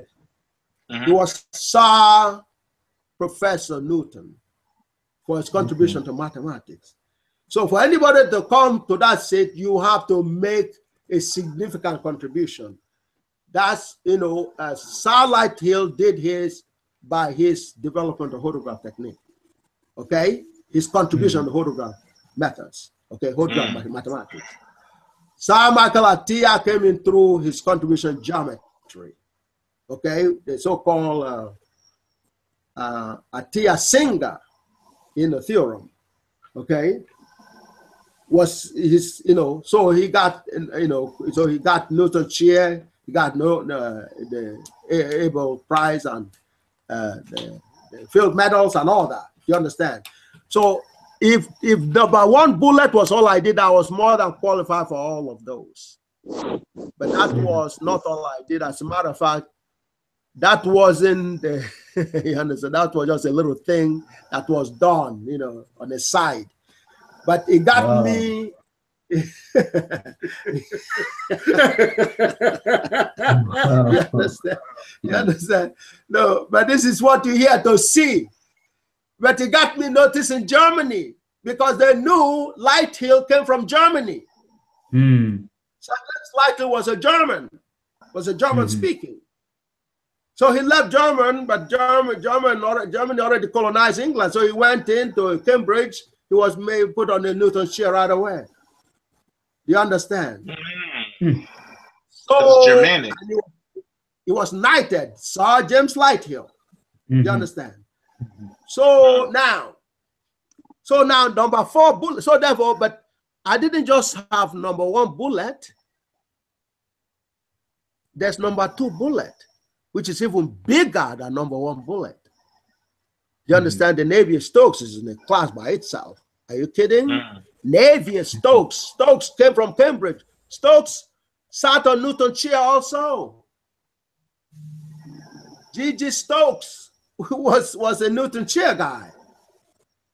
So what got him into get a Newton chair was already taken to higher grounds as a second bullet. So you can say that bullet 1 and bullet 2 combined Sir James Lighthill, and by extension Tatia, and Stokes. Except Stokes shares that honor with the person who really was responsible, which is Navier, a Frenchman. Do you understand? So 2 bullets, they have combined 2 people that have sat on Newton's chair. That is, in other words, call that 2 Newtons equivalent, or you know, or successors to Newton. 2 of them. Those 2 bullets summarize that. Okay? So now, the 4th bullet is the ultimate, which is using the new group, the newly developed group theory methods. He generalized and formulated the unified field theory. Except it's a unified theorem. That is the ultimate miracle. Described in his article and more fully in his recent book, Grand Unified Theorem. Do you all understand? Yes. They want to try and be disrespectful and say theory. Oh, man. Do you understand? Nobody thought a human being could come up with this. And you can imagine, on the basis of their fraud, they know that this could never, I mean, if anything, black people was out of the question. But once the bullet 1 came out, the Germans were already, they were waiting for me when I arrived there in 1985. You understand?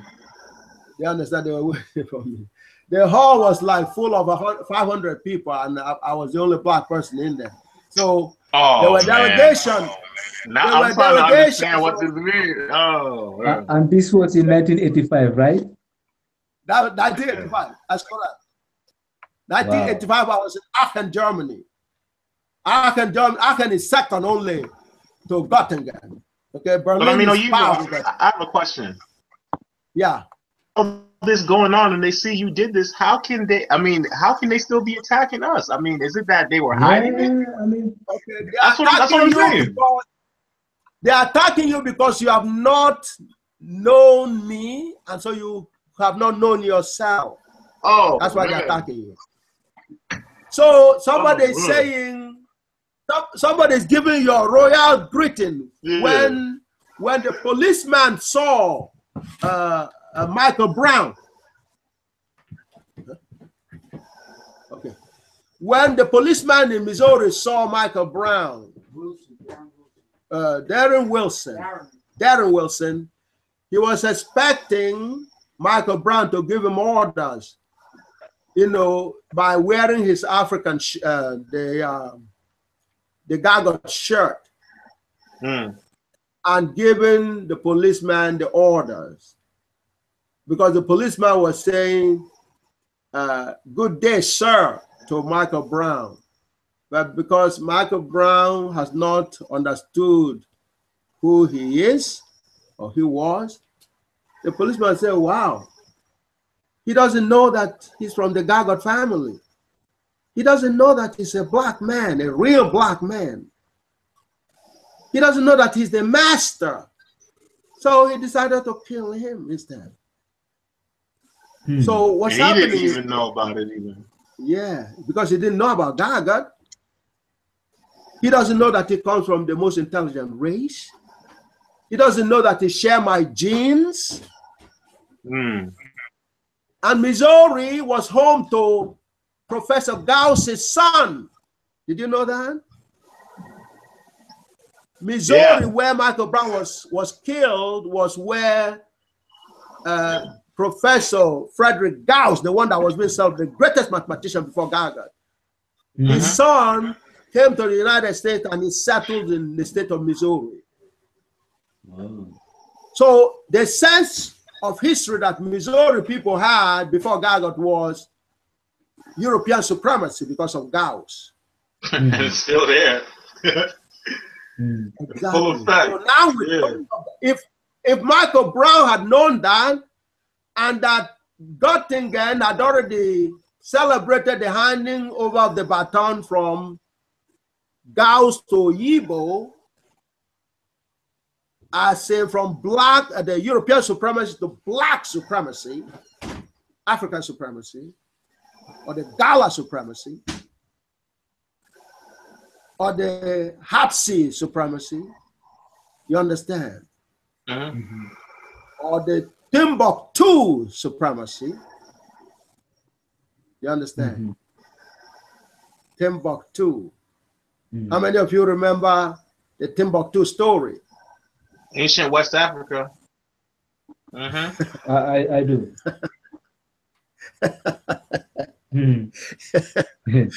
Timbuktu is more than a town in West Africa. Do you understand? What you call Oxbridge today was a dismantling of Timbuktu. Do you understand? Between Sorbonne and Oxbridge, that is Oxford and Cambridge University, popped up after University of Timbuktu was dismantled. You understand? Yeah. You all understand? Timbuktu was reassembled and called University of Oxford, and eventually became Oxbridge. Do you understand? So is Sorbonne and all the others. They destroyed, the so-called destroyed. What happened really was they stole all the books and the education and the thesis and the research that was done by Africans in Timbuktu. Which was the dynamics from Kemet, the Gala story to Timbuktu, and they pursued us into Timbuktu, and that's what is happening right now in Abidjan, in the Ivory Coast and in Mali. What they accused that black man with Arabic hair and all that, and supposedly, punishing and putting him in jail for, is what was done during the Timbuktu era. Do you understand? Yeah, and he pled guilty that right away, that man. Well, he pleaded guilty because he is forced to plead guilty because it's an act. It's an act. Yes, it's an act because that's a way of absorbing the Europeans. You understand? Because they put up with blackface and they will cut a deal with him, but it's a bill of goods to deceive us, to make black person look like they're responsible for the destruction of our legacy. You all understand? This point is very critical. Yep. That black man was not responsible. He got paid a few chicken change, just like Mobutu.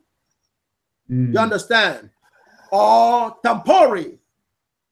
Is it Tempore or he was paid by white supremacy? Blaise Compaoré. Yes. Compaoré, like Compaoré. Yeah. Yeah. Compaoré and Sankara, you understand? Compaoré was paid by the French. Wow. And by extension, the Western power. So technically, he's what we'd call in America. The Africans don't know this, name. Professor, he's what we call in America either a coon or Uncle Tom. That's our term for black people like that. Oof. Yeah. Absolutely. Evil people. Absolutely. Yeah. Yes. Papa Mane, go ahead and tell us what you wanted to say with regards to Compaoré. No, I'm saying, you know, the African people don't get the real story of what happened with all this thing with Compaoré, you know. Absolutely. I mean, now he's hiding in Ivory Coast, and he has now taken a citizenship of Ivory Coast. Do you understand? But the Burkina Faso government have now understood clearly. See, when they assassinated Professor General Sankara, we told them who did it. We knew it was done by, it was supervised by the guy from France. He was the president then. I can't think of his name. was it? The one who was there in the 80s. The president of... Huh? It's not what is his name? It was not Jacques Chirac, no. Huh? It was not Jacques Chirac, no. No. What do you say, Chirac? Chirac, Jacques Chirac. No, before him, the one before him. Before him.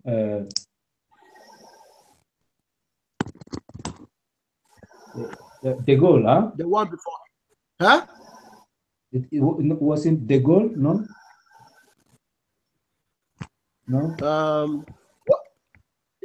Oh, wait a minute. What's the other name for Chirac? I mean, Chirac.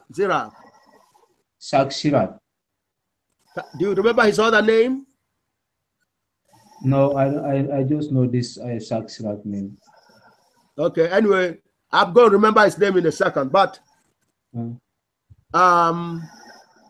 was the one, there was, anyway, I'm going to remember his name, okay? But anyway, so what happened was he supervised the assassination of General Professor Thomas Sankara. And then after he did that, he came here to confuse the black people. Do you understand? Yeah. He came into this country to visit a black warrior here who is imprisoned. A mumia. Was it Francis Mitterrand? This Mitterrand. That's Mitterrand? Mitterrand. Yeah. Okay. Yes. Mitterrand supervised the assassination of Professor General Sankara. And they used Compaoré. They promised him money because Compaoré was his second in command to Sankara. And because they had an African understanding of blood, they had a covenant. And even when he was planning his assassination of Professor Sankara, Professor Sankara was told, and he could have actually imprisoned him or actually sentenced him to death. But Sankara was actually being righteous, and he tried to advise him verbally. But after they promised comparing money by Mitterrand, he agreed and he actually assassinated him. And after that, they stole his body. Do y'all understand? Yeah. They took his body. The person that was buried in that grave was not Thomas Sankara. Do y'all understand? They took his body to do rituals with it. Just like Professor General Patrice Lumumba. The Belgian government, or Nat Turner. Or Nat Turner, that's right. Today they have the teeth, the remains of Patrice Lumumba is in Belgium today. As I'm talking to you, they have it there.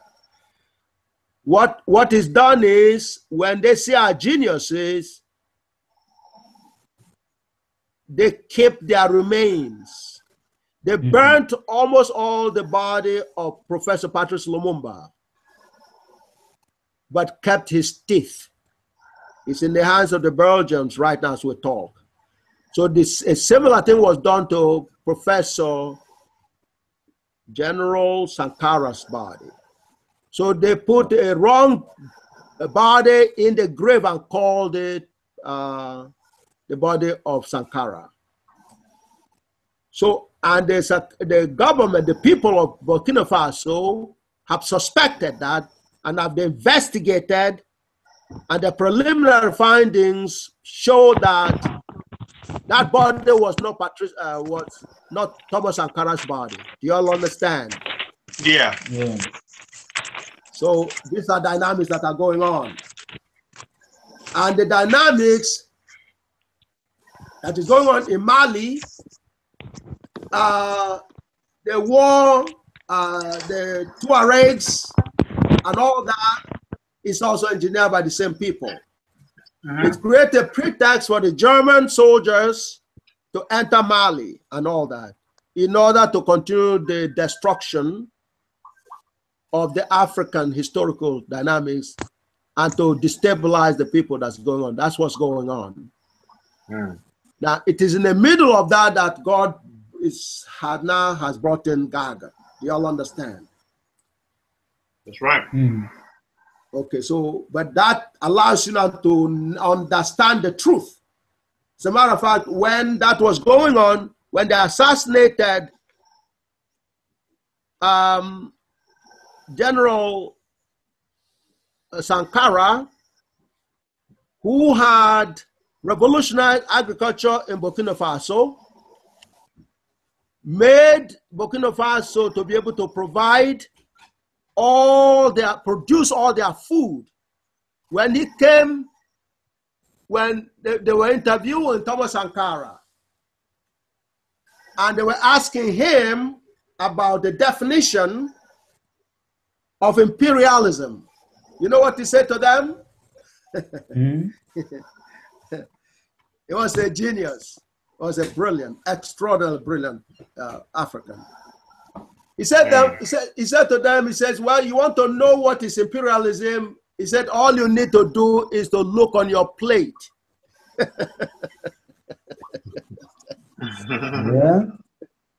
He said, take a look at what's on your plate when you go to dinner.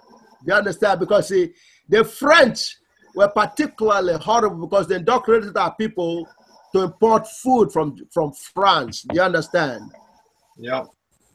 They eat French kind of style. So he told them to look in their plate and they will see what is imperialism. Do you understand?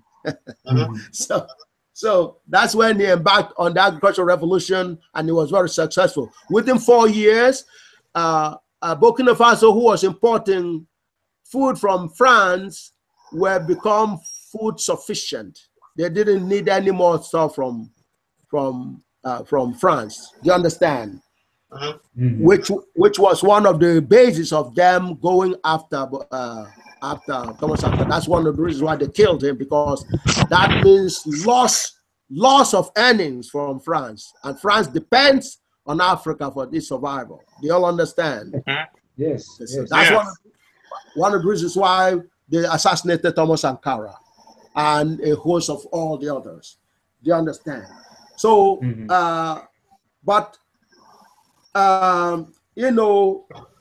Timbuktu was dismantled, and the universities in Europe popped up from the stolen books and the stolen university dynamics from Africa. Do you all understand? Yeah. Professor, Professor, was this before or after Mansa Musa? Okay. That it was around that time. Around that time.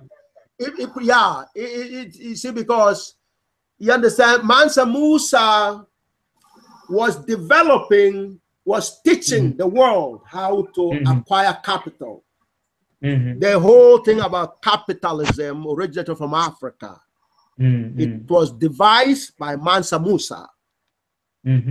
Mansa Musa devised the concept of capitalism. Okay. You understand? Yes. He was the inventor of capitalism. Today, you will not know that. They would say the West, the Europe invented capitalism, but it was Mansa Musa that originated the concept of capitalism. He was able to develop. So, man, he did too? Yeah. Mansa Musa was the inventor. Yeah. He was the brain behind capitalism, because he could develop capital just like no man's business. So now, when you ask me about that, I have to verify, but it was around that time. So it was probably shortly after him that they took over Mansa Musa. I mean, they dismantled Timbuktu, because in the process of developing the capitalism, he built the universities. Yes. He helped build the universities. Okay. You understand? Yes. So it probably was shortly after him that it was dismantled.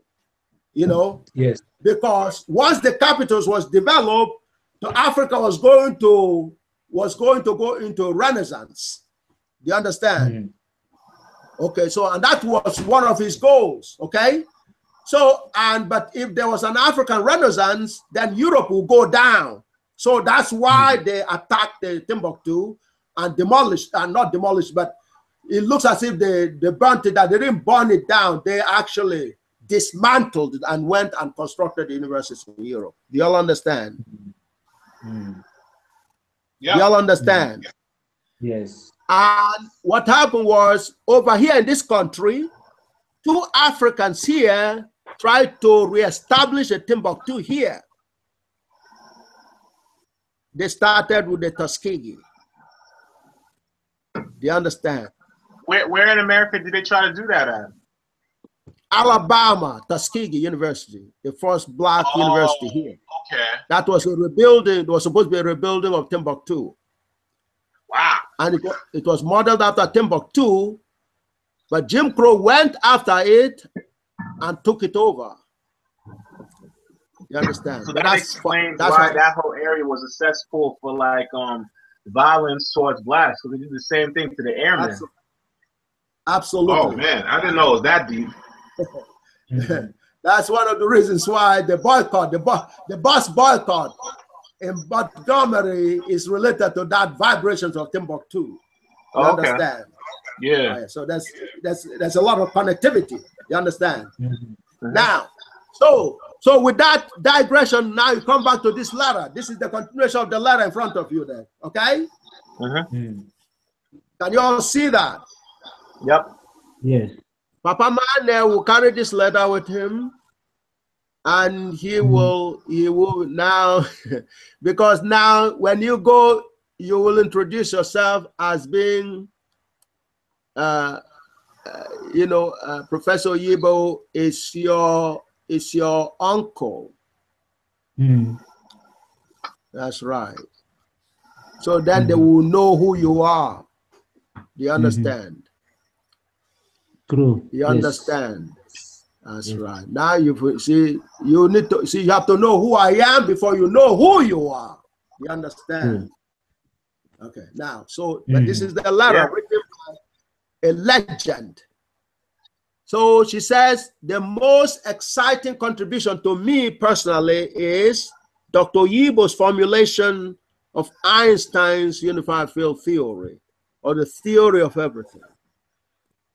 He had presented a lecture entitled A Generalized Mathematical Proof of Einstein's Theory Using a New Group Theory in March 1995. That's, you know, 3 months, three and a half months after I buried my brother who was assassinated by Jim Crow in Nigeria, a medical doctor, surgeon. Yes. Because what happened was, this was when GAGUT was proven to the, this conference was where, in fact, he was one of the guys that witnessed the proof. She's testifying for it right now. Because it came out in 1990. By 1991, Professor Stephen Hawking declared it was not possible to come up with GAGUT. He says it's an impossibility because he didn't think God would permit any creature with the knowledge, enough intelligence to be able to know what was on God's mind in order to come up with the unified field theory. But you know, it isn't a theory, it is a theorem. So what God did was to now set up a situation where the greatest mathematicians will have to defend GAGUT before the greatest mathematician. That conference was scheduled in March 1995. So in 1994, they invited me. The United Nations hired me as a consultant and was sending me to West Africa on a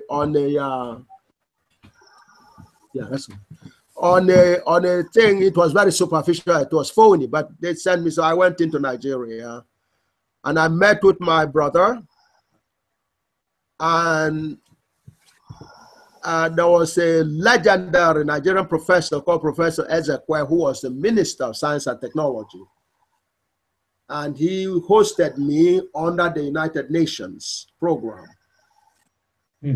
So I came in there and arrived in the airport. There were so many cars to pick me up, but my brother, who was a medical doctor, a genius surgeon, Musa, Dr. Musa was in the airport to receive me. He says, so people were asking me, say, gee, the Nigerian government, the United Nations, the Minister of Science and Technology, the NASENI, national, you know, they were all bringing cars to the airport to pick Oyibo up. So why did you bother to drive all the way from Kano to Lagos to pick up your brother? He says, yeah, he says to them, he says, well, he came into the airport just in case none of them showed up. You understand? And people laughed a lot. That's my brother. Yeah, now we're almost like twins, even though he came 10 years later on. Do you understand? That's the closest person to me. Do you understand? So that's my brother, and he was a genius. He did a surgery in Nigeria that in New York, a very prominent New York hospital, St. Luke's Hospital, tried to do the same surgery, which is taking a cyst out of a black woman. He did the surgery in his hospital, Somia Hospital in Kano, in an emergency setting. When St. Luke's Hospital in New York City, one of the most famous hospitals here in New York City, tried to do a similar surgery, they had to prep the woman who happened to be related to my family here. It took them 9 months of preparation to do the same surgery that my brother did on an emergency basis successfully. And he took out of the woman a cyst that was the size of a baby.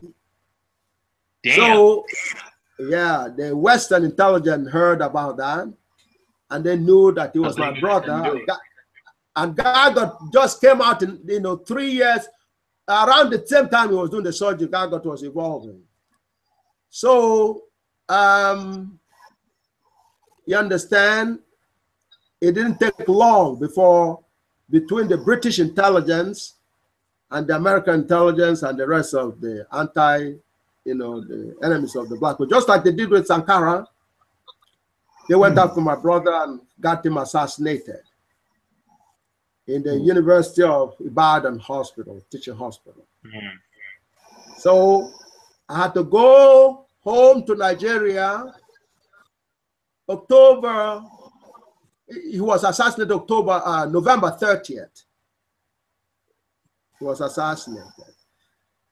But I was in Nigeria under the United Nations peace in April, which was an anniversary for my father. April the 18th was when my father was also assassinated. You understand? So the anniversary or the remembrance was the 18th of April.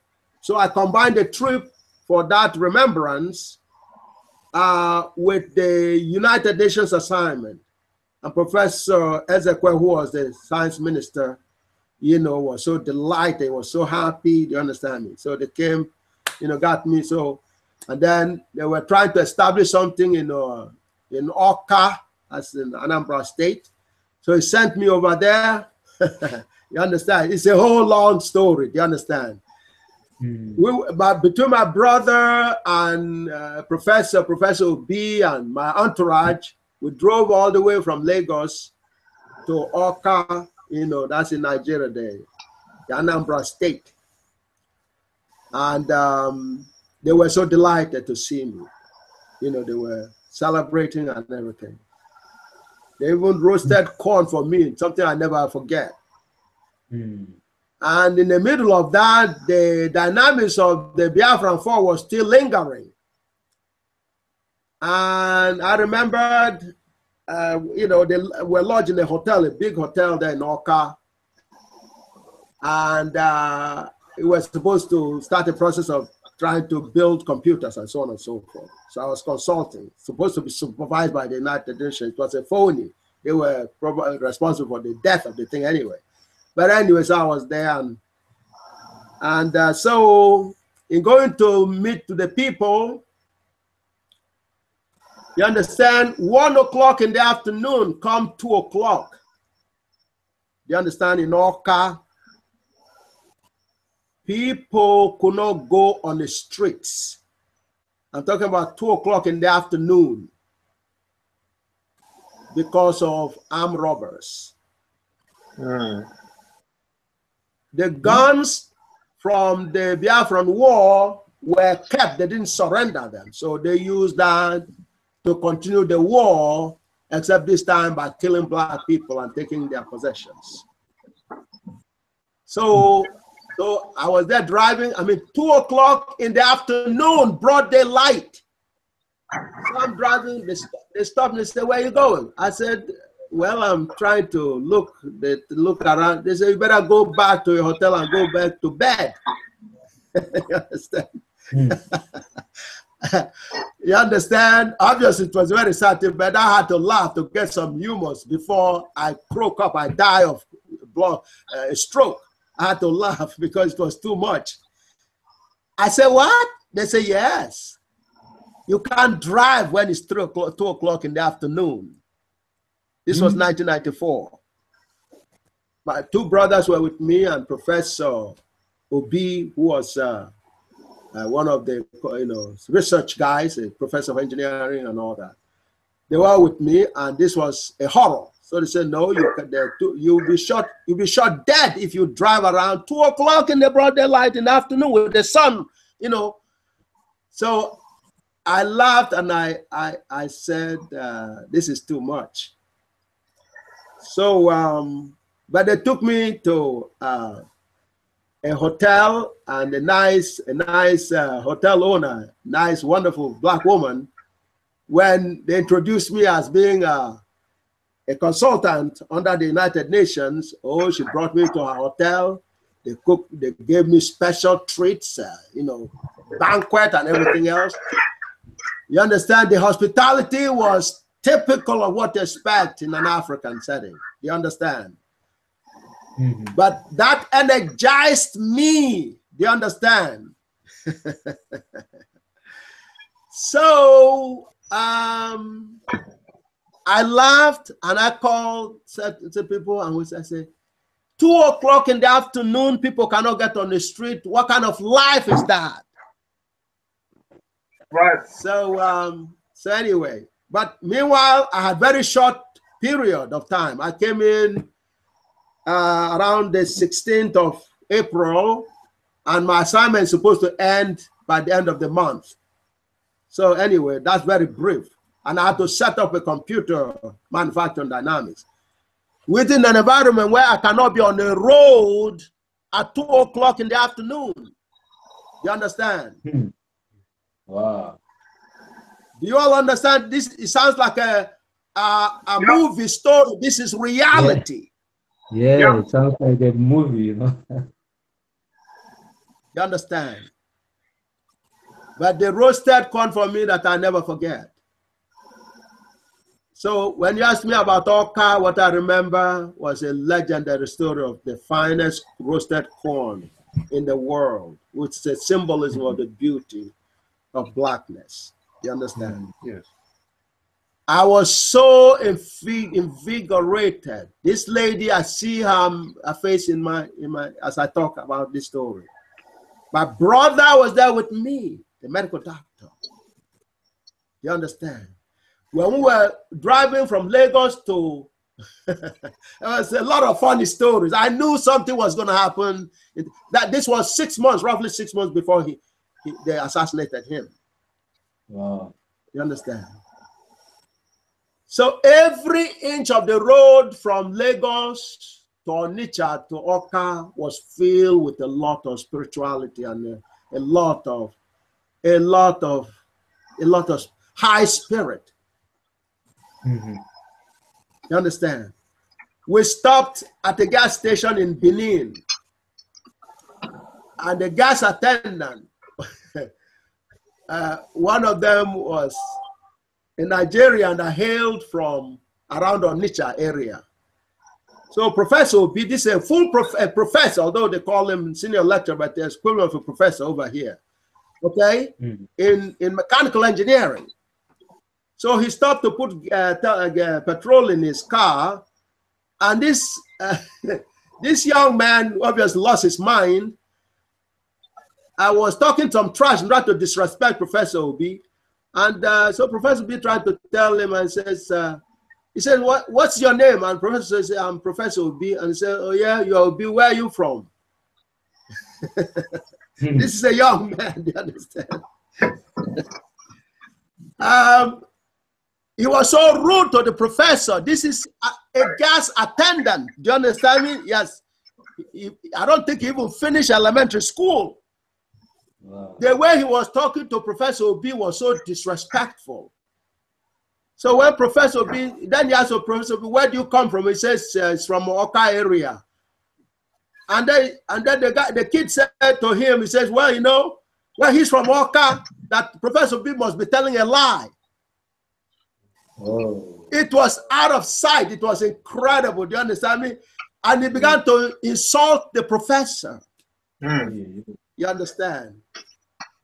I went and I watched this kid. I had to laugh. I said, "This is too much."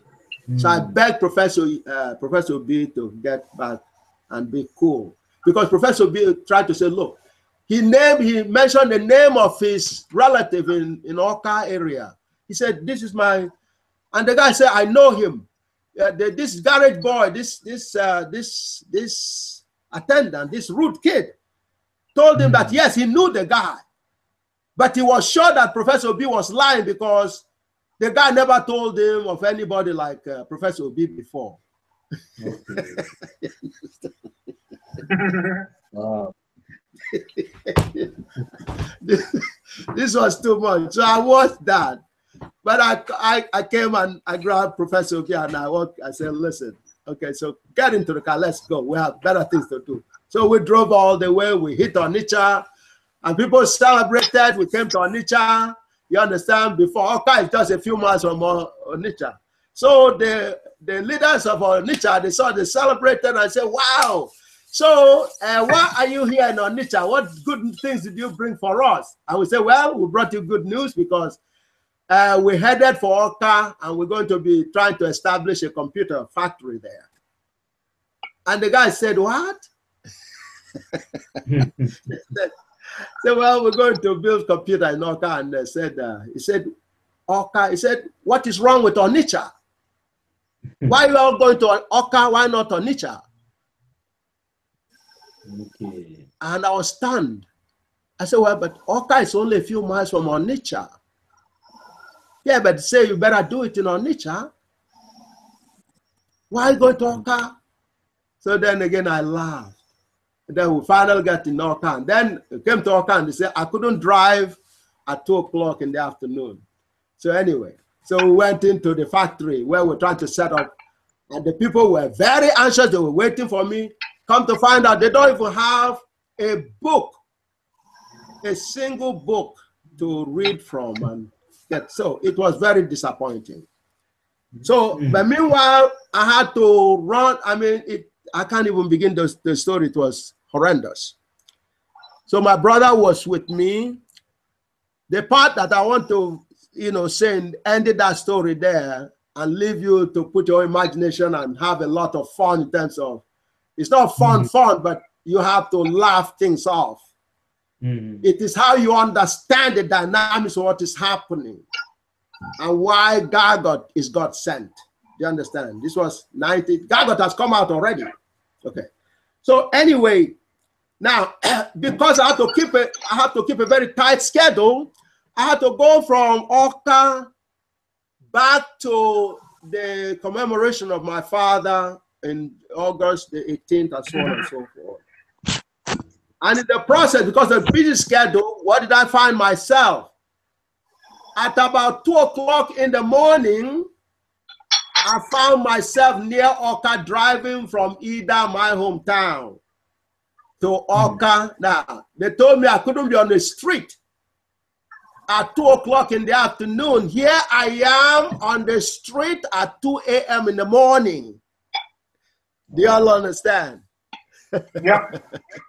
2 o'clock in the morning, because it's the only way I could get into Oka and do what I needed to do there. So naturally, the armed robbers encountered me, they engaged me, they stopped me. And in fact, it was raining. It was a rainy night. My brothers were with me there. So they came in, they stopped, and then they came over to me. I had the driver. And the driver, they asked the driver, what's going on? So I said, yeah. I asked the driver to direct them to talk to me. So they came to me and they said, this was clearly armed robbers. They had guns and everything. So, so they came to me and said to me, well, where are you from? Where are you going? And I looked at them, I see their guns and everything else. I said, well, obviously they're going to rob us, they're going to take everything, they're going to kill us and all that. But I looked the guy in the face, I said to him, you want to know where I'm going? He said, yes. And I said to him, well, I'm going to Oka to build computers. And he listened to me, and then he started laughing. He started cracking up. He was literally going crazy. He said, you are going to Oka to build computers? I said, yes. He laughed and then ran over to his friends, the ones that were robbing people together. He said, look what this guy said to me. He said, they're going to Oka to build computers. He says, this guy's crazy. So they began to jump up and cry and laugh. I said, crazy man, you go. I said, go, you are crazy.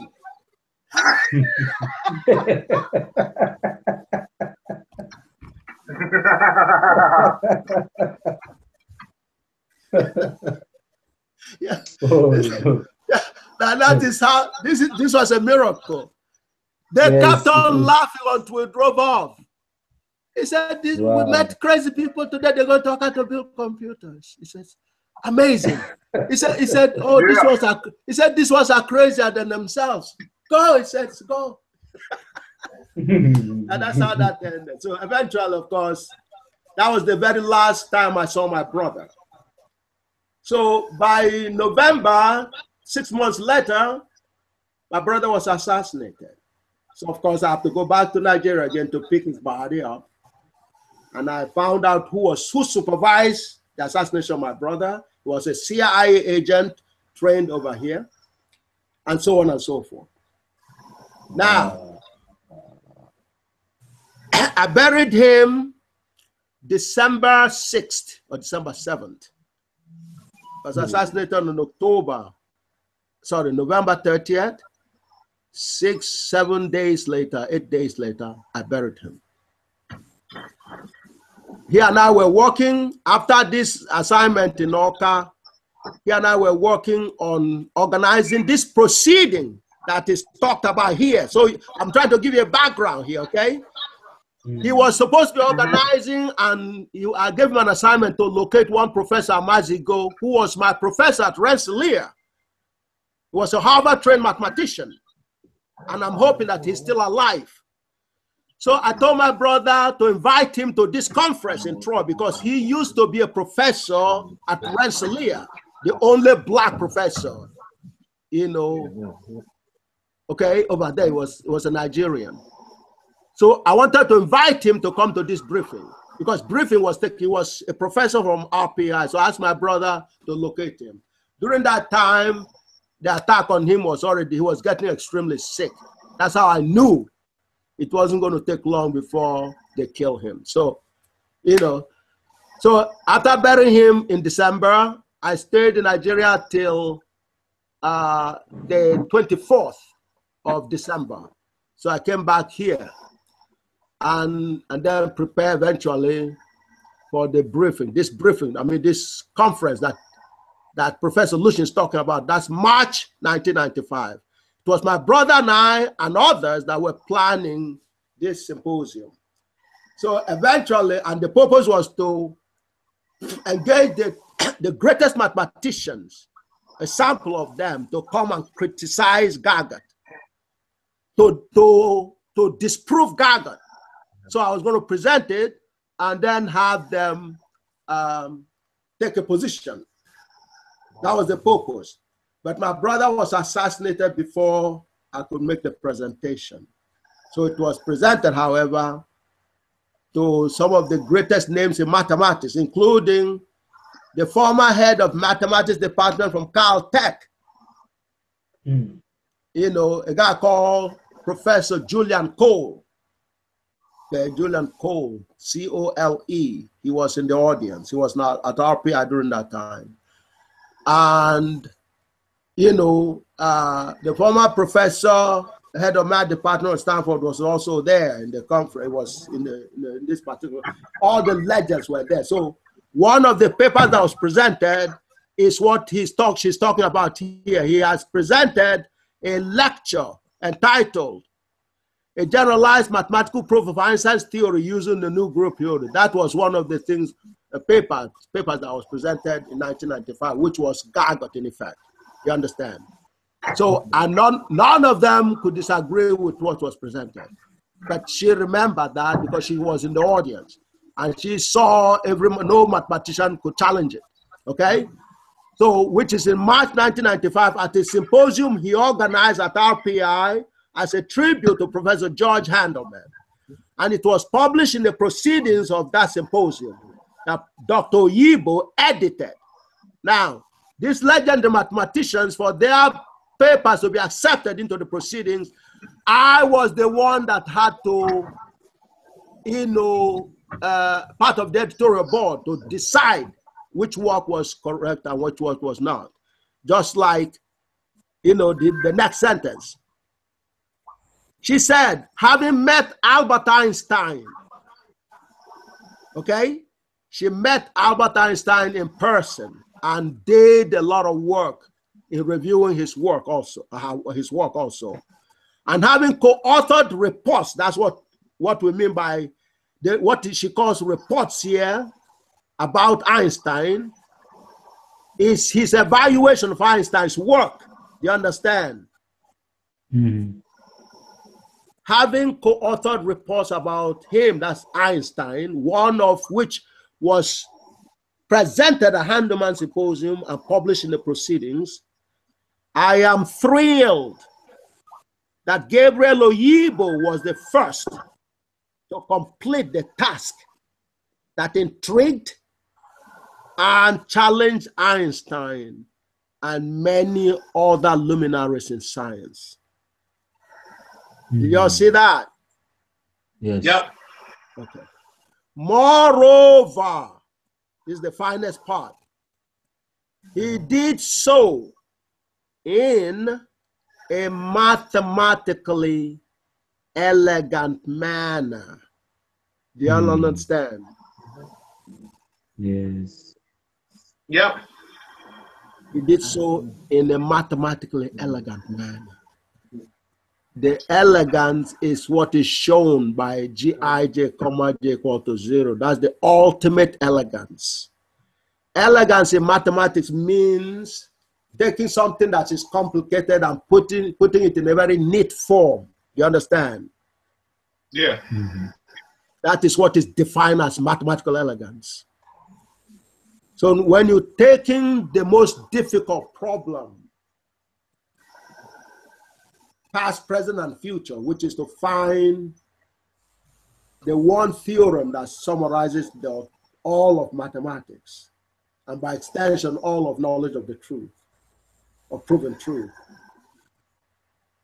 If you have a book the size of the planet Earth and you put such a theorem in it, it will still be considered something elegant. Do you understand? Yeah. This was not put in a book that was the size of the planet Earth. As a matter of fact,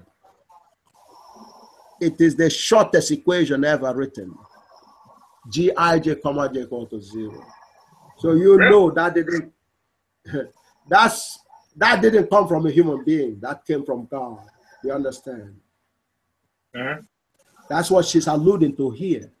Einstein was looking for an approximation of that theorem as a theory, and he couldn't find it. And like she said, a task that intrigued and challenged Einstein and many other luminaries of science. So it's not enough that such a theory was revealed. It's not enough that it could be written in one book, but it also had to come out as the shortest equation ever written. Gij, comma j equal to 0. And contains the totality of intelligence. That's what it means to say God ordained Professor Oyibo with the ultimate intelligence. Can you all feel what is going on here? Yep. Yes. Yes. This is what you need to understand. So, Professor Oyibo's contributions are extremely important. Now, you got to remember, she's not exaggerating. She has no reason to exaggerate. No. Yeah, at all. No I mean, How often would you ever see a black person come up there?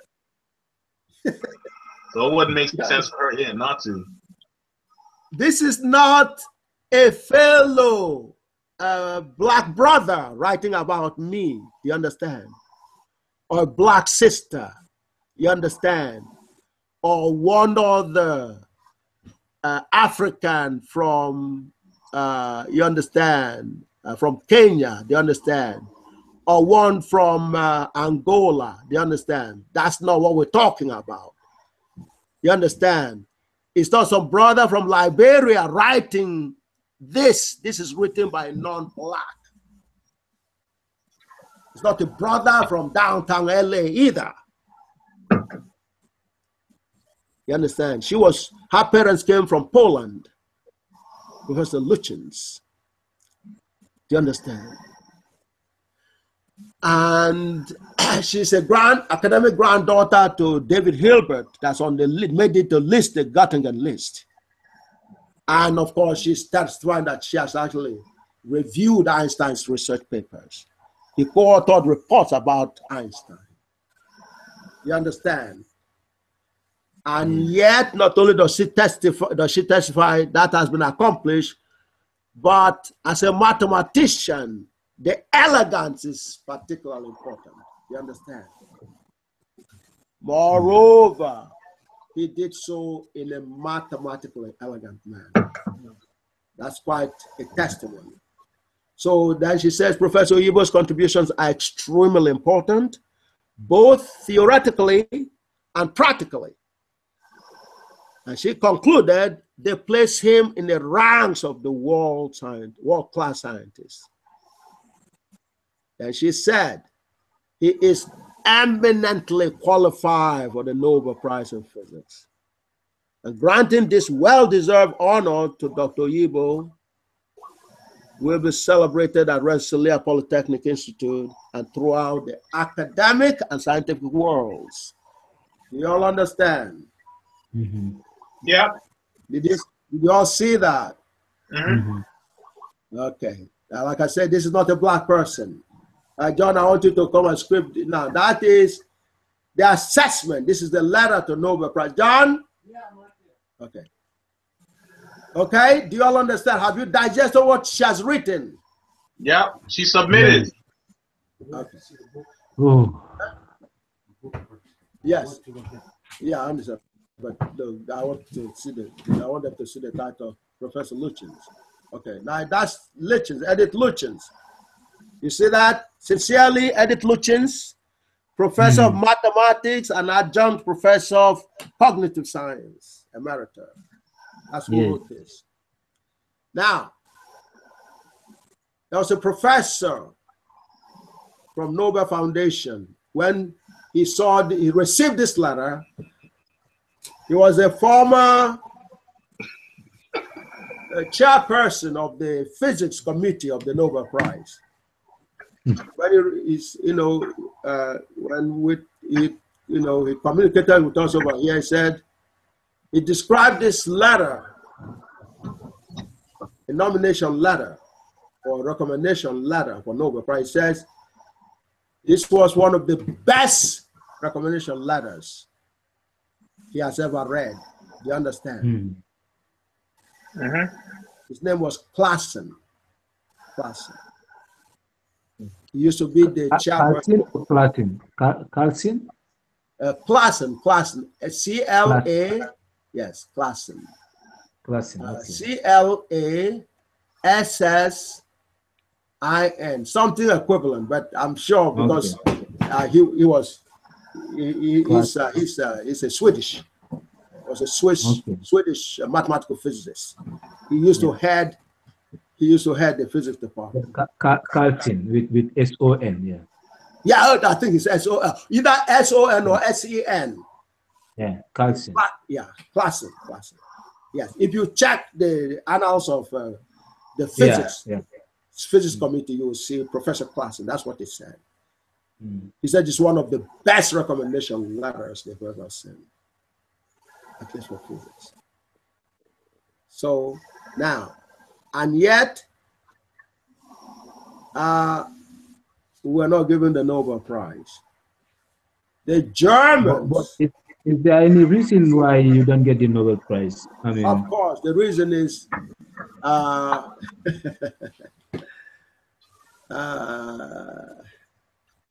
you understand, the reason is very simple. They cannot celebrate. They do not want to admit that this is, I mean, an African who came with the with this theorem. That's correct. Well, but also that, unlike the Germans, they're the low Dutch. This is the high. The Germans are the higher ones. Okay, the highest, I guess. But what happens is the Swedish are Dutch as well, but they do not understand like the Germans did. Mm-hmm. In other words, the way they view it is they don't feel like celebrating their own loss. Mm-hmm. They wanted the Germans. Doesn't matter which kind of German. You know, Low Dutch, High Dutch. But it's supposed to be the Germans that were supposed to be found the formula. So even though they recognize that the best, one of the best Nobel Prize letters ever seen, they still voted against it because they're very angry. Just like they know that, just like the Chinua Achebe and the Things Fall Apart and the James Ngugi, because by them giving a prize is them celebrating their own loss or celebrating the victory of the black people. Do you understand? Mm-hmm. Yes. In other words, it's like the non-blacks losing a football match. Do you understand? Mm-hmm. A football match with the black people.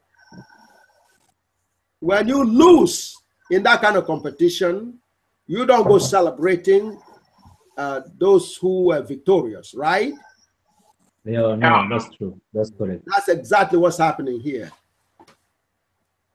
It's extremely painful. In fact, during the 36 Olympics or 30, okay, with Jesse Owens, 1936 Olympics, Jesse Owens won the prize, the fastest, the 100 dash, 100, 200, and the long jump. The long jump. Yes, he won gold in all those three, and proved that the black people are the fastest humans. So when it came to giving the award, Hitler walked off. He refused to sit down to watch the prize being given to the black man, Jesse Owens. Mm-hmm. So that's the same history here. But contrary, German gave me an award. It wasn't a money award. The Göttingen piece is the biggest award you could ever receive in the mathematics. And it's celebrating the greatest mathematician since antiquity, before GAGUT. And GAGUT was put in the center. In other words, GAGUT was celebrated in Göttingen. That's what needs to happen now in the African world. It is the only way you're going to stop the killing of the black people worldwide. And it's the only way the war that's going on now would end. Do you all understand? Yes.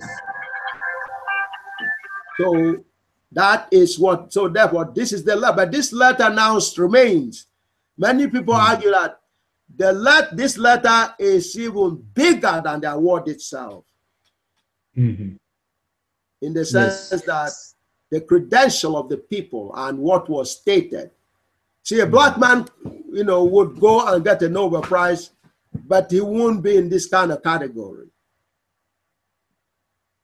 Mm-hmm. They like to give to a black person that, is cockamamie. They like to give an award that is on the basis of inferiority. Like Nobel Peace Prize. Like Nobel Peace Prize. Black people have no problem getting Nobel Peace Prize because that does not present black people as being intelligent.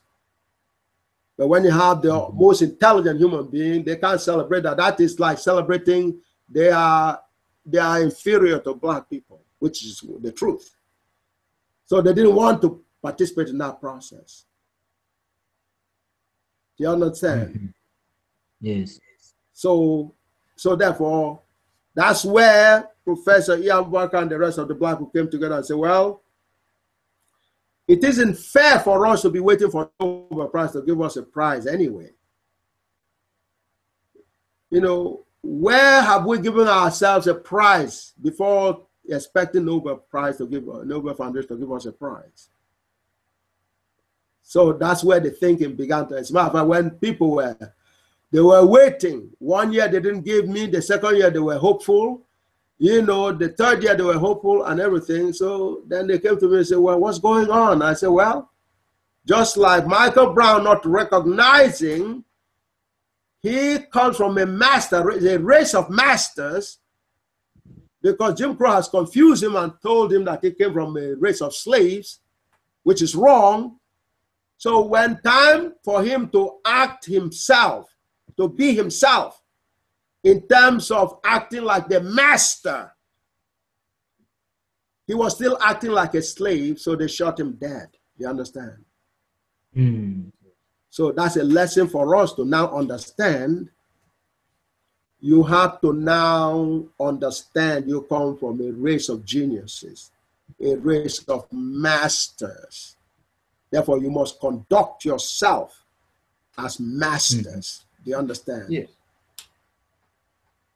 Do you understand? Yes. So, on that basis, President Jammeh of Gambia, you have a message for him. He has taken some very good steps, but he's not aware of GAGUT yet. No. So it becomes your primary job to tell him that the move that he made in terms of, for example, the Britain trying to maneuver him into agreeing to, well, first of all, the whole idea of trying to attack him for taking a stand on homosexuality. That was one. Another one was to Britain trying to con him into agreeing to terms where there'll be free trade or some dumb thing like that. That was supposed to be an intelligence thing where they'll be dumping products in Africa. Do you understand? And that our like, people, he says that let they eat what they are growing instead of importing a lot of bunch of that's absolutely correct. Unnatural food. That's absolutely correct. And he also need to know after this lesson that you got, he doesn't have to declare Gambia to be an Islamic republic. That's not necessary. You tell him I said that as the God order. Because the Islamic that is today is not the Islamic that we had, that we create, that God used us in creating. So you have to tell him that Mama is an African name, just like I proved to you, unless you have any doubt about what I did. Do you have any doubt? I have no doubt, absolutely not. Thank you. I agree from day one when I heard about this, and it was the first time I heard about it. So, and it was vibrating through me all this time until today. That I got to hear it live from you directly, and there is nothing doubt in me. Praise God. And as you could see, Uzogara is feeling the same way, right, Charles? Okay, he probably popped it. Right, yes. Okay. Now, so therefore, you all Africans, home and abroad, you're coming together. The glue is GAGUT, which is God, the God's glue. I will call it life-saving because you have to take care of this before you could be yourself again. You understand? Therefore, you're going to tell President Jammeh that God, see, do you now have a doubt in terms of my ordination as a prophet? Have you any doubt that I'm a prophet? No. Okay. Absolutely. Ugar. Mr. Ugazar, did you hear us? Mr. Uzogar, are you still there? What happened? Is he there? Mr. Uzogara, can you hear us? Yeah, he's there. He just muted his mic. He still should be able to hear. So yeah, he needs to participate in this. Very important, because each of you will have a message for the various people. You have message for Sweden, and you're going to take this letter and talk to the Nobel Foundation, and so on. But this big message goes to the people back home, particularly the president, and he has been under attack. What I wanted to tell him is that it was attacked by the Western powers, especially when he told Britain that we're not going to be a dumping ground. You understand? He was being GAGUTical, but he needs to be formally aware of GAGUT. So, but now no. See, in other words, you have to know what the definition of prophet is. Africa defined the definition of a prophet. A messenger of God. That's what a prophet is. Do you understand? Yes. But for you to be a messenger of God, it means that you're bringing message from God. Is that right or wrong? That is correct.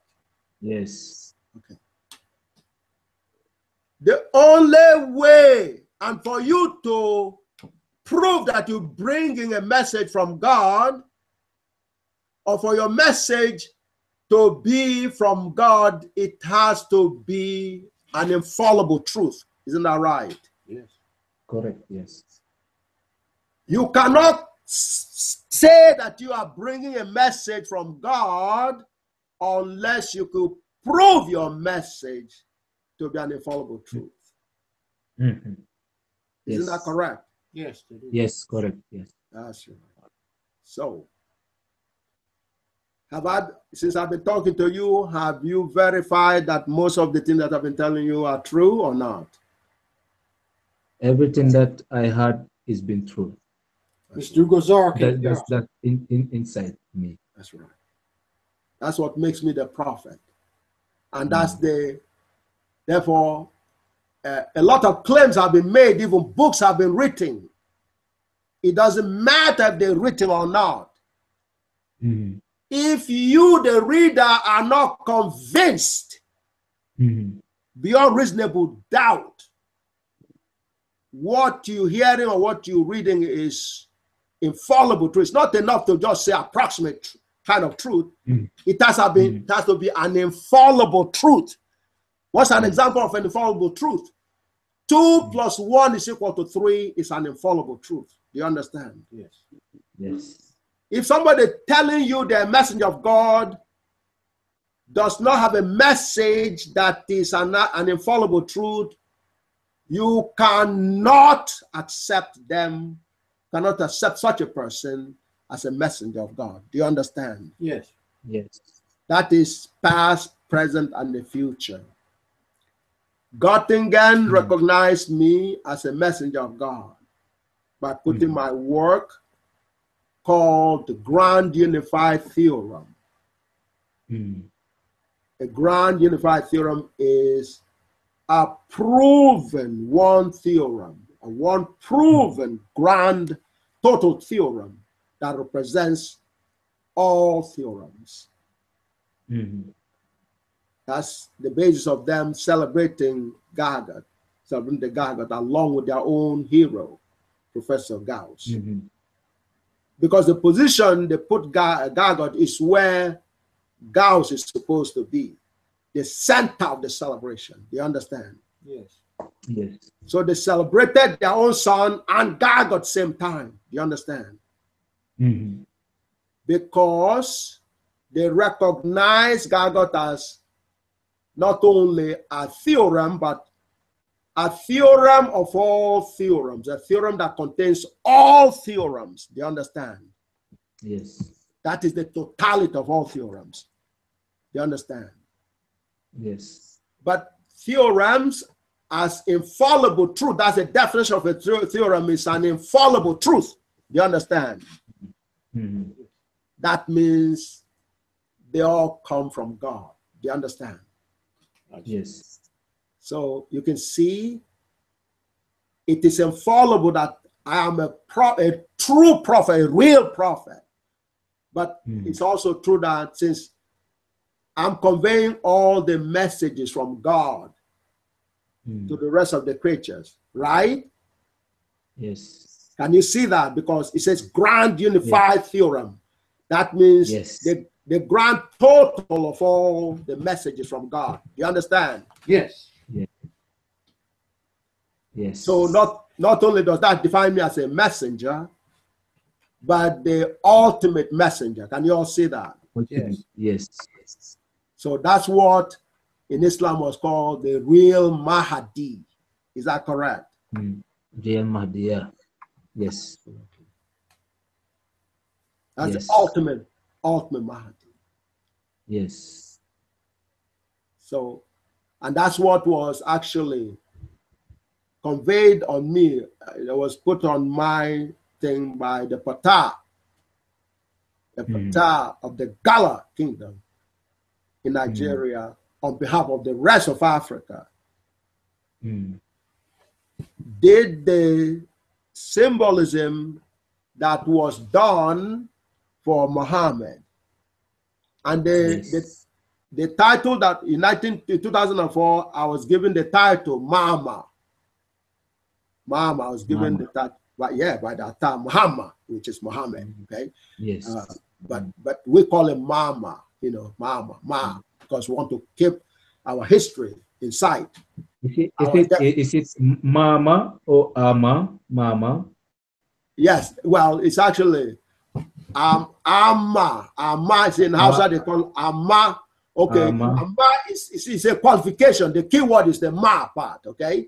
Even the Mama is emphasizing of the Ma. Do you understand? Yes. But if you are Arabicize it, you call Muhammad. Do you understand?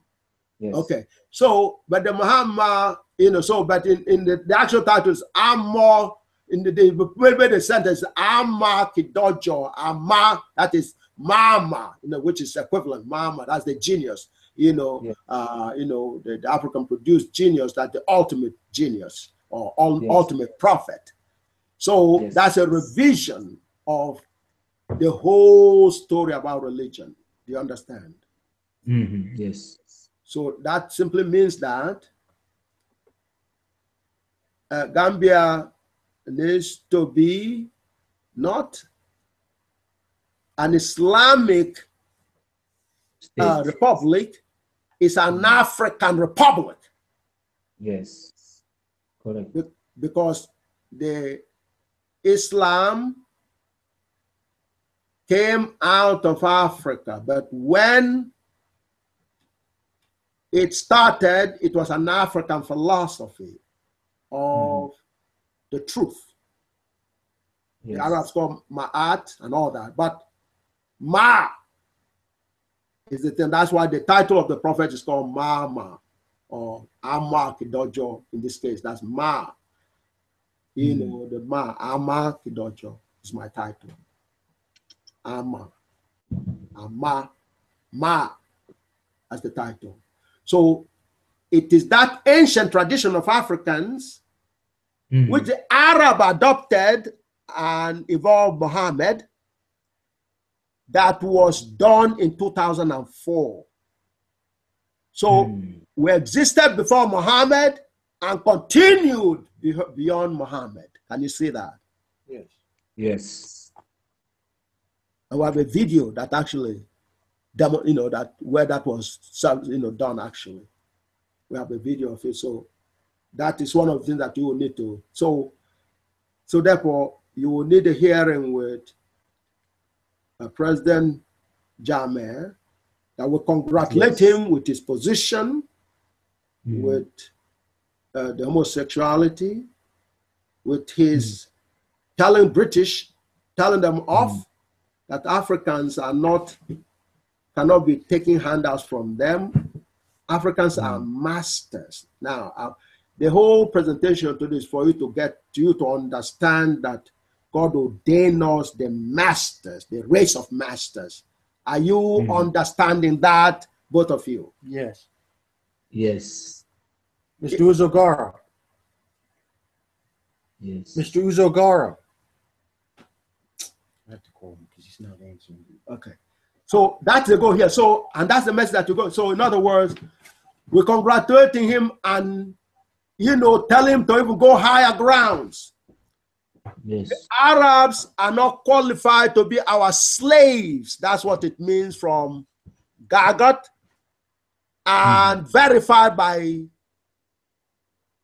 Göttingen. Sorry, verified by Yale University. Do you understand? Yes. Professor, I'm here. I'm just in the phone conversation real quick. Okay. You know, you see, this is geometry. This is mathematics. Actually, it's GAGUT-matics, which is the. Let me explain certain things to you. A quick thing for you, so you understand that GAGUT has no constraint. Do you understand? Now, GAGUT is God Almighty's grand unified theorem. I don't cut you, but every day since I find out this GAGUT and GIJ, the formula, every day when I work, I used to have it on my book. Good. Where I note all the problems that we have in the day. So I've been, my colleagues who are of course Swedish, right, been asking me what this is, but I didn't want to go in details yet until I get the briefing, because it has been in my mind to get the briefing first. Yes. Before I go fully to explain to them what this stands for. Yes. So yes, I know it's I heard you saying that, you know, it's the God Almighty Grand Unified Theorem. Yeah. That's right. So therefore, in other words, he should call Gambia a Gagutical republic. Yes, it's a Gagutical republic.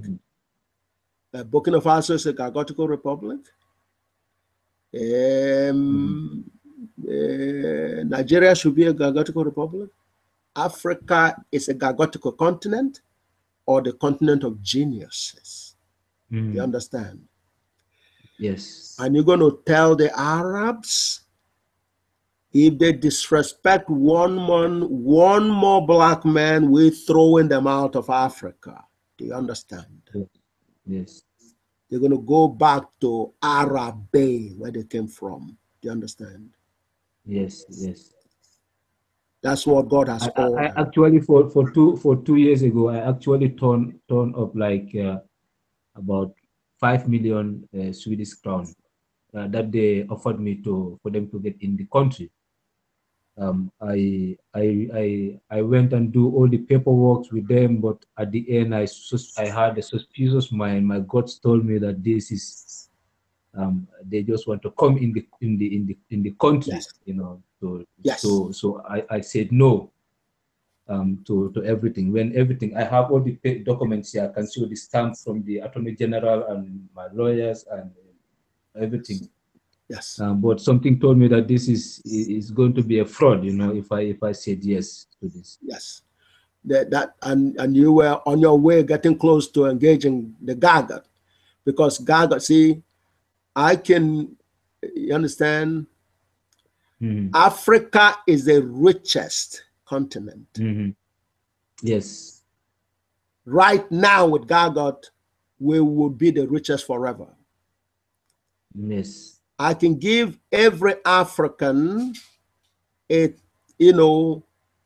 is it, 1,000 pounds or even a ton of gold. I can give every African ton of gold. Therefore, that's a proof we are the richest. Because once you've been declared, if you've been proven, see, I'm giving now you that you understand the message that I'm giving you comes from God, meaning it is infallible. Do you understand? Then you know that if you come across something that disagrees with what I'm saying, you know that it isn't what I've said that is wrong. It's true. If you don't mind, I can show you the certificate from here that I get with the stamp and everything for that money, but I turn it away. That's good. You know. That's good. That's good, because what you now, In fact, what you're getting in this presentation is more than that $1 million. Yes. Yes. It's a lot more. Yes. Because now you're now going to allow anybody to disrespect you anymore. No. Because the non-blacks are not, see, why do I say that the non-blacks are not even qualified to be your slaves? Why did I say that? You think that is an exaggeration? No. Okay. The reason, how do you define a slave?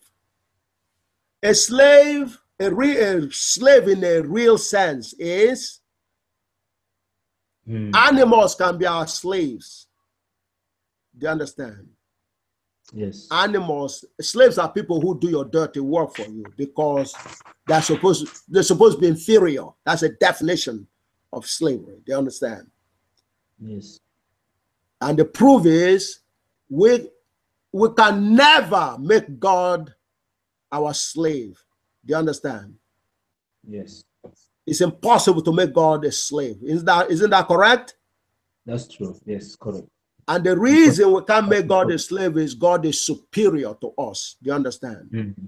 Yes, God is far superior. So we can't say, God, you go do dirty work for us. Do you understand? Yes. Yeah, so which is what I was saying before. God is so superior that my name is a slave of God, but that makes me the highest creature. Mm-hmm. Do you understand? That's how high God is. So it's on that basis that, yes, a human being can keep a dog as a slave or a donkey as a slave. A beast of burden. Do you understand? Yes. They do the dirty work. They carry us on their and so forth. So that's based because we are superior to the animals. We could keep animals slaves. Do you understand? Yes. We allow the animals to do the dirty work for us. Okay? Yes. Because we feel superior to the animals. Do you understand? So, Professor, you back in a second. Just 1 second. All right. All right.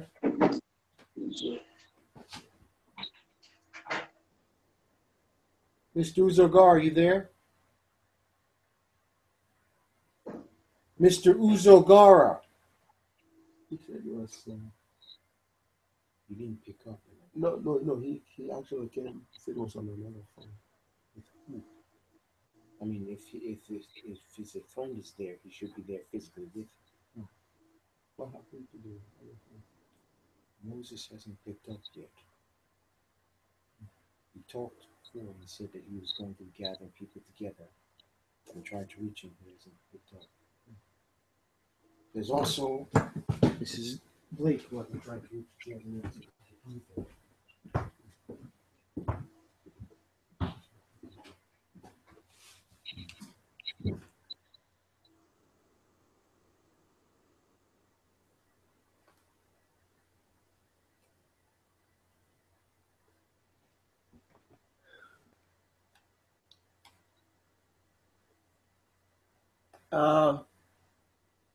John? Yeah. Okay. Oh, God. Have you lined up the cryptic message? I'm going to need that. Yeah, no. Yes, you are. Are you all right?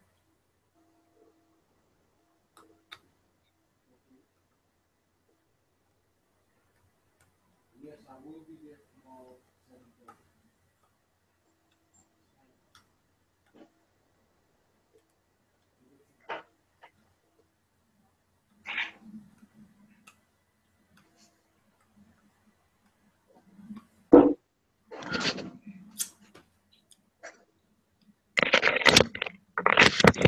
Yes, sorry, I'm back.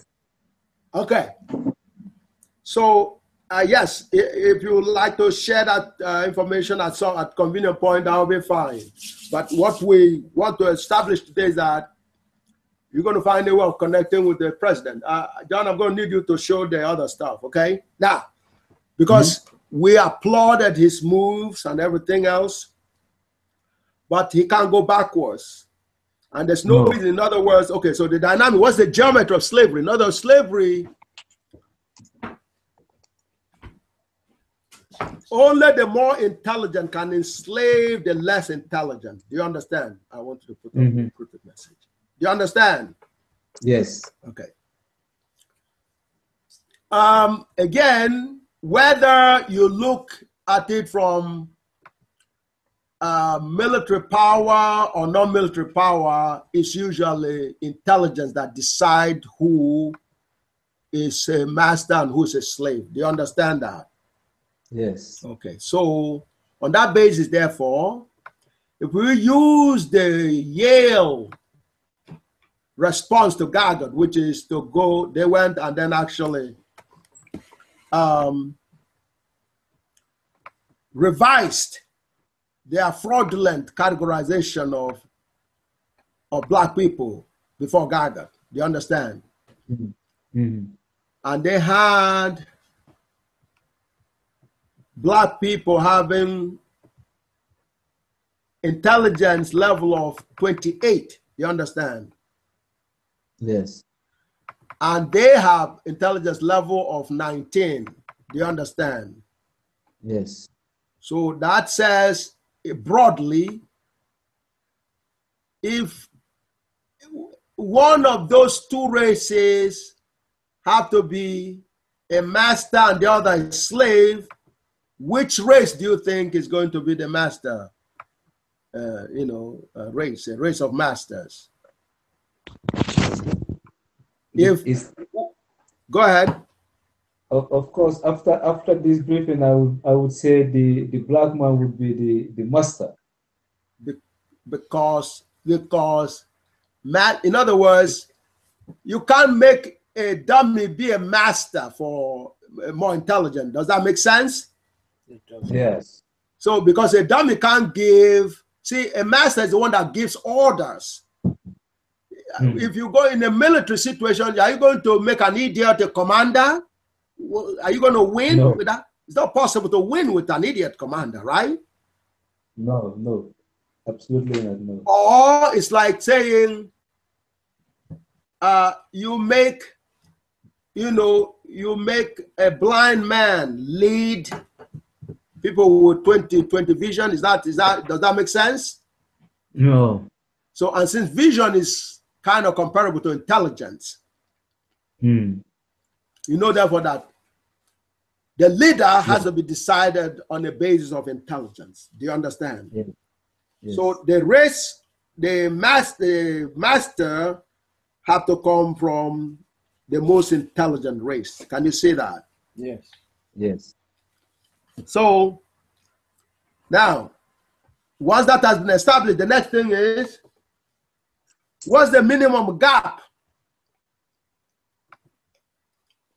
that really establishes the basis of master and slave? Well,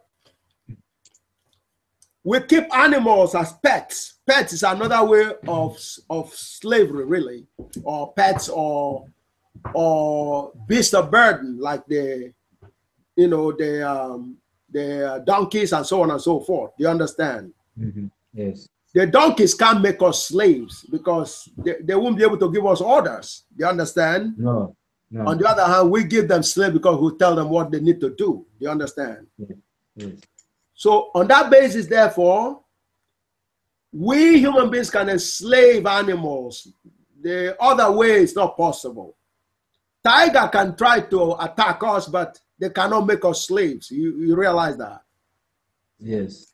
Tiger can actually puncture our skin and we can bleed to death.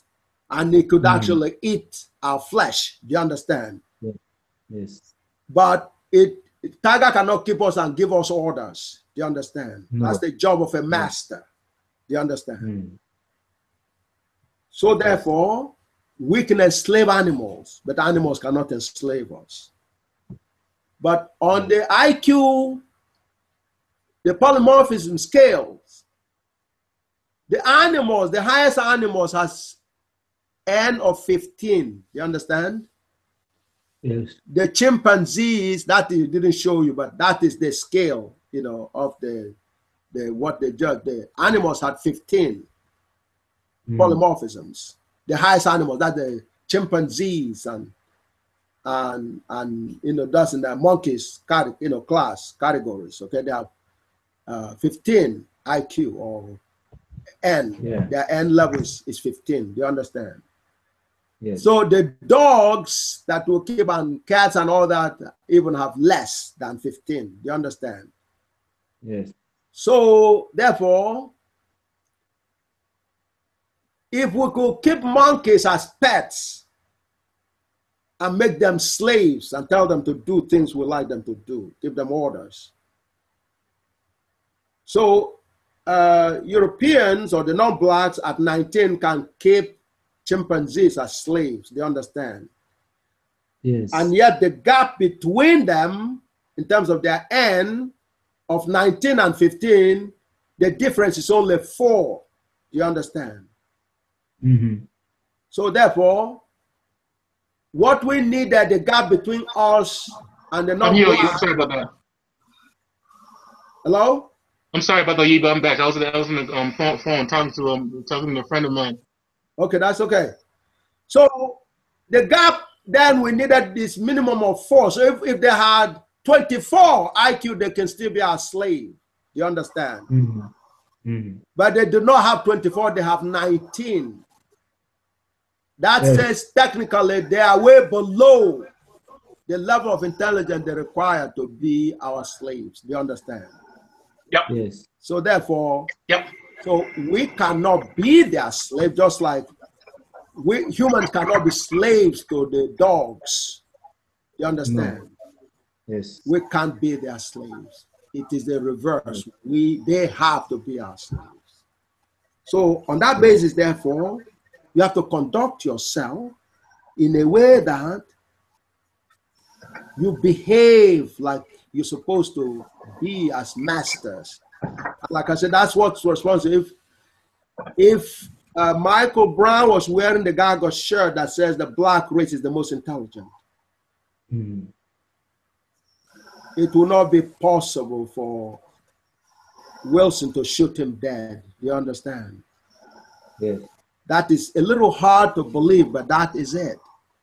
Yep. See, if you are something and you don't have enough courage to say you are that thing, then you're not really that thing. Do you understand? In other words, yes. They say Oyibo has the ultimate intelligence. Hey, don't believe the words. Why don't you check me out? That's what you're doing right now, right? Yes. You're listening to me, aren't you? Yes. Yep. So I challenge you, find something that I've said that you can disprove. Can you find some of them? Nothing. Absolutely nothing. Some of them I already know that are true. All of them are true. Right. Well, you'll be the only one. Göttingen tried. Don't feel bad. Göttingen couldn't find it either. That's why they got to try anyway, you know. but mathematics don't lie. Exactly. Göttingen tried. That's right. That's right. Göttingen tried to challenge. You understand? The GIJ, comma J equal to 0, and eta, especially eta as a band. They couldn't find any error. So hey, they put it there. The title said Grand Unified Theorem. If they have found any error in that thing, the book will not even make it to the list, let alone go in the ranks. Do you understand? So because they're unable to find any fault with the GIJ, comma J equal to 0 and eta sub n, they find the only place they can put it is with 26. That's number 1. Do you understand?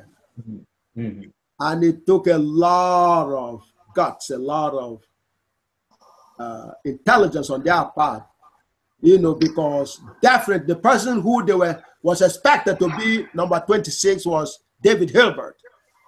So they put Africa number 1, the number 1 continent. Do you understand? Yes. Where they rank GAGUT is where Africa is. Do you understand? Yep. Yeah. And that is coming from Germany. This is what President Jammeh needs to understand. Yes. And second thing they need to understand is the African currency is the real currency now. Yeah, intelligence. Because the real currency is intelligence. Intelligence. Right. Yes.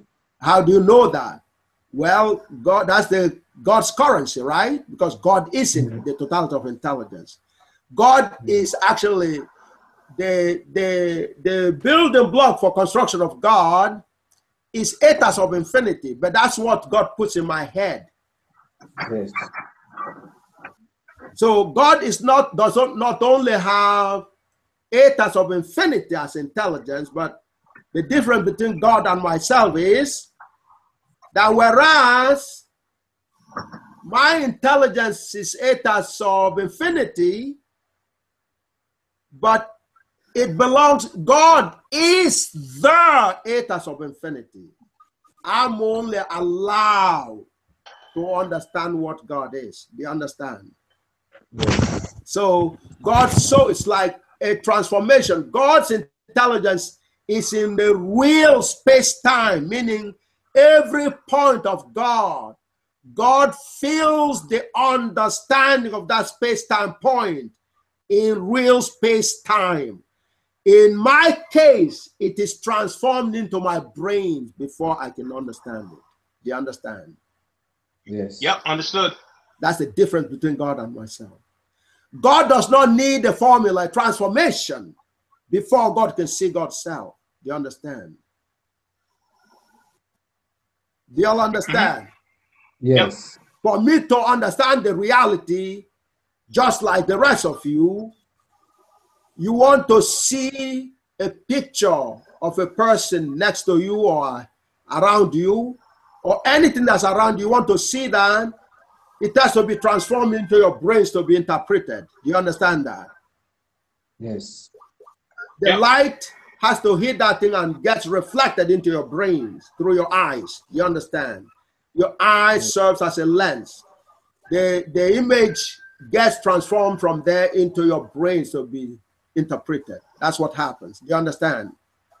Yes. So that's how you understand and see that reality. Do you understand? Yep, understood. So I see God in that dimension. The rest of you can't see God yet. You have to learn and keep on learning. But I can see God. That's a difference. But the difference between God and myself is it's a privilege that God gave to me. It belongs to God. I am having an extraordinary privilege of understanding the Almighty God. Yep. But God understands God's self in a real space-time. God does not need a transformation. You understand? Yes. Yep. So that's a huge difference. How could he transform? He's the creator. So, but that is something that was never in a religion. No religion could define God before GAGUT. You understand? Do you all understand that? Yep. Yes. They don't have a formula that describes God. And mathematicians thought it was an impossibility to define God. But ethos of being is the definition. Ethos of infinity is the definition of God. That's the building block to construct God. To get the sense of God is, what is God is. And what is God? From GAGUT, God is defined. So now, the existence of God is proven, as Professor John Glover was saying before. You understand? Yes. Yep. GAGUT is a revelation that all theorems, meaning everything that exists as in all realities, that's what the mathematics call a theorem. Every reality or infallible truth. You and I, Uzogara, John, and every human being, every entity is a theorem because it's a reality. Do you understand? It's an infallible truth. Do you understand? Yep. Yes. Because you can touch yourself. You know you are real, right? Yep. Mm-hmm. So that is what mathematics call a theorem. You could prove you are a reality because you can touch yourself. Do you understand? Yes. Your touch verifies that you are infallible truth. Do you understand? Yes. So that's what we mean by a theorem. So what God revealed to me is that all such realities or all theorem, that's all that exists in existence, all of them, and all their representation, which is done by equations. Equations represents a theorem or a reality. Do you understand? Yes. Your reality can be sketched. You as a human being can be sketched by a fine artist. Do you understand? Yes. Yep. They will draw your boundary and show your head and your shoulders, your torso, and your legs. Do you understand? Yes. An artist, what an artist does is an approximation of an equation that represents your reality. Do you understand? Yeah. A GIJ would describe that equation exactly, way beyond the fine artist. But it will be a mapping, because you will put that GIJ down and it will put all your curves, both external in the boundary and internal. You understand? Yes. Yeah. That's what equation does. Equation will represent a reality or a theorem. Do you understand? So what God... Just like pretty much any other algebraic equation. That's right. Yeah. So therefore, what God revealed to me is that all theorems, all of reality, and all equations that represent all those realities originate out of one invariant, Gi, which is infallibly proven to be God. And it has an orthogonal component, Gij, and a change, otherwise called the divergence, of Gij comma j equal 0. That's what God revealed to me as the equation. And then God gave me how to construct every one of that reality. How to find the Gij for you, Uzogara, John Glover, any other person, any other entity that exists. I have a Gij for such. And they came out of this one invariant, infallibly defined to be God. But that God has an orthogonal component, Gij, and a divergence. That is a change in that invariant, because it's an invariant, it doesn't change, the change is 0. And the change is Gij comma j. So it is equal to 0. It is the totality of theorem. The totality of theorem satisfies Gij. That theorem, the totality of all theorems is Gij. The comma of it, because it comes from, it's an invariant, is 0. That's it. So God, did not stop there. God gave me how to construct that totality, that total theorem. That means the proof of all the theorems, or the reality of, all of the realities, has been given to me. And you can construct it using a building block, which is how, you understand the dynamics of how you understand that reality, how you show that reality, how you construct that reality, which is something you do with your intelligence. You understand? Yep. You use your intelligence in understanding a reality. Do you understand? Yes. Yep. Okay. So if you use your intelligence in understanding a reality, meaning that you are using your intelligence to construct a reality. Is that right? Yep. Yes. So the formula eta sub n is the building block that you use in constructing reality. Do you understand? Mm-hmm. Yeah. Therefore, eta sub n, which is the pieces that you use in constructing reality, becomes exactly the definition of intelligence, which is what you use in constructing reality or understanding reality. Can you see that? Yep. That's how God ordained me, because I can construct every reality, meaning I can understand every reality.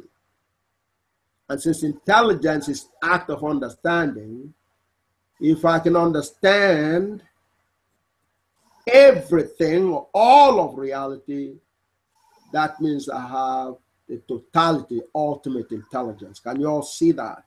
Yep. Yes. So pretty much, as long as we can understand what is true and what's a fact and what's real, then we'll be able to progress through what we don't know yet. That's right. That's right. Okay. So that's how you see me figuring things out.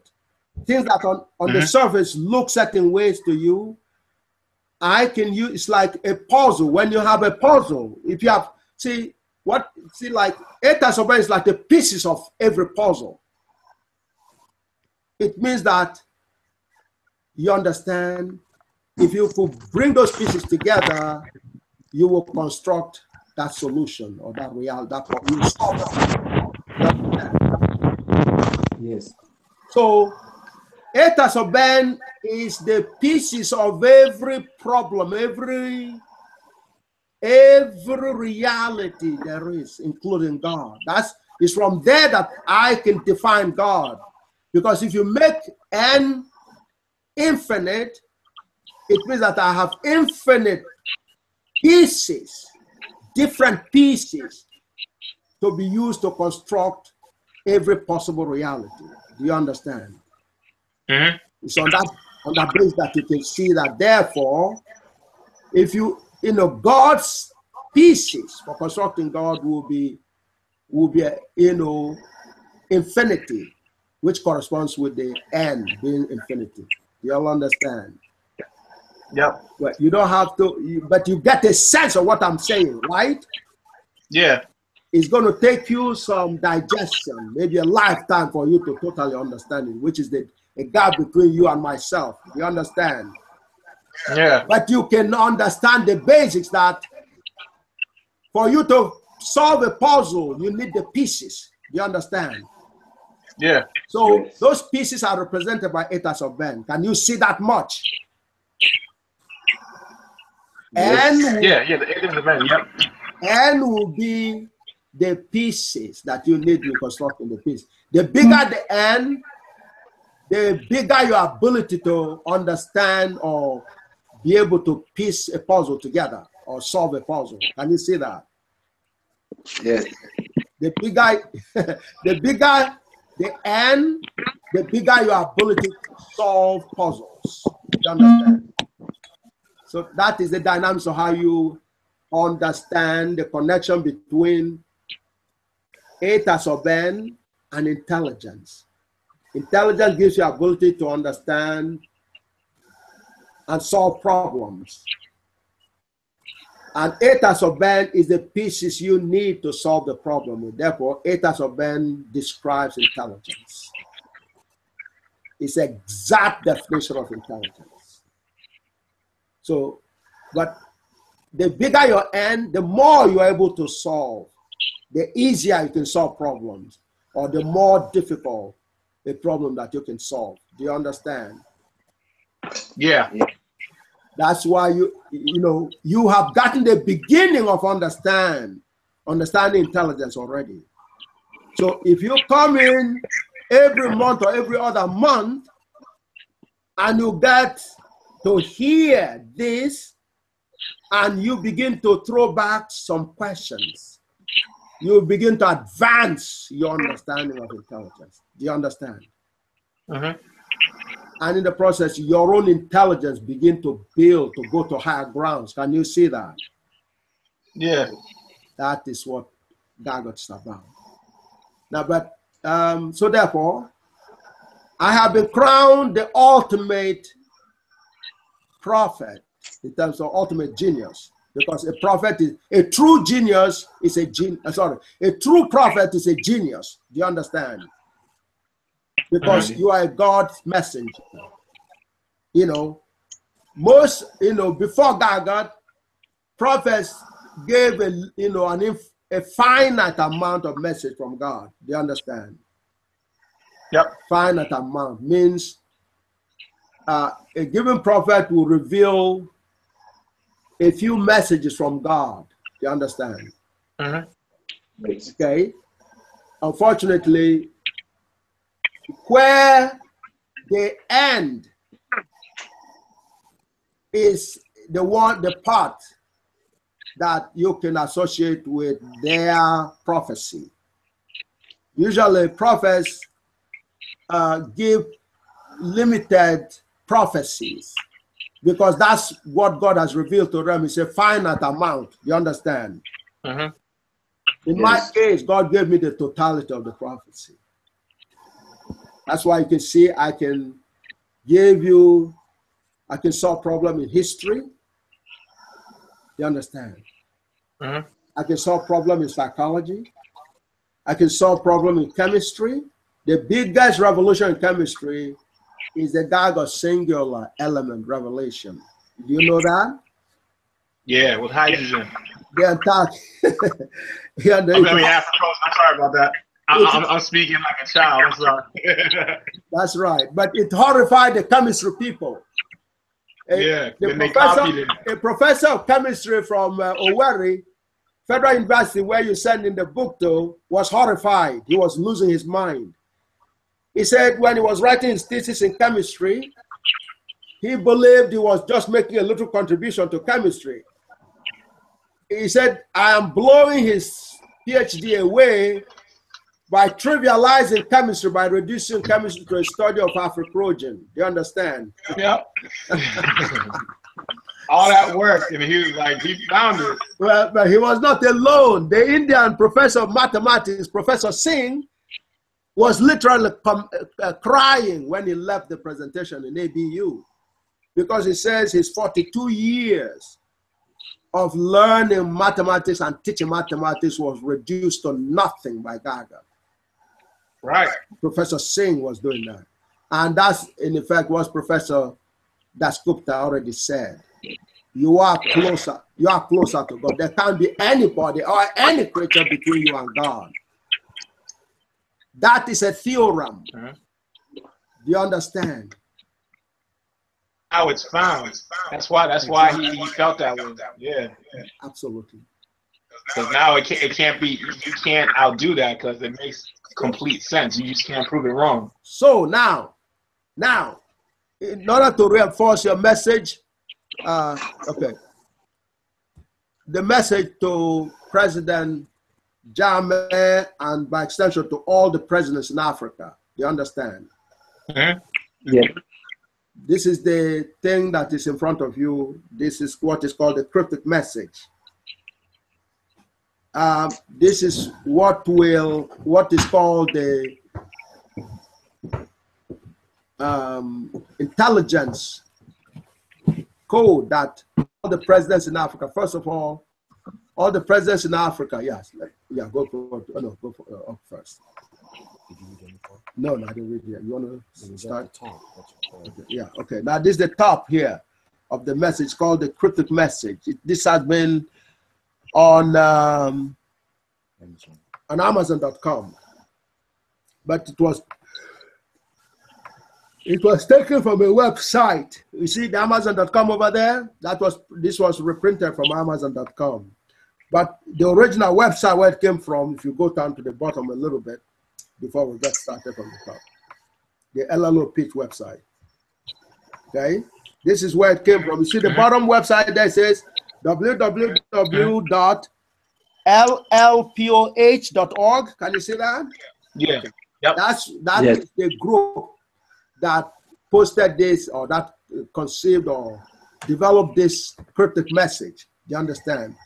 Cryptic message is a language of intelligence. In this case, this is the lamentation about GAGUT in terms of the fears of the non-blacks about GAGUT. Now God ordaining the black people with ultimate intelligence.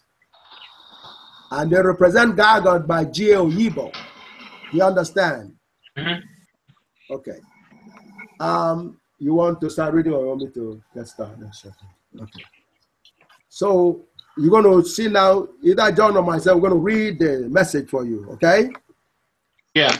This is the basis of Africa now turning back to being a GAGUTical continent. They were talking those days about Ma and Ma. This is the ultimate Ma. So you got to get back to intelligence that defines Africa. Do you understand? So every president, and on this basis, you're going to be writing to every president in Africa. Okay? And the message is presented as follows. If you've got a lively spirit and are interested in mental adventures, here are some refreshing, stimulating questions to ponder. Hold on. Did you hear what he said? Yes. Yes. I want both of you to read it, so I'll be sure that you read the beginning. Just send that to just read. I want you to, beginning with you, whoever is older, Papa, you can begin. If you have got a life, it's gone now. I'm not seeing it. Oh, the thing disappeared? What do you mean? Yeah, now it's back. It's gone again. It never. Yes. If you have got a lively spirit and are interested in mental, is gone. Okay.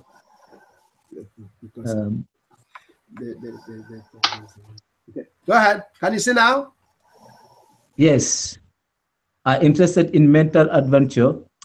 Here are some refreshing, stimulating questions to ponder. It's gone again down. Okay. Uzogara, I want you to read the same sentence. I want to make sure that you heard it. Okay, so if you got a lively spirit and are interested in mental adventures, here are some refreshing, stimulating questions to ponder. Okay. Do you want me to read the question? No. I would like John to read that, and then we're going to look at it. I just want you to make a note of one thing. It says, if you are interested in a mental adventure, that is, we're talking about intelligence. Do you understand? Yes. Because the people that conceive this are called intelligent group. The intelligent, that's life, that's LLPOH, comes out of the American Constitution, which is life, liberty, and pursuit of happiness. These are the brains behind the government of this land. Do you understand? Yes. Do you all understand? Yep. Yes. They're like the CIA, but extensions of the CIA. They make sure that this government not only flourishes, this land, this country, flourishes, but are on top. You understand? So for you, it's like a military strategy. For you to be in a position where you must win, you have to plan for that victory. You understand? That's right. And and the tool that you use for planning is intelligence. You understand? Yes. So when they call it intelligence, we have intelligence. Okay. The America was being ruled, and by extension, the rest of the world was being ruled by the Germans in effect. Okay, in terms of the European supremacy is headed by Germans. Do you understand that? Yep. Got it again. Yeah, exactly. First of all, those African countries that supposedly speak English, they know that England is part of the ruling class in Europe, right? Yep. They have the so-called colonies in Africa. What I'm telling you now, what I'm telling you now gets you to understand that it's not possible for Europe to colonize Africa. Can you all see that? I can. Yeah. Yes. They even admit that they need them. It's not possible, and that is the impossibility of Europeans colonizing Africa is what Göttingen represents. You understand? Yep. Yes. Berlin Conference is a symbolism of colonization of black people or enslavement of black people. That was a fraud. It was never real. It can never be real. And Göttingen is now actually surrendering to that reality. Can you see that? Yes. Yeah. That's why they put Africa number 1. The Germans, and they put Russians number 2. You know, the guy number 24 is number 2. He's from Russia. Germany, because they want to be fair and want people to respect their position, they rank Germany number 3. You understand? Yeah. So between Germany and Russia, they're now second to Africa. Do you all understand? So it's number 1 because of it. Africa is number 1 and it's forever. That's what Göttingen declared. Do you understand? Yep. So, but this is now what you see here is a consequence of now that Africa is number 1. What's going to happen now? Do you understand? Do you all understand me? Otherwise, please ask me questions. Oh, you mean because since Africa is number 1? Yes, that this lamentation. Yeah, we should be running the show. In other words, is Africa now going to annihilate the non-blacks? Yeah. That's obviously there'll be reason to worry about that, right? Yeah, because they were the ones who colonized us and violated all of us. Within history. They were pretending. So of course, they'd be getting scared. They were pretending to be colonizing us. It's like the baby that was telling their parents to call them master. Do you understand? And they now rise up to the point where they see that no, it is impossible for the parents to be slaves or to call them master. So now when the parents now took their position of being the masters. You know what, obviously the baby that was using a gun to disrespect the parents will now have some worries, right? Yep. That's what's happening now. That's why they're killing the black people on the streets. And even before the killing of the black people on the streets, it's all response to GAGUT.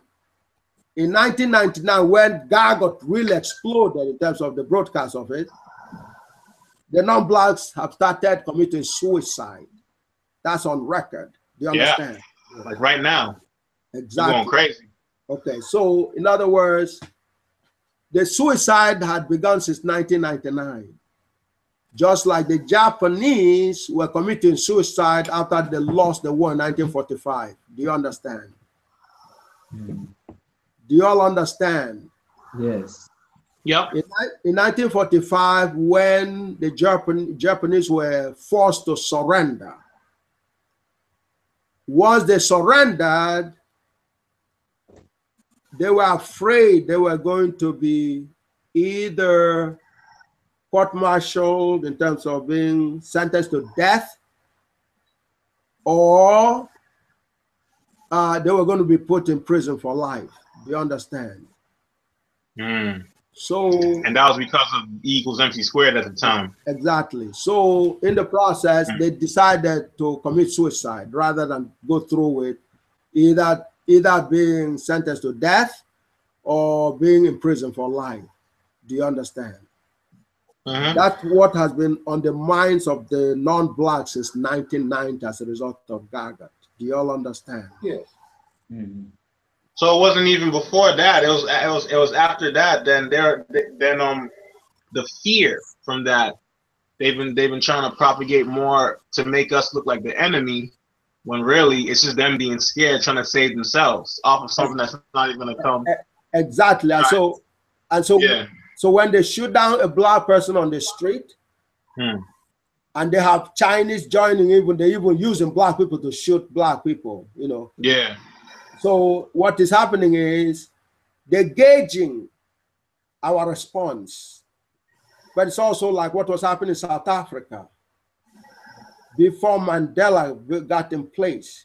It was in 1977 or in the late 70s, because they saw the end of apartheid, at least formal, I mean, you know, superficially. They began to attack the black children in South Africa. Do you understand? Yep. The Soweto was there was uprising, and the police was shooting down the black people. You understand? That's what's happening right now in the streets of America. Because Jim Crow is ended. They've ended. Once Germany surrendered in 2005, that was the end of the European supremacy. Because it was there in Germany where their headquarters of intelligence were, because that was where they laid the ground, because that was where the last, before you, Oyibo, because you said that was where the last mathematician, kind of like similar to Einstein, was for them. Yes, no, this one was bigger in mathematics than Einstein. Or Gauss is, you understand, is the greatest mathematician. In other words, they considered Einstein as an applied mathematician, and which is considered to be Gauss was better. Which is considered to be inferior to pure mathematics. Do you understand? And on that basis, I am the purest of pure mathematician ever, because I have summarized all the mathematics is the study of theorems. That's what pure mathematics is. Pure mathematics is the study of theorems. Do you understand? So I took the totality of pure mathematics and summarized it in one theorem. The study of theorem is what pure mathematics is. So what God will, and that was what was able to explain the universe. So you cannot stay in one class and comprehend even a sense of what I'm talking to you about. Oh, I hear that.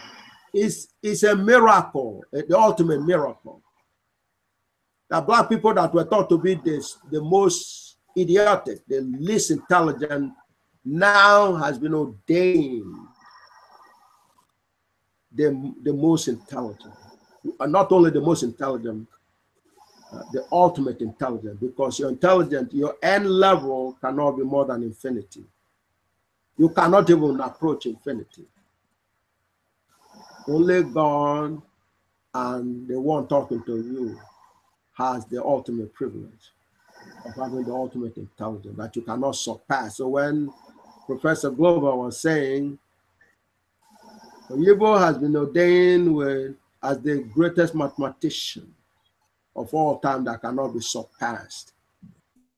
For you to surpass my level, your end has to be greater than mine, right? Yep. But mine is already infinity. You cannot be greater than infinity. You understand? Yes. You can't even match infinity, because for you to match it, you have to study what has come out of my brains. You have to study what has become, come out of my intelligence. Do you understand? Yes. Yeah. And as you can see, you're struggling, get even a grab of the very smallest part of it. Do you understand? So it's going to take you a long time before you understand any sizable part of GAGUT. Because if you understood it, you would have put up all the monuments already. Do you understand? Right. The brother Riemann understands the thing, you won't be talking to him for too long, right? Yes. Right. And certainly, if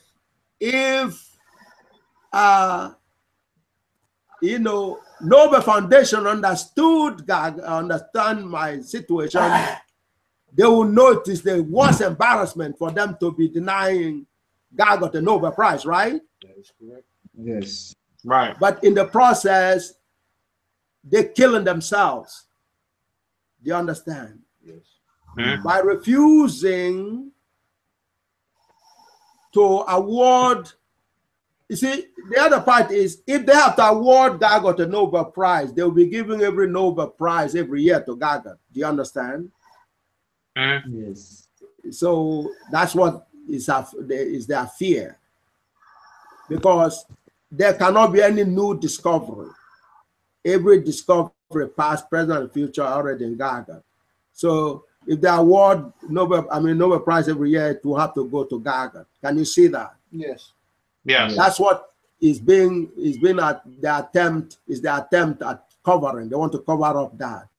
So if you don't see and understand GAGUT, if they award Nobel Prize to GAGUT, to will expose it means you will hear about GAGUT and you will get more interest in GAGUT. So if they don't give Nobel Prize to GAGUT, they won't be helping you to get interested in GAGUT. Can you see that? And it wouldn't be GAGUTical because you have to base things on truth. And if you see that they're not telling the truth, then you'd have to build the monument. So on that basis, it takes a lot of intelligence, which is what was demonstrated by Germany, by Göttingen. Göttingen has been urging Sweden to give Nobel Prize to GAGUT. Their youth, there's a piece that was written in German where they were agitating and telling Nobel Foundation they ought to be ashamed of themselves by not giving GAGUT the Nobel Prize. That GAGUT was overdue. And that was, as a matter of fact, when I was returning, that happened in early 2000. When I was returning from Nigeria, I went through Frankfurt, okay, in Germany.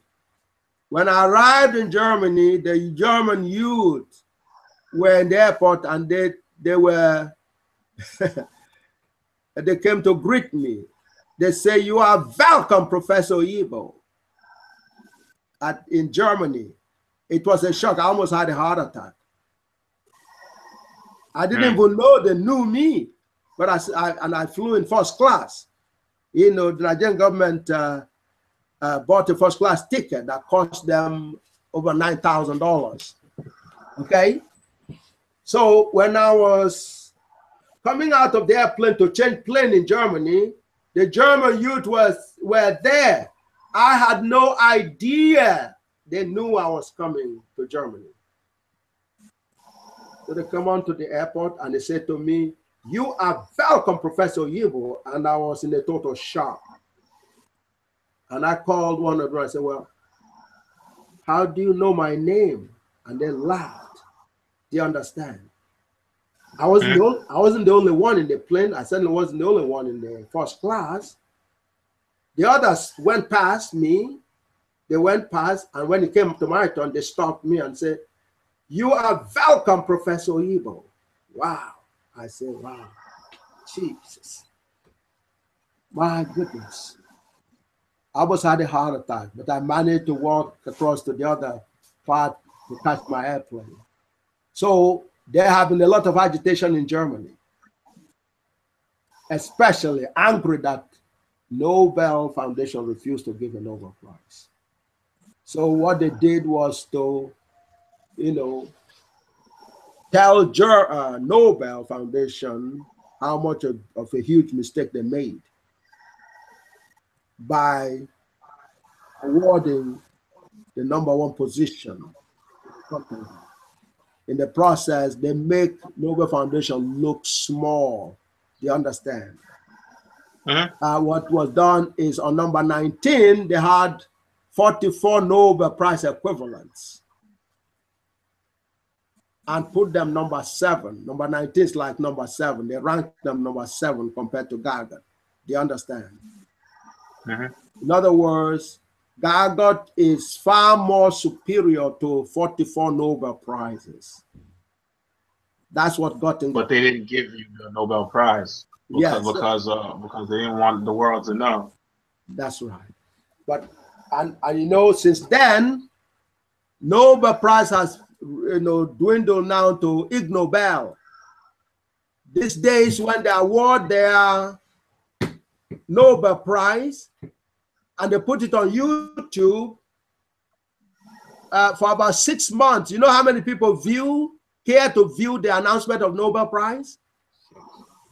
A lot. Oh, man. Try, what was that, 14? 6, well, yeah, it's 6 or 7. 6 or 7 people in 6 months in one in chemistry. Only 7 or 6.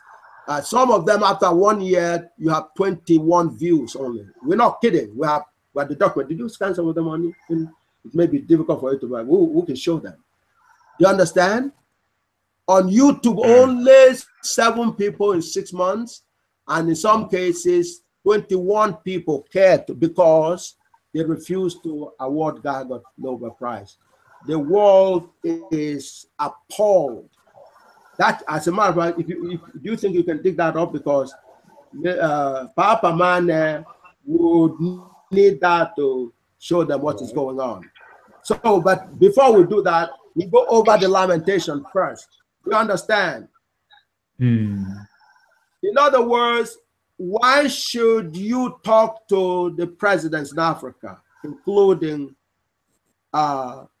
President Mane? I mean, sorry, President Jammeh. Yeah.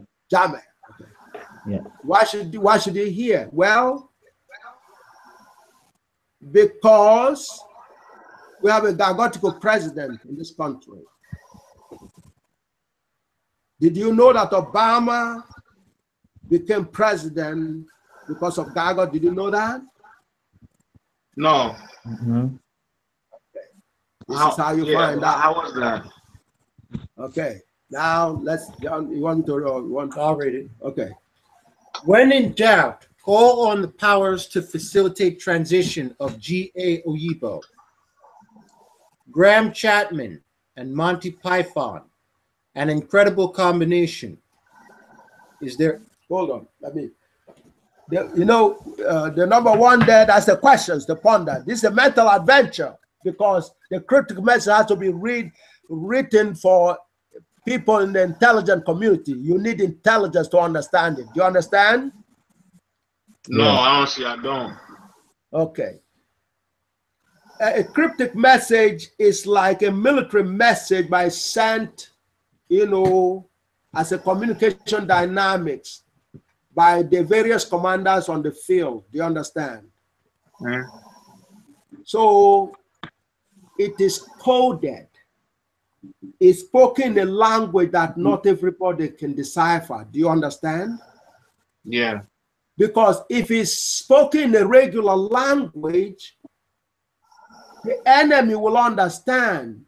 If they're trying to pass information from the commander to the field commanders, or the general to the field commanders, say, look, the general that is planning the strategy on how they make their moves, you understand? Communicate through to them. It has to be in a message that only the commanders can understand. Do you understand? Yeah. Do you all understand that? So they wanted to say it in a language that can only go to the important people they want us to go to. Only the people who need to hear that message can only understand it. Yeah, like pretty much, yeah. Because if other people catch the message and it's in a language they can understand, and the message is telling the commanders to move along a certain path, do you understand? Yes. Yes. Don't you see how that is going to fail? I do.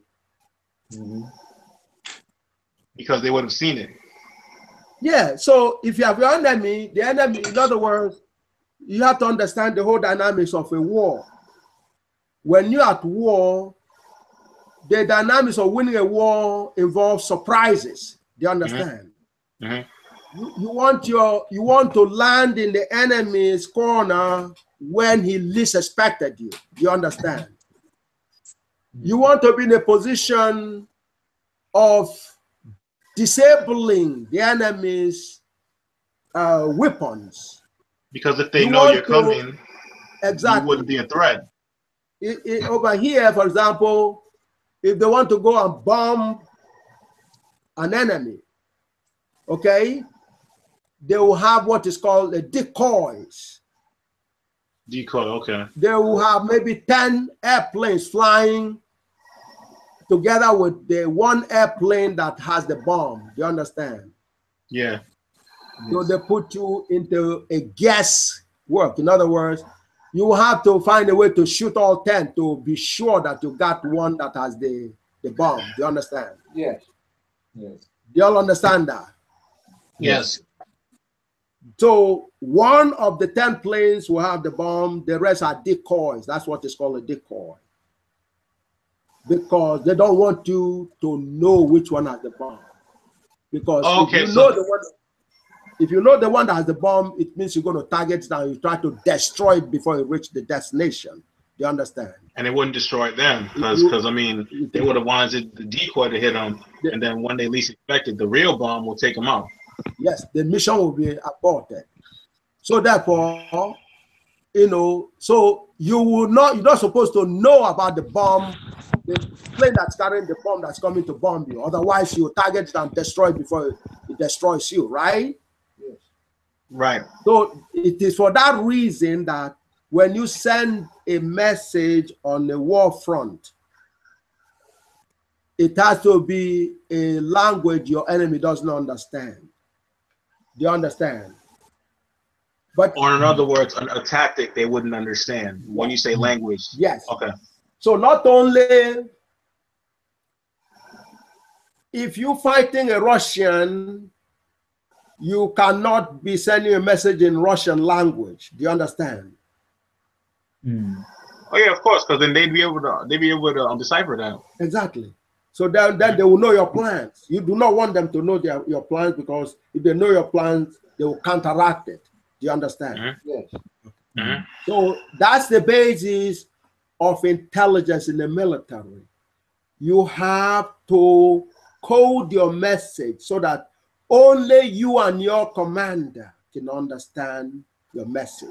Do you understand? Yeah. Yeah. You cannot guarantee that your enemy cannot intercept your message. You can't guarantee that, because as long as you're sending in space, the enemy has their own system that looks out for your messages in space. Do you understand? Yes. Yeah. So in order to further make sure that in case they get your message, if you put it in a code, even though they get the message, you understand, they will not be able to understand it. Do you understand? Right. That further, so you wouldn't win. That is the dynamics of the use of intelligence. Do you understand? Military stuff. Yeah. That's it. That's what the signal unit does for the military. You understand? Mm-hmm. They coded in not only that, one, it only goes to their own generals or their own commanders. Do you understand? Yeah. But that should you intercept it, you will not understand it. Do you understand? Yes. Because it was only meant for them. It's only meant for the top ones to understand, so that when they give the orders, they can tell the other ones under them. Of course, not in the same coded language, but to have to go there without them asking them the question. So the dynamics of who rules the world has to be communicated, you know, in an intelligence language. Do you understand? Yep. When the CIA does business, for example, what is going on the street right now,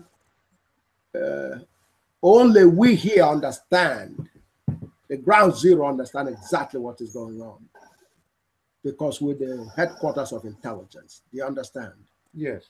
Yes. Nothing can escape us, because I have ultimate intelligence. Do you understand? Yeah. So in that way, you check me out. Do you understand? Mm-hmm. That's the proof of the pudding. It's in the eating of it. This is not some kind of fairy tale or some loud talk dynamics here. You understand? The intelligence has to be proven. It is not just a mere word you shoot out onto people. So the proof my intelligence is demonstrated in Gij, comma j equal to 0, but the real proof, I mean, that equation is powerful enough, but the solution is the ultimate verification or proof of my intelligence. You understand? And the practical proof is what you're hearing right now, and the response from the rest of the world, like what we've been sharing with you today, from Göttingen to Yale to Dasgupta, and now you're also talking to me. You understand? The mere fact that I can take the most complicated theorem and even try to communicate with you on your level is an aspect of the intelligence. Can you all see that? And that's what you call genius, because you are simplifying something that's hard for most others, but into a simple form that most people who couldn't really understand, they can at least be able to get a grasp of, pretty much. Jim Crow swore I will never be able to communicate GAGUT with you, and here you're engaging with me. You understand? Yeah, yeah. Now, the so-called 7 toughest problems have been solved already by GAGUT 10 years before Clay Mathematics put up the problem. Do you understand? 10 years. It was there for over 130 something years when GAGUT solved it. Okay? So now, but the problem is supposed to be so difficult that, number one, whoever is solving, which is where the room for fraud is, you, the so-called lay people, are supposed to simply be told if it has been solved or not. You're not supposed to be able to ask questions because they say it's way above your head. Do you understand? So they will just tell you, hey, this is who solved the problem. They told you Perelman solved the Poker problem. You understand? But they won't tell you someone like you. No, yeah, but wait a minute. How do you know Perelman solved the problem? You don't even know what the problem is. You can't. You understand? If they will have to be like me for them to even explain. But they don't have the brains to be like me, so they can't explain the problem to you. You understand?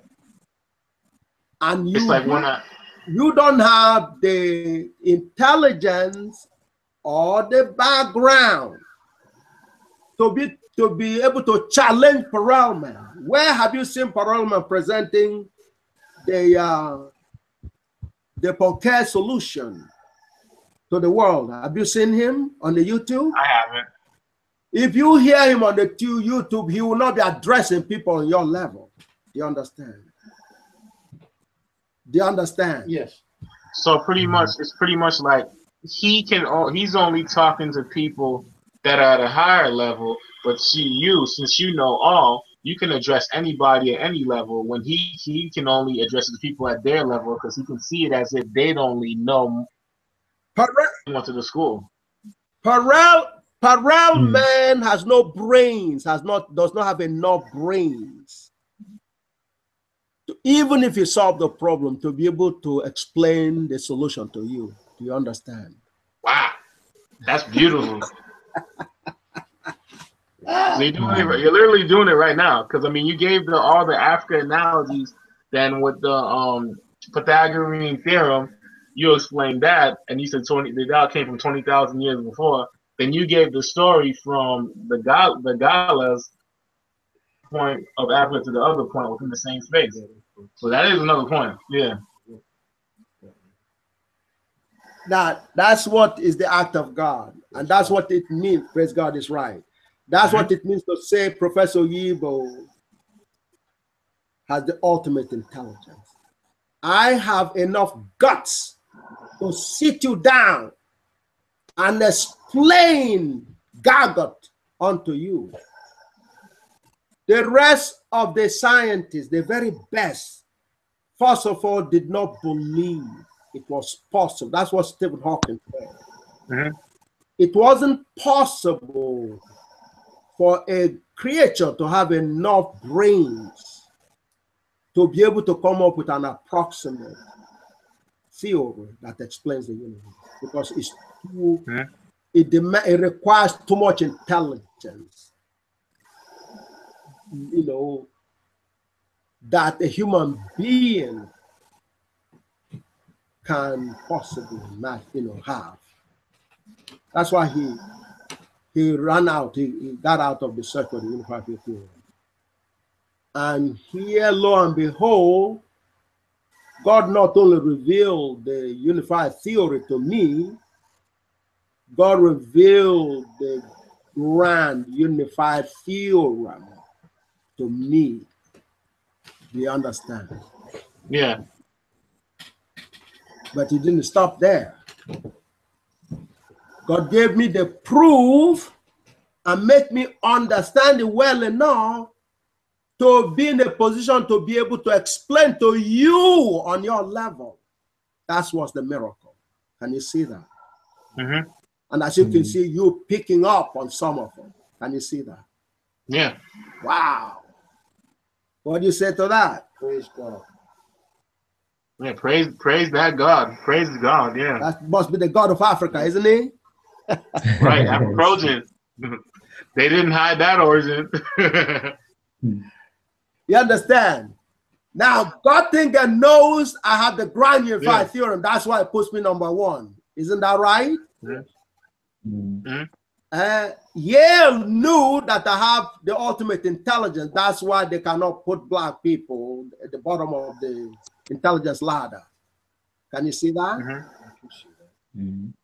My intelligence has to be infinity. So if they go and put black people the last in terms of being the least intelligence, you know, when mine is infallible infinity, it's like saying, but I'm a product of black people. That's it. Isn't that inconsistent? I can have infinite intelligence and you have no, you know, come out of people that are morons, right? Because it wouldn't make sense with nature. That's like saying that a human being can give a birth to dogs, right? Yeah. Or a mango can come out of the apple tree. Do you understand? Yes. You understand? Yes. So they knew that. Because it was only designed for apple. They knew that much. So they got that I can sit here and say, gee, Papa Mane and Usogara, come on down, let me teach you GAGUT. A profound evidence of the ultimate intelligence. Only God can do better than that. Do you understand? If you don't believe that, show me one single. Where is Perelman or Stephen Hawking? Or Michio Kaku. Or where do you see Michio Kaku trying to explain, to prove to you, first of all, he doesn't have a unified field theory. And if he does, it will be hard pressed. He's trying to be one, but since he doesn't have any, he has nothing to show you anyway, right? Yeah, he doesn't even have string theory. Do you understand? So that's the difference. But not only am I showing to you, I showed you the theorem, I have the proof, I'm sharing the proof to you, and I have the Riemann hypothesis.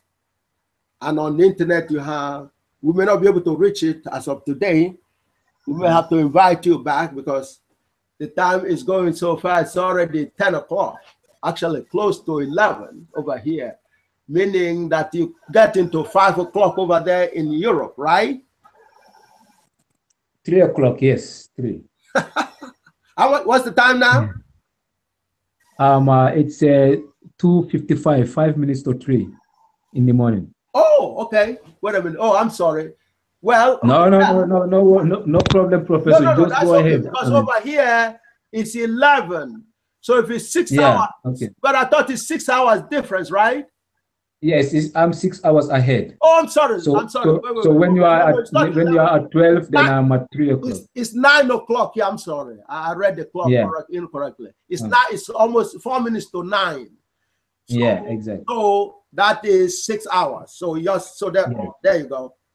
Now, so therefore, what's happening is, but you see, I am showing you that I have the truth about everything already. Isn't that right? Yeah, yes. Because they submitted and also acknowledged what you've done and, and submitted. But I'm also communicating with you, and I'm sharing with you. Some from a very, I've gone through religion, right? Look how I prove to you the origin of the name Muhammad. What do you think about it? Yeah, Muhammad. Yes. That's right, Muhammad. Because I mean, if it was the other guys, I mean, this is conventional knowledge we know, and you put your mathematics to prove. I mean, to disprove the conventional knowledge we know, but making more sense out of your mathematics. Absolutely. Yeah, and we're able to acknowledge that as well, just as students, especially by our own experiences. That's right. Only God can do better. That's right. As parole man, that is the person clearly recognized as having solved the. Because God created. You didn't create. You just wrote his method. If you ask parole man, supposedly prove the Poincare conjecture, let him come here and try to explain what Poincare conjecture is. You're probably going to throw him out because you will have no idea how to do it. You understand? He didn't break it down to simple terms like you are right now. Because it's not a born mathematician. Even if, in other words, you understand? See, so therefore, not only that, clear mathematics supposed to verify that he solved it. That ignorant. Yes, that's a joke, isn't it? Yeah. How can he convince you he did that? Clay doesn't have brains. They don't have mathematicians in the Clay organization. And the guys who are supposed to be the so-called mathematicians they don't know what the hell they're talking about. You understand? And Göttingen put all of them together at 7 steps below GAGUT. All of them, all those who won the Nobel Prize equivalent in mathematics together, not individual. All of them together ranked 7 steps. They not ranked number 7, where GAGUT is number 1. You understand? So obviously GAGUT is all of them together and more is what it's saying. You understand? So the evidence includes some of this, but here is the lamentation. So when he says, when you are in doubt, in other words, you all are in doubt because you don't know what is going on. Who is this Oyibo? You understand? He has explained religion to us. Some of the things that he says sounds like he's making us feel good, but no, he's proving them. Do you understand? Well, he says, well, you are Gala people, but he's giving you facts which are solid with regards to that, right? He says, okay, you were Gala from Kemet, that is Egypt, but Egypt extends all the way to Ethiopia, right? Egypt, Sudan, Kush, and then Ethiopia, right? He challenged you to go to Wikipedia that hates black people, that has nothing on GAGUT on it. But Ethiopia presents that Wikipedia has on its site where he calls a big part of Ethiopia as the Gala land. I showed that in one of the broadcasts, and I think you were in that broadcast, right, Usogara? Which one? did you see a place where we actually show a page on Wikipedia where Ethiopia, they wrote Igala land? Yes, the Gala land for Oromo people. Oromo people, Oromo Gala. Oromo Gala, yeah. You remember that, right? So same name, Gala within it, yep. Yeah, and I'm pretty sure if you could go, put on your browser right now, you put Oromo, that's O-R-O-M-O, and then space, you put Gala, because that's the Gala is their real name. You will see a Wikipedia page. Is it Gala with G-A-L-L-A, right? Okay. Yes. You can. Is anyone access to a computer? Can you do that? Yeah. Hold on. Yes. Yes. Yeah. Okay. No. Yes, it's a Oromo people Wikipedia. So therefore, now, because Ethiopia, the other name for Oromo is Gala, and that at one point a good chunk of Ethiopia was called the Gala land. And then you hear Ghana, and as I told you, N and L are interchangeable. So then Sierra Leone had the Galas and the Gitchis. They speak the language there in Sierra Leone. And Sierra Leone is not too far from Senegambia. No. And you are familiar with Gola, but that's another version of Gala. Can't you see the pieces are coming together? Then all of a sudden pops up the Galas and the Gitchis in South Carolina and the black people. Don't you see the journey from Kemet all the way to America? Can you see that? Then if that's not enough, then you have Papa Mane. Papa is another version of the name Ptah, which was the real name for the pharaoh. And where I was born in Nigeria, the title of the king is Ptah. Ptah, Papa, or Ata, it's all one word for the father. What the European call father is the title of the king. Same as paternal, Pata. From that same one too, paternal, Pata, P-A-T. That's the correct. prefix of paternal. Yeah. That's an African vocabulary. That's our word for father. Papa is father. Pharaoh is father. Pharaoh is from, you understand, Pharaoh and father. You can see that it's the same word, right? But father is Ptah or Papa, but Papa is Fatah or Ptah. So you go around, so therefore Ptah is Pharaoh. You understand? Because Pharaoh is a version of father. That you can see very clearly, right? The king, yeah. But because father is also called Papa, because the word P and F are interchangeable, especially in Hausa. You're gonna, if you talk to a person that you know, you understand, the ones that haven't really gone to Western education, you will see them interchanging the letter F and P. Okay. Yes. If they're pronouncing the word federal, they'll call federal. Okay. You understand? So F and P are interchangeable. Therefore, when you say Papa, you know, it's father. Papa, Papa. Okay. Pharaoh, the Pope, the same thing. So P and F are together. So father is like the Pharaoh. Pharaoh, father, Pharaoh.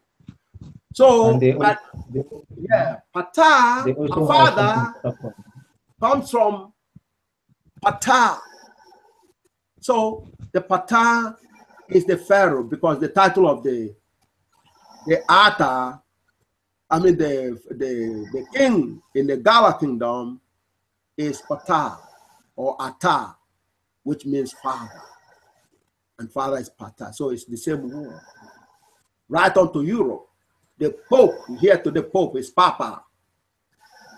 Okay? Yeah. And Pope is the Father. You understand? Mm-hmm. So all these are connected. Did you find in your, put the Gala, Oromo Gala, did you find it in the Wikipedia? Yes. Okay. Now, if you look in the middle of the page, it's written in italics, in the dark, it's a bold print. You see the Oromo, the thing that says Oromo, were together called the Gala land. You should be able to see that. And did you find it? Yes. There you go. Did you know that before today? Although it's on the Wikipedia. But that is the Gagutical. That's the Gagutical decoding of history. So now, if Ethiopia, if Gala is another word for Oromo people, today they call Oromo, but their real name is Gala. And their territory was called the Gala land. Do you understand? Gala land, yeah. That's right. So in West Africa, we have Ghana, we have Gola, we have Gala or Igala, and in Congo, you have the language of the Congolese people is the Lingala. That's the music language, Lingala. That's the language of the Gala people. Do you understand? Yes. So in West Africa, there's Gola, but there's a country called Angola. Do you understand? Yes. Do you understand? Yes. Angola. So you have a Gola there, right? Yes. But Angola, even the English word derived from the original Gala word. The an is where the land comes from. Can you see that? Yes. Can you all see that? Yeah. Sorry, yes, okay. If you take the L of the land, take the L off and the D off, what do you have? An. Now, the first letter and the last letter sometimes are emphasis. The middle word is the real word. Do you understand? So, and surely the Gala that I speak, the land is called Ane. So that country can be coined with the two words, Ane Gola. Can you see that? Yes. Yep. But English word land even derived from that Ane as well. Land. So land of the Gala people is what Angola is. Can you all see that? Yeah. Gola, Ghana. Angola. Angola. Can you see that? I said okay. So it's all Gala land. The continent is a Gala land. Can you see that? Yes. Yeah. And they were stubborn even under persecution. They maintained that culture here in South Carolina as well as Jamaica. Do you understand? They call themselves the Galas and the Gitches in South Carolina, here in America. Did you all know that? Kept the name. And certainly, if you go to Sierra Leone, there are still people here to that Gitche. They don't call them Gitches or the Galas. In South Carolina, it's the same word, Galas and the Gitches. So they're in South, they are in Sierra Leone. You know, when we say Sierra Leone, you understand, it's that whole area. So the Gola, you know, and the Gitches. And there are quite a few of them in Liberia, do you understand? You know, right on to Ivory Coast and of course Ghana. Do you understand? Yeah. So we're the same people. There's no difference. And if you go to Mali, the same thing. Do you understand? So now there's an Arabic encroachment, you know, but, you know, we can tell which part is Arabic and which is the authentic African. You understand? The African core is always there. Even with the religion and everything else, there is the African core. And invariably you're going to see the evidence of the Gala story in there. Do you understand? Yeah. The Gala legacy is in there somewhere. The diaspora. Absolutely. So now, so when in doubt, call on the powers to facilitate the transition of Oyibo. In other words, everybody's in doubt. They don't know what is going on. What is this Oyibo? Oyibo is a symbol for GAGUT. You all see that, right? Yes. Nobody really knew me before GAGUT. And the non-blacks have a tendency of focusing on the individual rather than the achievement or the revelation or the God, you know, the blessing. They don't focus too much on the blessing. They tend to focus on the name. You understand? Yes. So anywhere you see Oyibo, in fact, they're talking about GAGUT. You understand? Yes. Yeah. So what they're saying is, it's a mental adventure, meaning that you are trying to understand GAGUT. What does GAGUT mean? Really, that's what the fundamental question is. So what they say is that if you are in doubt,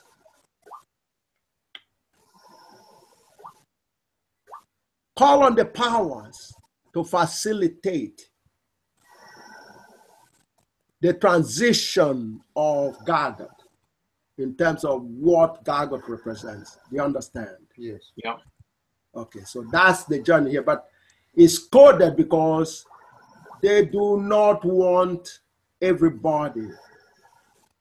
It was on Amazon.com, but it was from the intelligence website, LLOPOH.org. LLOPH is life, liberty, and pursuit of happiness. That's what LLPOH represents. So and that is from the American Constitution. That means, do you understand? That means this is a presentation on behalf of the intelligence community that guides this nation, interested in the survival of this nation. Do you understand? Mm-hmm. So such a message is not meant to be understood by the general masses. And you see the reason why. Yes. Because of the strategy, we don't want them to let them know. Absolutely. Mm-hmm. But GAGUT decodes through everything. Nothing can hide from GAGUT. You understand? Yes. Mm-hmm. And yet they try to analyze GAGUT using their own intelligent techniques. But since GAGUT is the ultimate intelligence, you know they can't hide from GAGUT, right? Yes. Can you see that? Right. That's why GAGUT is decoding it for you right now. Can you see that? Okay. Mm-hmm. So they're going to use things from their literature, their movies, in trying to get you.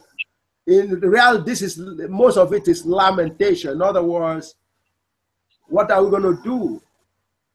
You know, GAGUT is here. It's a nightmare, the ultimate nightmare for the non-blacks. Do you understand? That's a dream for us. Yeah. You understand? It's the worst nightmare. I want John now to read now for us. Okay? When in doubt, call on the powers to facilitate transition of G.A. Oyibo. Graham Chapman and Monty Python, an incredible combination. Is there any chance that G.A. Oyibo, ancient philosophy, or geology would ever be considered for a Python skit? Is G.A. Oyibo something you would find at the restaurant at the end of the universe? Did you get a sense of what that means? That's me. Talking about the original son. Did you understand? But you got the sense, right? A restaurant at the end of the universe. The universe doesn't have an end. Yeah. What does that say to you? It's trying to attack what you did, what you said. Because it transforms. It's out of sight, right? Yes. Yeah. That's it. It gives you a sense of what it means to have an infinite intelligence. Do you understand? Right. It's the end of it all. It's the ultimate. Do you understand? Okay. How about Papa Man? Are you following? You're picking up, right? Yes. But you have to remember, you're not expected to understand everything. Yes. But it's enough for you to pick up a little bit. To pick up. And you have to build on that. Do you understand? Yes. Praise God is right. You have to build. Once you pick up some of the basics, you know, one thing you know is if somebody's writing something with a name of an African and it is considered a mental adventure, doesn't that tell you something? Yes. That is part of what you need to be happy. No, it should be that should be something for you to hang on to. Do you understand? This is about the mental adventure, and it's an African name that it's being used. That tells you that now Africa is associated with intelligence. Isn't that right? Yeah. That's right. Yes. Can you all see that? Mm-hmm. Yes. Now Africa is no longer associated with ignorance. Africa is now the centerpiece of intelligence. Can you see that? Yes. Yes. And therefore, Africa is not associated with poverty. Africa is now associated with wealth. Do you understand? Yes. Mm-hmm. And Africa is no longer associated with being chickens in terms of powerlessness. Do you understand? Africa is now associated with invincibility. Can you see that? Yes. So now, with both of you, now as you're communicating with the brothers and sisters, including those in the leadership position, you know, whether it be the CBC or Congressional Black Caucus over here, or the presidents in Africa, do you understand? Now you have this document to show them, and we're going to go to a point. So we're going to rush so we can go to the point that is particularly relevant, okay? Hi, Professor, quick question. Yeah? This document, is it possible if I can have this document? Oh, Yeah, definitely. we'll send it to you. Don't worry about that. John is going to share with both of you. And by the way, you both need to exchange your you know, to be able to communicate also, right? Oh, yeah, no, definitely, yeah, so. Have you established that yet, or are you going to be establishing that? No, I'll do that right now, yeah. Okay, and of course, John will connect both of you. Do you understand?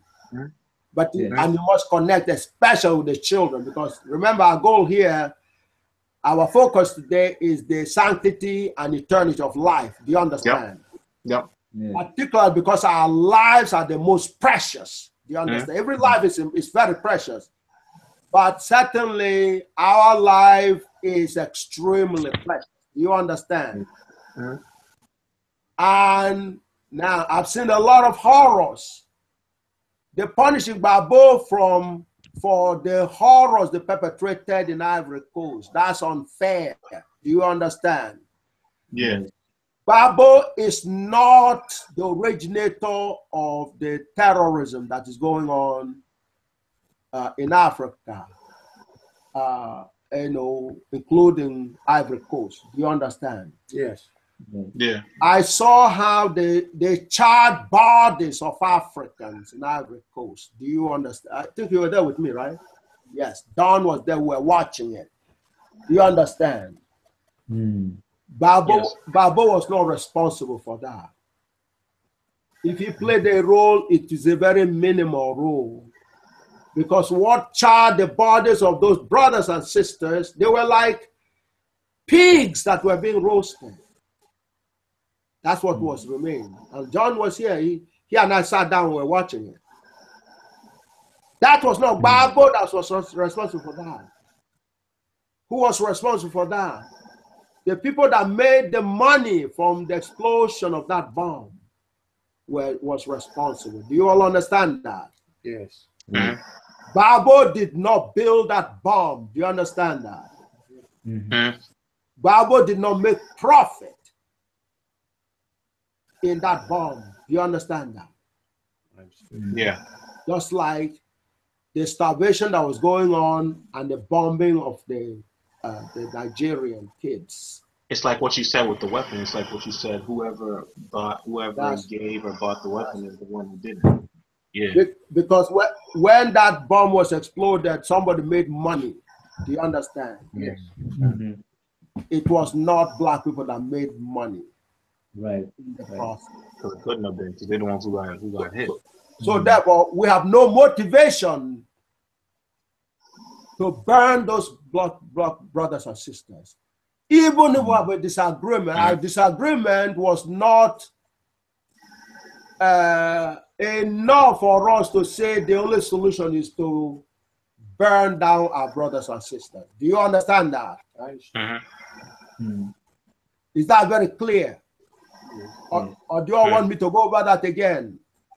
No. It's very clear, right? Yes.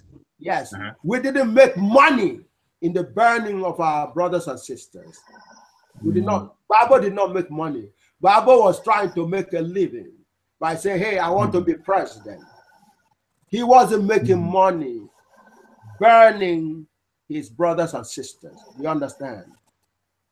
Yes. He had nothing to gain. He would have preferred to talk to the brothers and sisters, say, listen, I won the election. Or if you win it, let's discuss it. Do you understand? That's what Bible would have preferred. Do you understand? But see, when money's being made, or like the form of intelligence is being given, it wouldn't make sense if he didn't gain anything off of it. Yeah, I see what you mean. That's what GAGUT allows you to see. Do you understand me? Yes. So go ahead. Would Edmund Husserl or animal communication be available there too? Another Einstein saying, everything should be made as simple as possible, but not one bit simpler. Does this apply to G.A. Oyibo or industrial engineering? Should there be a manual for them? Yet another Einstein saying, nothing will benefit human health and increase chances for survival of life on Earth as much as the evolution to a vegetarian diet. If you are curious about G.A. Oyibo or Alexander Bain or even physical chemistry, remember this Einstein gem. The important thing is to not stop questioning.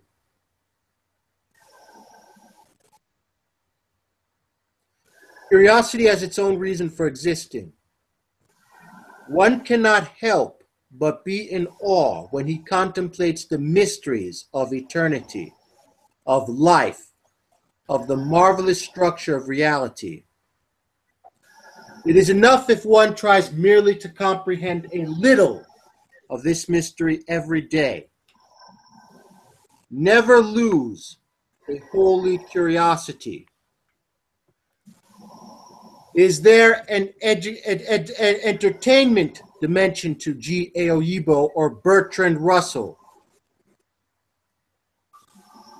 Will G.A. Oyibo issues influence the presidential elections?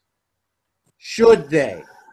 Hold it there. Over that again. Will G.A. Oyibo issues influence the presidential elections? Should they? Did you both hear that? Yes. And they questioned it. Did you hear that? Yeah. Yes. Both of you hear that very loud and clear? Mm-hmm. Yes. This is the basis of why you're going to be talking to the presidents in Africa. Do you understand? Mm-hmm. Will G.A. Oyibo issues influence the presidential election? First of all, where have you ever seen one single name being presented as influencing a presidential election in America? Where have you ever seen that before? No. No. Never. Never. That makes it a miracle.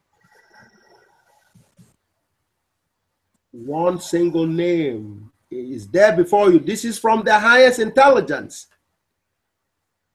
Will G.A. Oyibo issues influence the presidential election? Of course it did. This was lamented in 2004. In 2008, there was a black president. You understand? Yeah. So therefore, did the G.A. Oyibo issues influential the presidential election in 2008? Yeah. Yeah. Of course. Of course, yes. We had the black president. Yes. After this prediction was made, this is a prediction. Because 2004, we were in Nigeria, and all Africans and the rest of the world gathered in Abuja and the rest of Nigeria. All the ambassadors of all the countries in the world were invited. And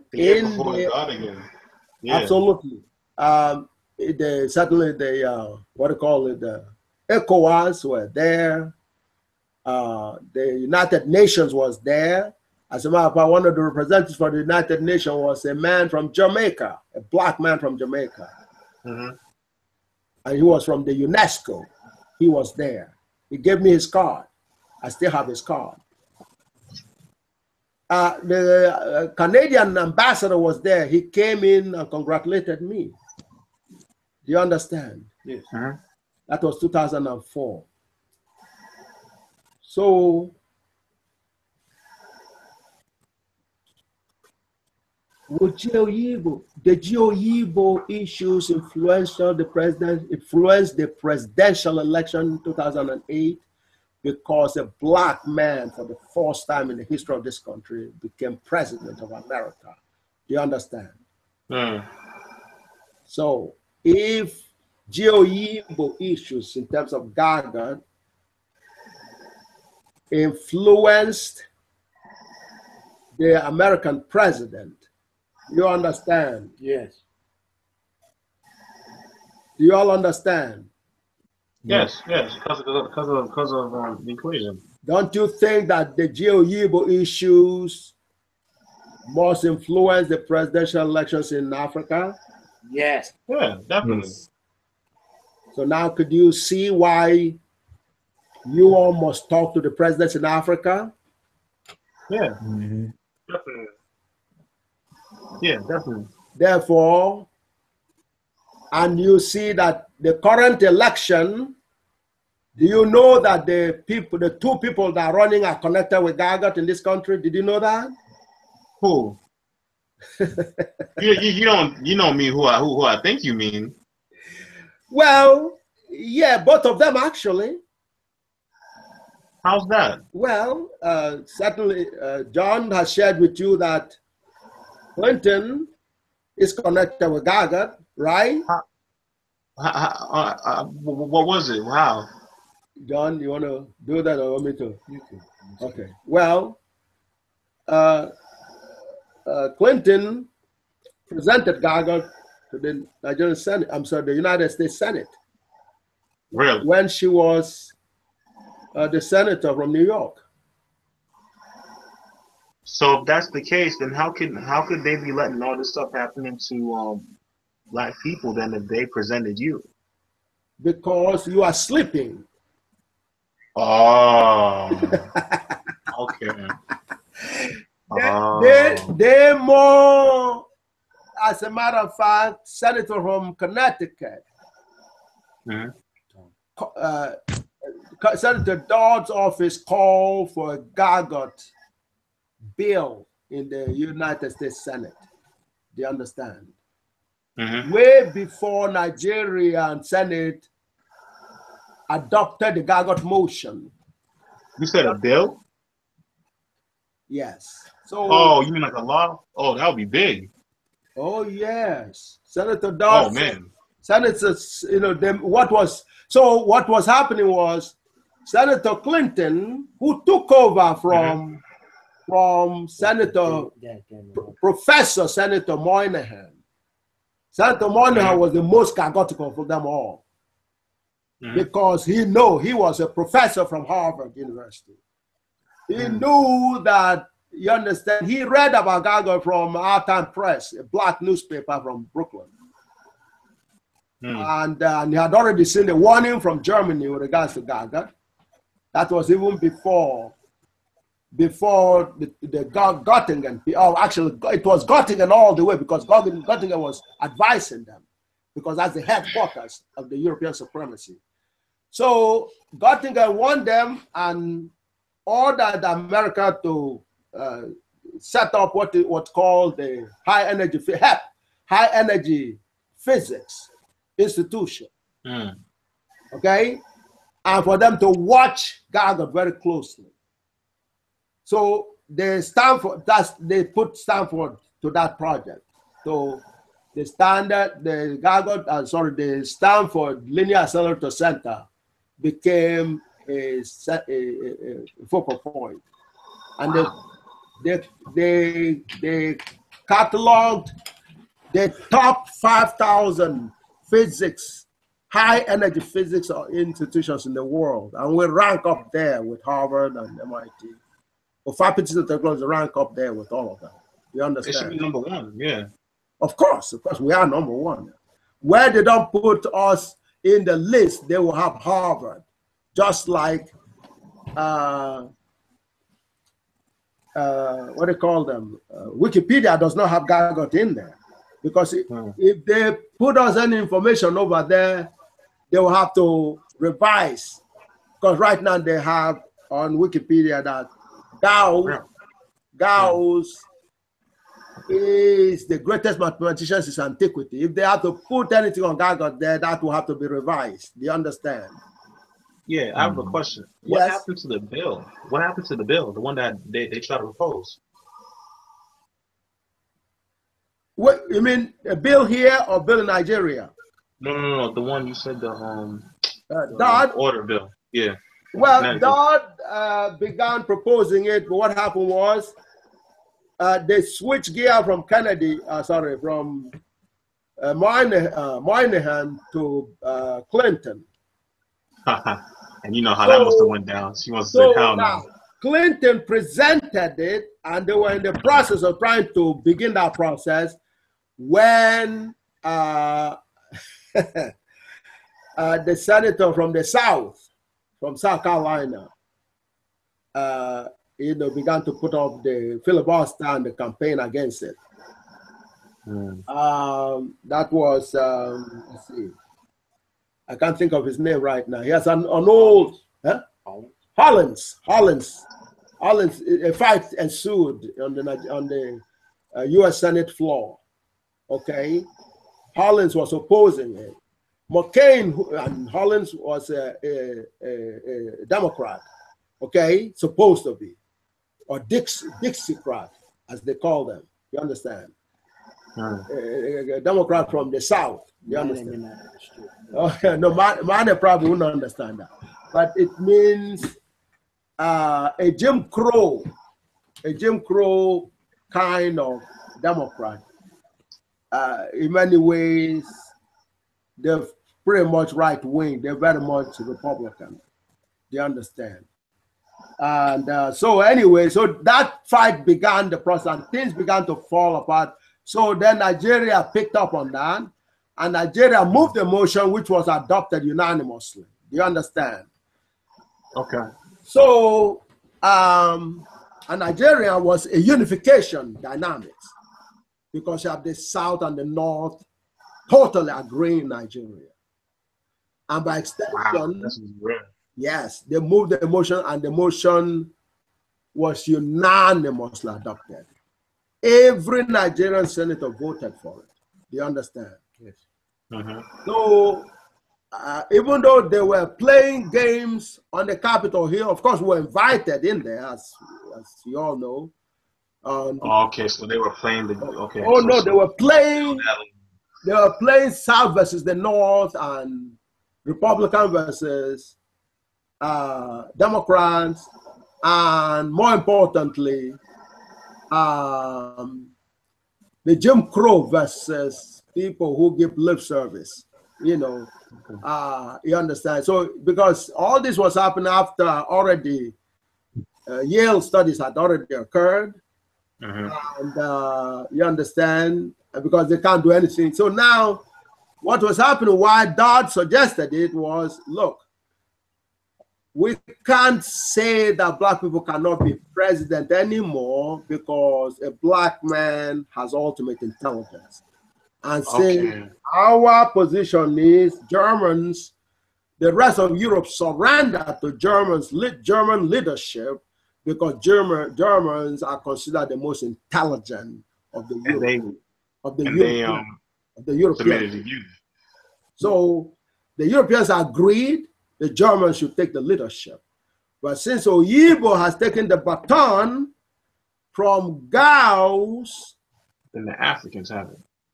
Saying the Europeans have surrendered the batons to the Africans in terms of the black people, it was Dodd's position that, hey, we can't convince anyone that black people cannot be presidents anymore. They've gone not only qualified to be president, but they've gone past the Germans who have been ruling us. Because they had the highest intelligence before GAGUT. I have two questions. Yeah. So my first question, pretty much the throne is pretty much waiting for us to sit on it, is what you're saying. Yes, but you haven't known that yet because you haven't, not that way. Yeah. That's what's number two. And then number two, what exactly were the specifics of this bill? Like, what would it do? Because it's very, I really never knew that. What are the specifics of the God Order Bill? Yes, the specifics, you've been called to global leadership because. Oh, really? No, yeah. What else? I honestly never heard about it. Oh my God! Well, that's what this is saying. This one is a lamentation. When they said this is a rhetorical question here. When this, is there a place where I can find it? I want to keep that. I honestly never knew about that. Yeah, well, I didn't know. Okay. Yeah, because this is too much for a person who has been brainwashed to think black is nothing. Yeah. So now a total reversal of that, to say black people is everything. Do you understand? Yeah. That's too much of a jump. That's in other words, you've been told that you've been thinking on your head. In other words, you've been walking on your head because the world has been upside down. You've been walking on your head for 2,500 years. You've been seeing the world in the reverse. You have been pretending to be the dumbest when in fact you are the most intelligent. Not only you are the most intelligent, you have the ultimate intelligence. You understand? Because it wasn't possible to hide Oyibo's ultimate intelligence. And since Oyibo is nice and black, they tried to find a European root in my system. They could not find anything. What a frustration. Because if you could find a European connection, then they say, wow, well, Oyibo wasn't black after all. because his great-grandfather was a European. That's typical. They searched from either right on to, you understand, to you know, to Ethiopia, to Kemet. They could not find my one grandfather. His name was Kala, because my grandfather's name was Omajali. Omajali was the son of Okenyi. Okenyi was the son of Abuya. Abuya was the son of Gala. The Patai Gala was buried like the pharaoh. That's my great-grandfather.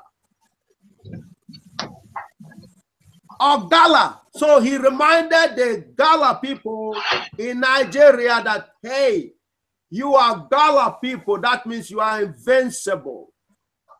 You cannot be slaves to anyone. It's forbidden. It's impossible. Because you cannot be defeated.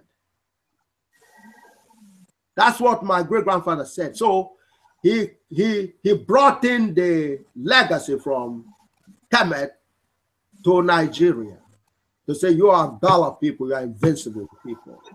And that propagated on, you know, to Ghana, you know, to the Gola and the Geechees, before you know it, they're in South Carolina.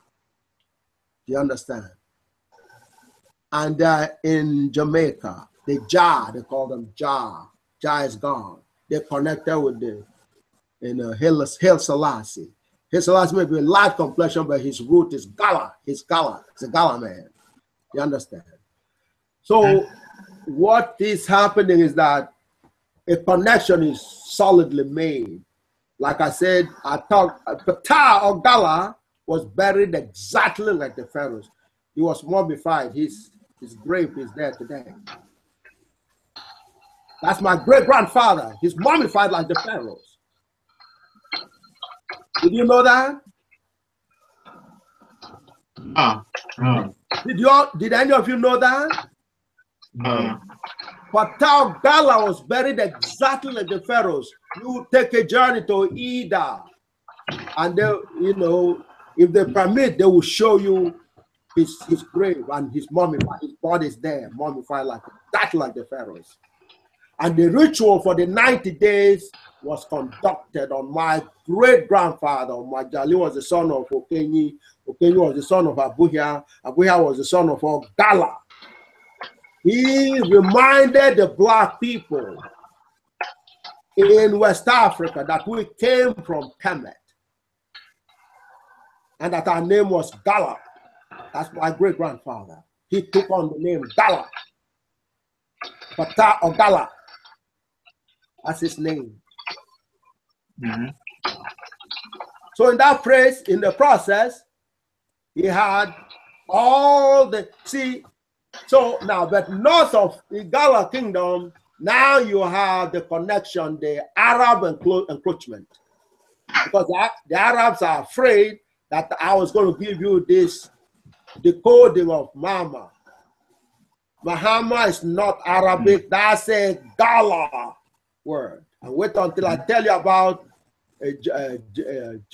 Joshua. You understand? Joshua, which is where Jesus comes from. Jesus is a mispronunciation of Joshua. Did you all know that in the Christianity?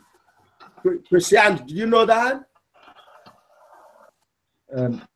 Jesus, no, yeah, Jesus is a mispronunciation of Joshua. Joshua is the real one from the Old Testament. The name Jesus is actually Joshua. But Joshua is a Gala statement. Jah is God. So is do it for us. Wa is for us. Joshua, that is the Gala vocabulary, the original African language. Joshua. So you've heard about the Jah already. Jah is the Chi. Okay? Jah or G. Chi. Chineke. Or Chiuku. That's Chi, that is the G. Jah. Do you understand? Chi is the Jah or the Chi. Jah is, you understand? G, Jah, the same word. So when you see Chi, that's Jah or Chi. So Joshua means God does it for us. And that is what they call in Hebrew, that's the same translation. God is the Savior. That is the original African sentence that says God solves our problem for us. So they said that, they call that Hebrew. That means that Hebrew is ancient African language. You understand? That is still spoken today in Nigeria and in Ethiopia and in Sierra Leone and in Senegal, Gambia area. If Pamane talks to the people in the village, the elders in the village, they will translate Joshua the same way. That becomes an assignment. Talk to the older people of the Gola people, and they were able to translate that yes, that indeed is the meaning of Joshua. No, the thing is also, Professor, when Islam came, they killed a lot of the Jola people in order for them to become Muslims, you know, that history is there so that's true. That's why now that you're saying that Oyibo influenced the presidency in America. So you're going to take this document, and Usugara is going to have one. John is going to share with both of you. You all now are going to, Usugara, you're going to reach Buhari and tell him that he must be a GAGUTical president. It is the only way he can eliminate the Boko Haram. It's the only way he can eliminate the Biafra movement. It's the only way he's going to eliminate the Delta movement. You understand? It's the only way every uprising can end in Nigeria. Because when the Nigeria was moving the GAGUT motion, all of Nigerians were united. There was no talk of Boko Haram. There was no talk of Biafra. There was no talk of Delta, because all the senators from the Delta state voted for the GAGUT motion. Do you understand? All of the senators from Biafra. Do you understand? As a matter of fact, Dr. Senator Adeheji from Abia State was one of the authors of the GAGUT motion. He was from what was supposed to be Biafra. As a matter of fact, the core part of Biafra. Okay? The so-called Indigbo. Okay? Not as opposed to the Anambra type. You understand? Your father probably explained that to you. Because Igbo you understand, the Biafra was not united either. That's why you know it is all foreign stuff.